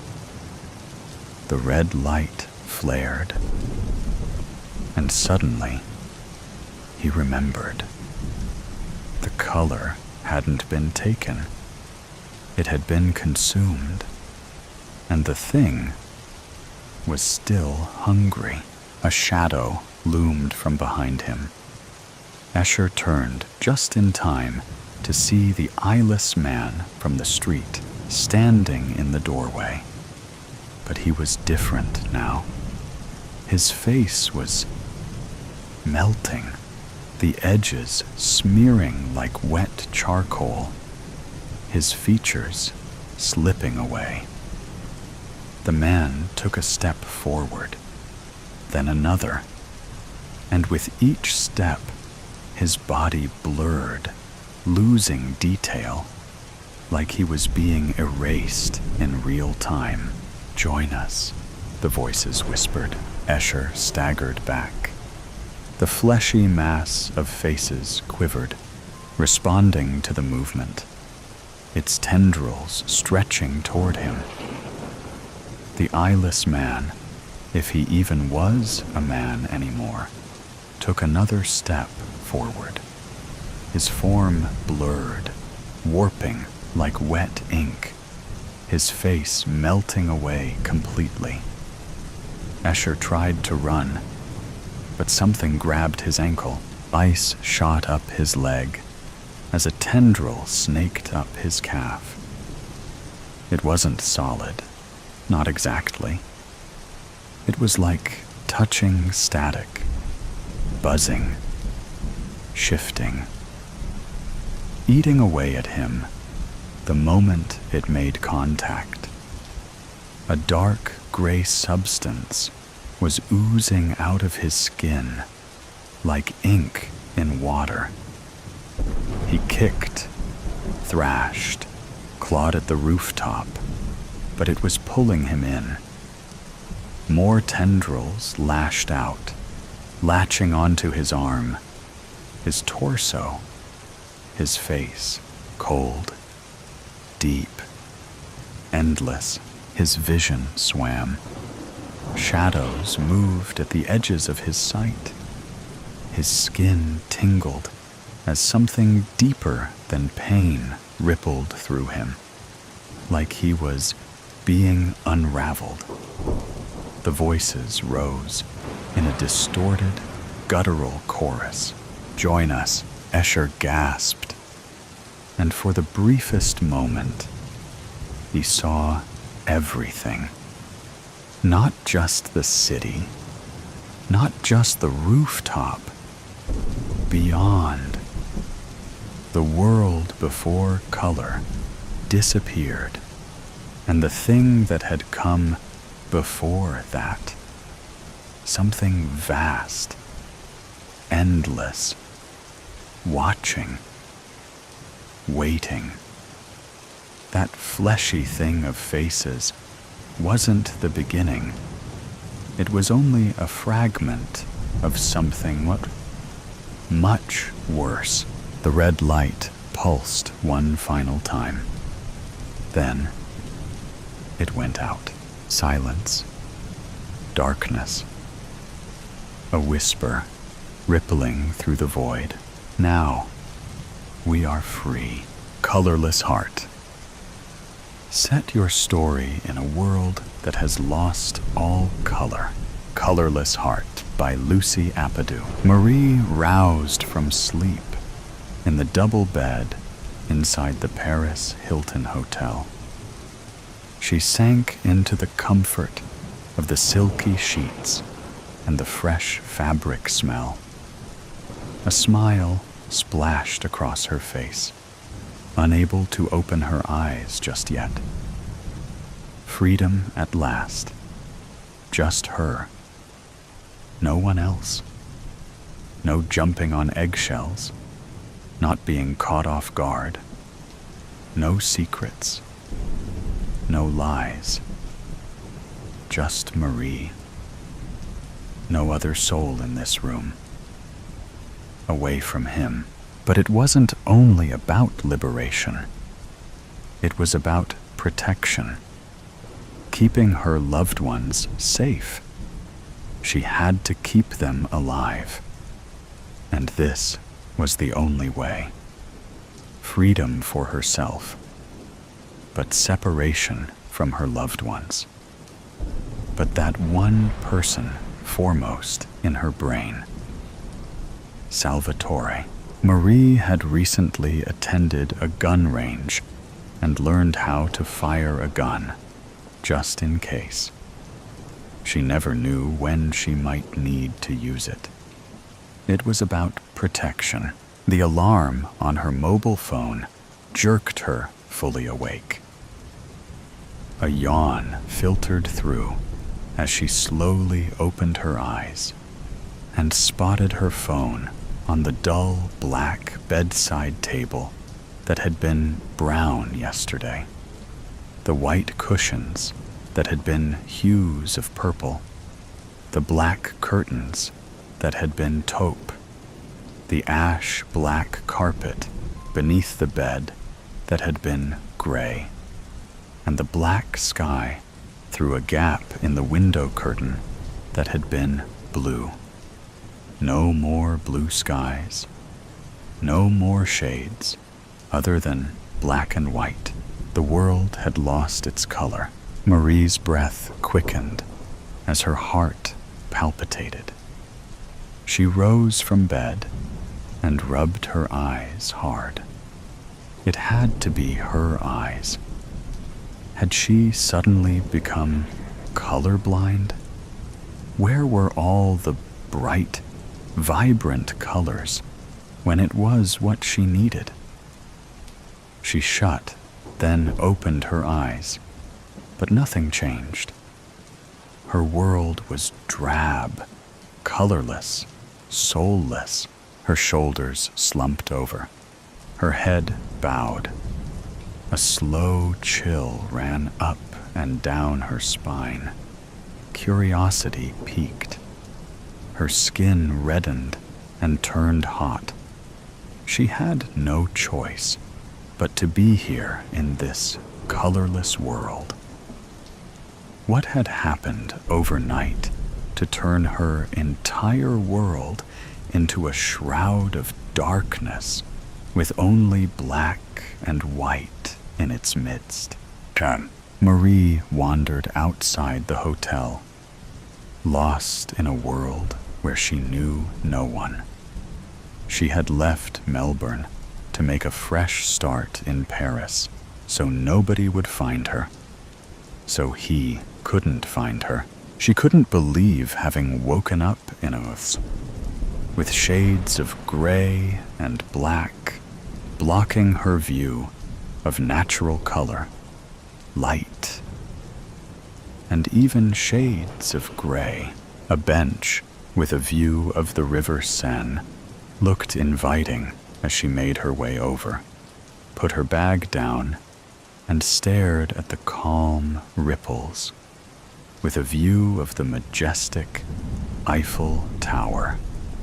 Sailing boats anchored in the water, bunched up trees, and riders swinging their arms inside canoes. The wind scraped her face in the winter. Nothing but black and white. Marie flashed back to her former life. Back home where she worked as an interior designer, married to a man she didn't love, and friends who would most likely understand her escape.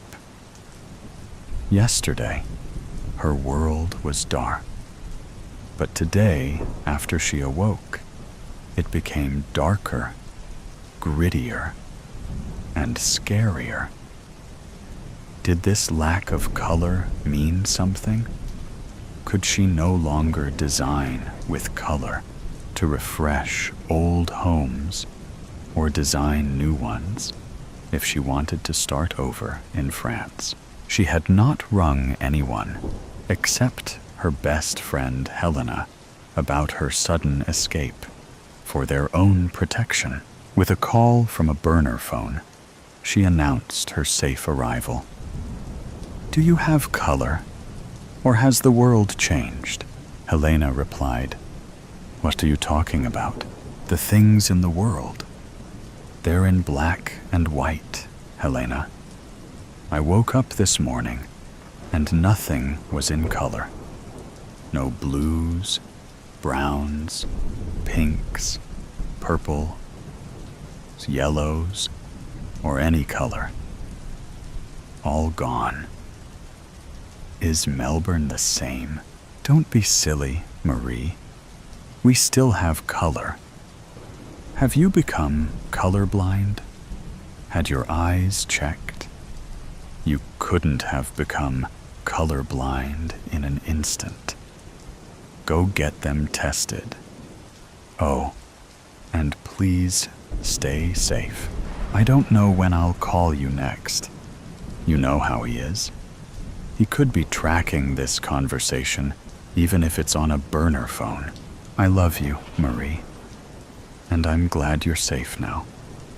One day, we'll be together again." Marie fought back tears after ending the call. She would miss her loved ones, but she still didn't get what was going on. Was she the crazy one? Or did only Paris lose its color? With a sigh, Marie rose and made her way back to the hotel, knowing she'd have to find herself permanent residence. As she crossed the wide road, a towering man brushed her shoulder. "Oh, sorry." He locked eyes with her and walked ahead of her on the other side of the road. His broad shoulders and black eyes made her shudder, stopping in his tracks. "I have a message to give you." She angled her head. "Who are you?" "Here, take this," he said. She retrieved the note. He watched her. Who the hell was this guy? And why was he making her nervous? "Who are you?" "I'm just the messenger, lady. Read the note." "Who sent you?" He inched his way closer. Benny did. "Now read the note." "No. Not again." He found her. Would this bastard ever leave her alone? With a shuddering breath, she unfolded the note, her hands shaking and the back of her neck sweating. Bits of her skin prickled. What was this? She had to be dreaming as she read the note. Her vision blurred, as if the words weren't real. The threat wasn't real. "Meet me in front of the Louvre tomorrow morning, 9 a.m. sharp, or someone you love dies." The same old threats again. How did he find me? The man bared his crooked teeth with a smile. He swaggered off into the distance. It wasn't over. It never would be.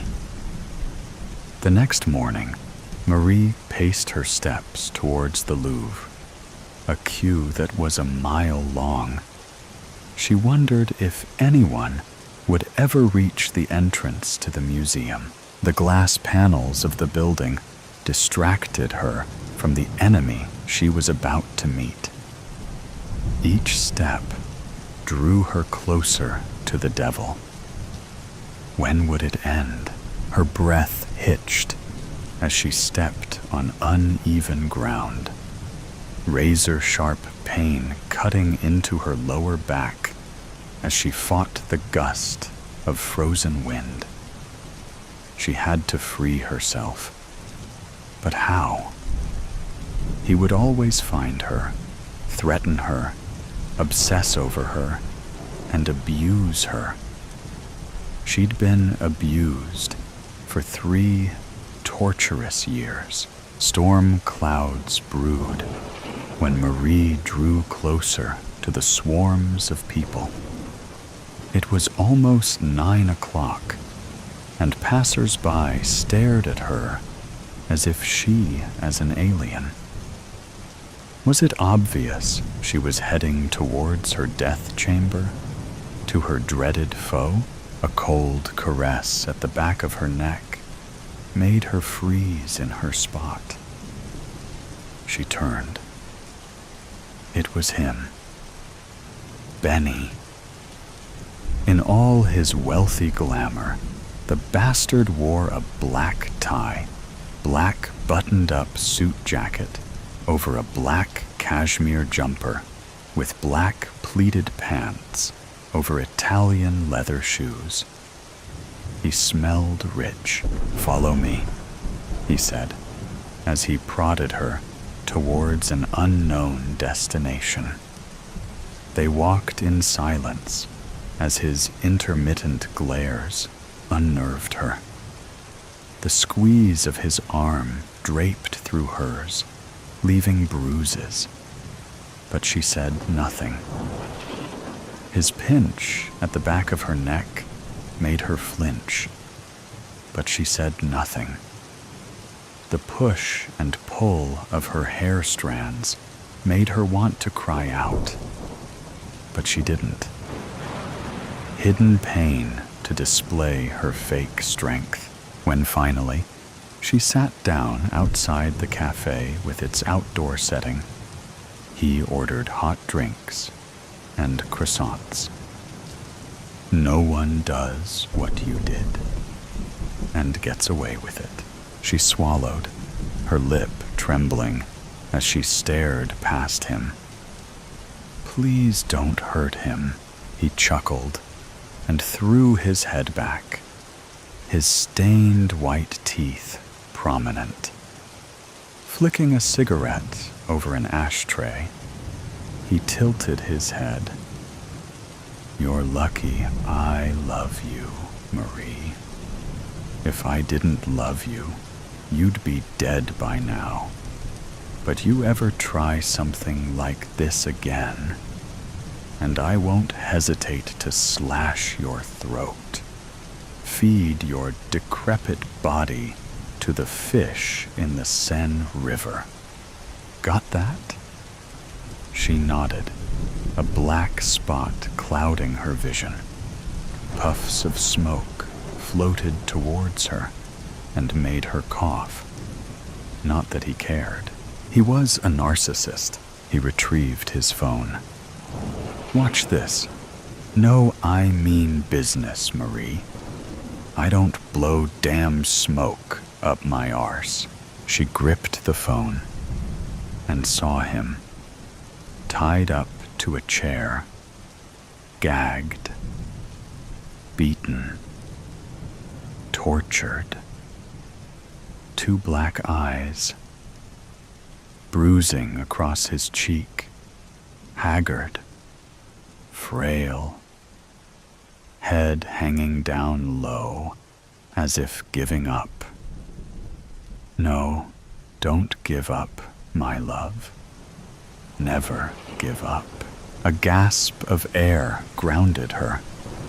Rattling teeth must have made her look scared in front of him. "Is he all right?" He scoffed. "That depends on you. You put 1 foot wrong. Leave me again, and he dies.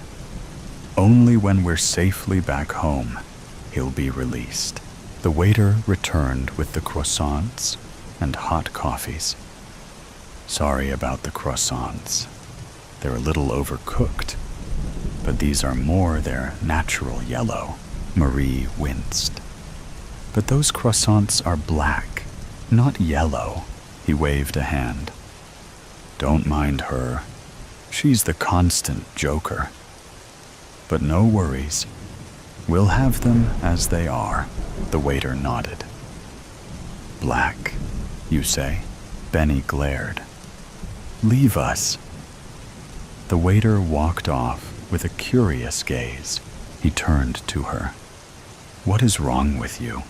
Can't you see the color of the food? How could he not see what she was seeing? What was wrong with her? No, everything is black and white. I don't see color anymore. He laughed. Are you telling me you don't? You see the brown coffees, the blue ashtray, the beige tablecloth, my red tie, my dashing blue eyes. Her heart missed a beat as she gritted her teeth. No, I lost sight of color this morning.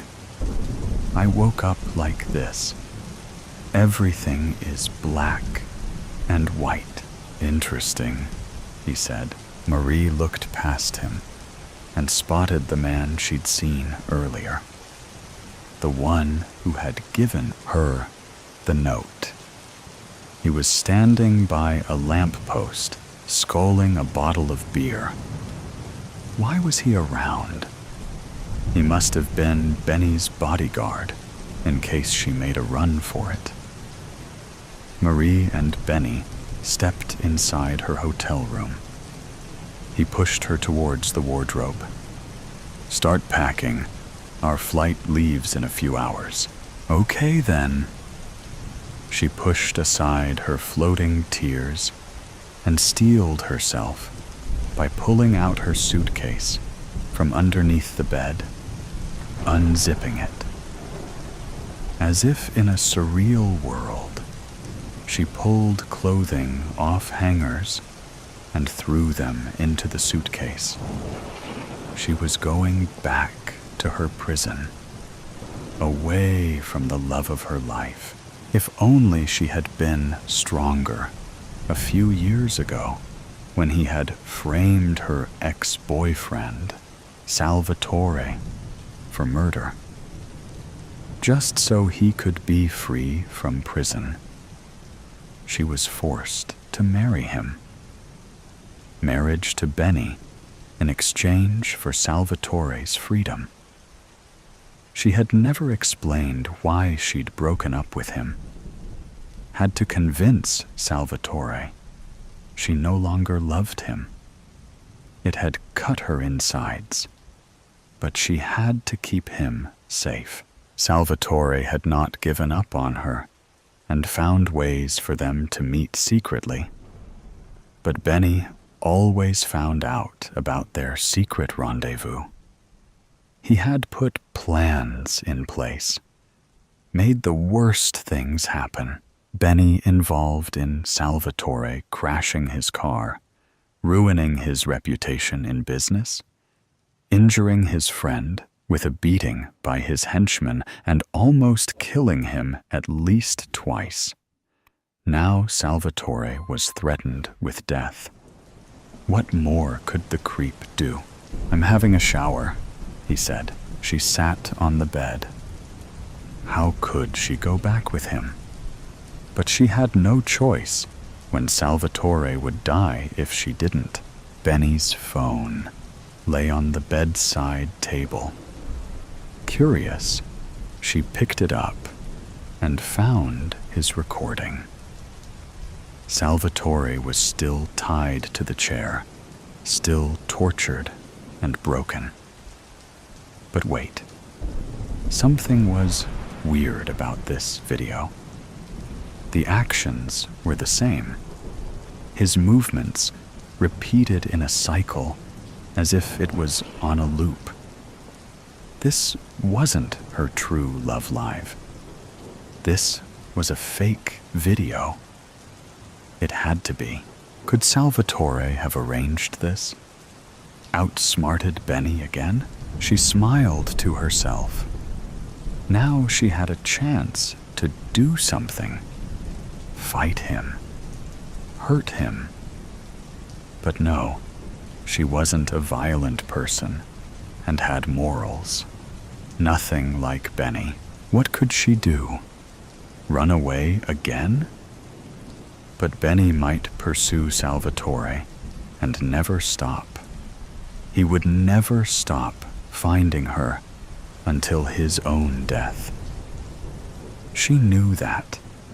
So what could she do? She could never reason with a crazy person. A knock on the door made her jolt in her spot. It could be anyone. Her heart racing, she slowly opened the door and flinched when the man from earlier pushed past her. "Where's Benny? What are you doing here?" the man whispered in her ear. "Listen, Salvatore will set you free. Get out of here," she swallowed, her vision blurring. "What?" The back of her neck sweated as one ear listened in on Benny in the shower. "No time to talk. Leave. Now. We'll take care of this." She was right. It was a fake recording. He'd escaped. Where is he? The man swung the gun in his hand, scanning past her. "He's closer than you think. Go now." Her heart soared, and a spot of color flashed in her vision. But only fleetingly. It turned black and white again. What in hell is going on here? Benny grasped something from his back pocket. "Why are you here?" The man shrugged until reaching his side pocket and shooting towards Benny, who shifted to the side, the bullet grazing his cheek. But Benny pulled out his own gun and took aim. The gun hit the man square in the chest. He fell back against the door with a thud. Marie quaked. It was over. No love, no freedom. "You will never leave me. Never, Marie. Get that. Nobody will ever take you away from me. Grab your things. Hurry up." He shifted the strange man's body to the bathroom, blood pouring out of him like a tap. When he returned, Benny shoved her aside and flung the remainder of her clothes into the suitcase. "Now zip it up and let's leave pronto." He sat on the sofa and scrolled through his phone. A call to one of his stupid thugs.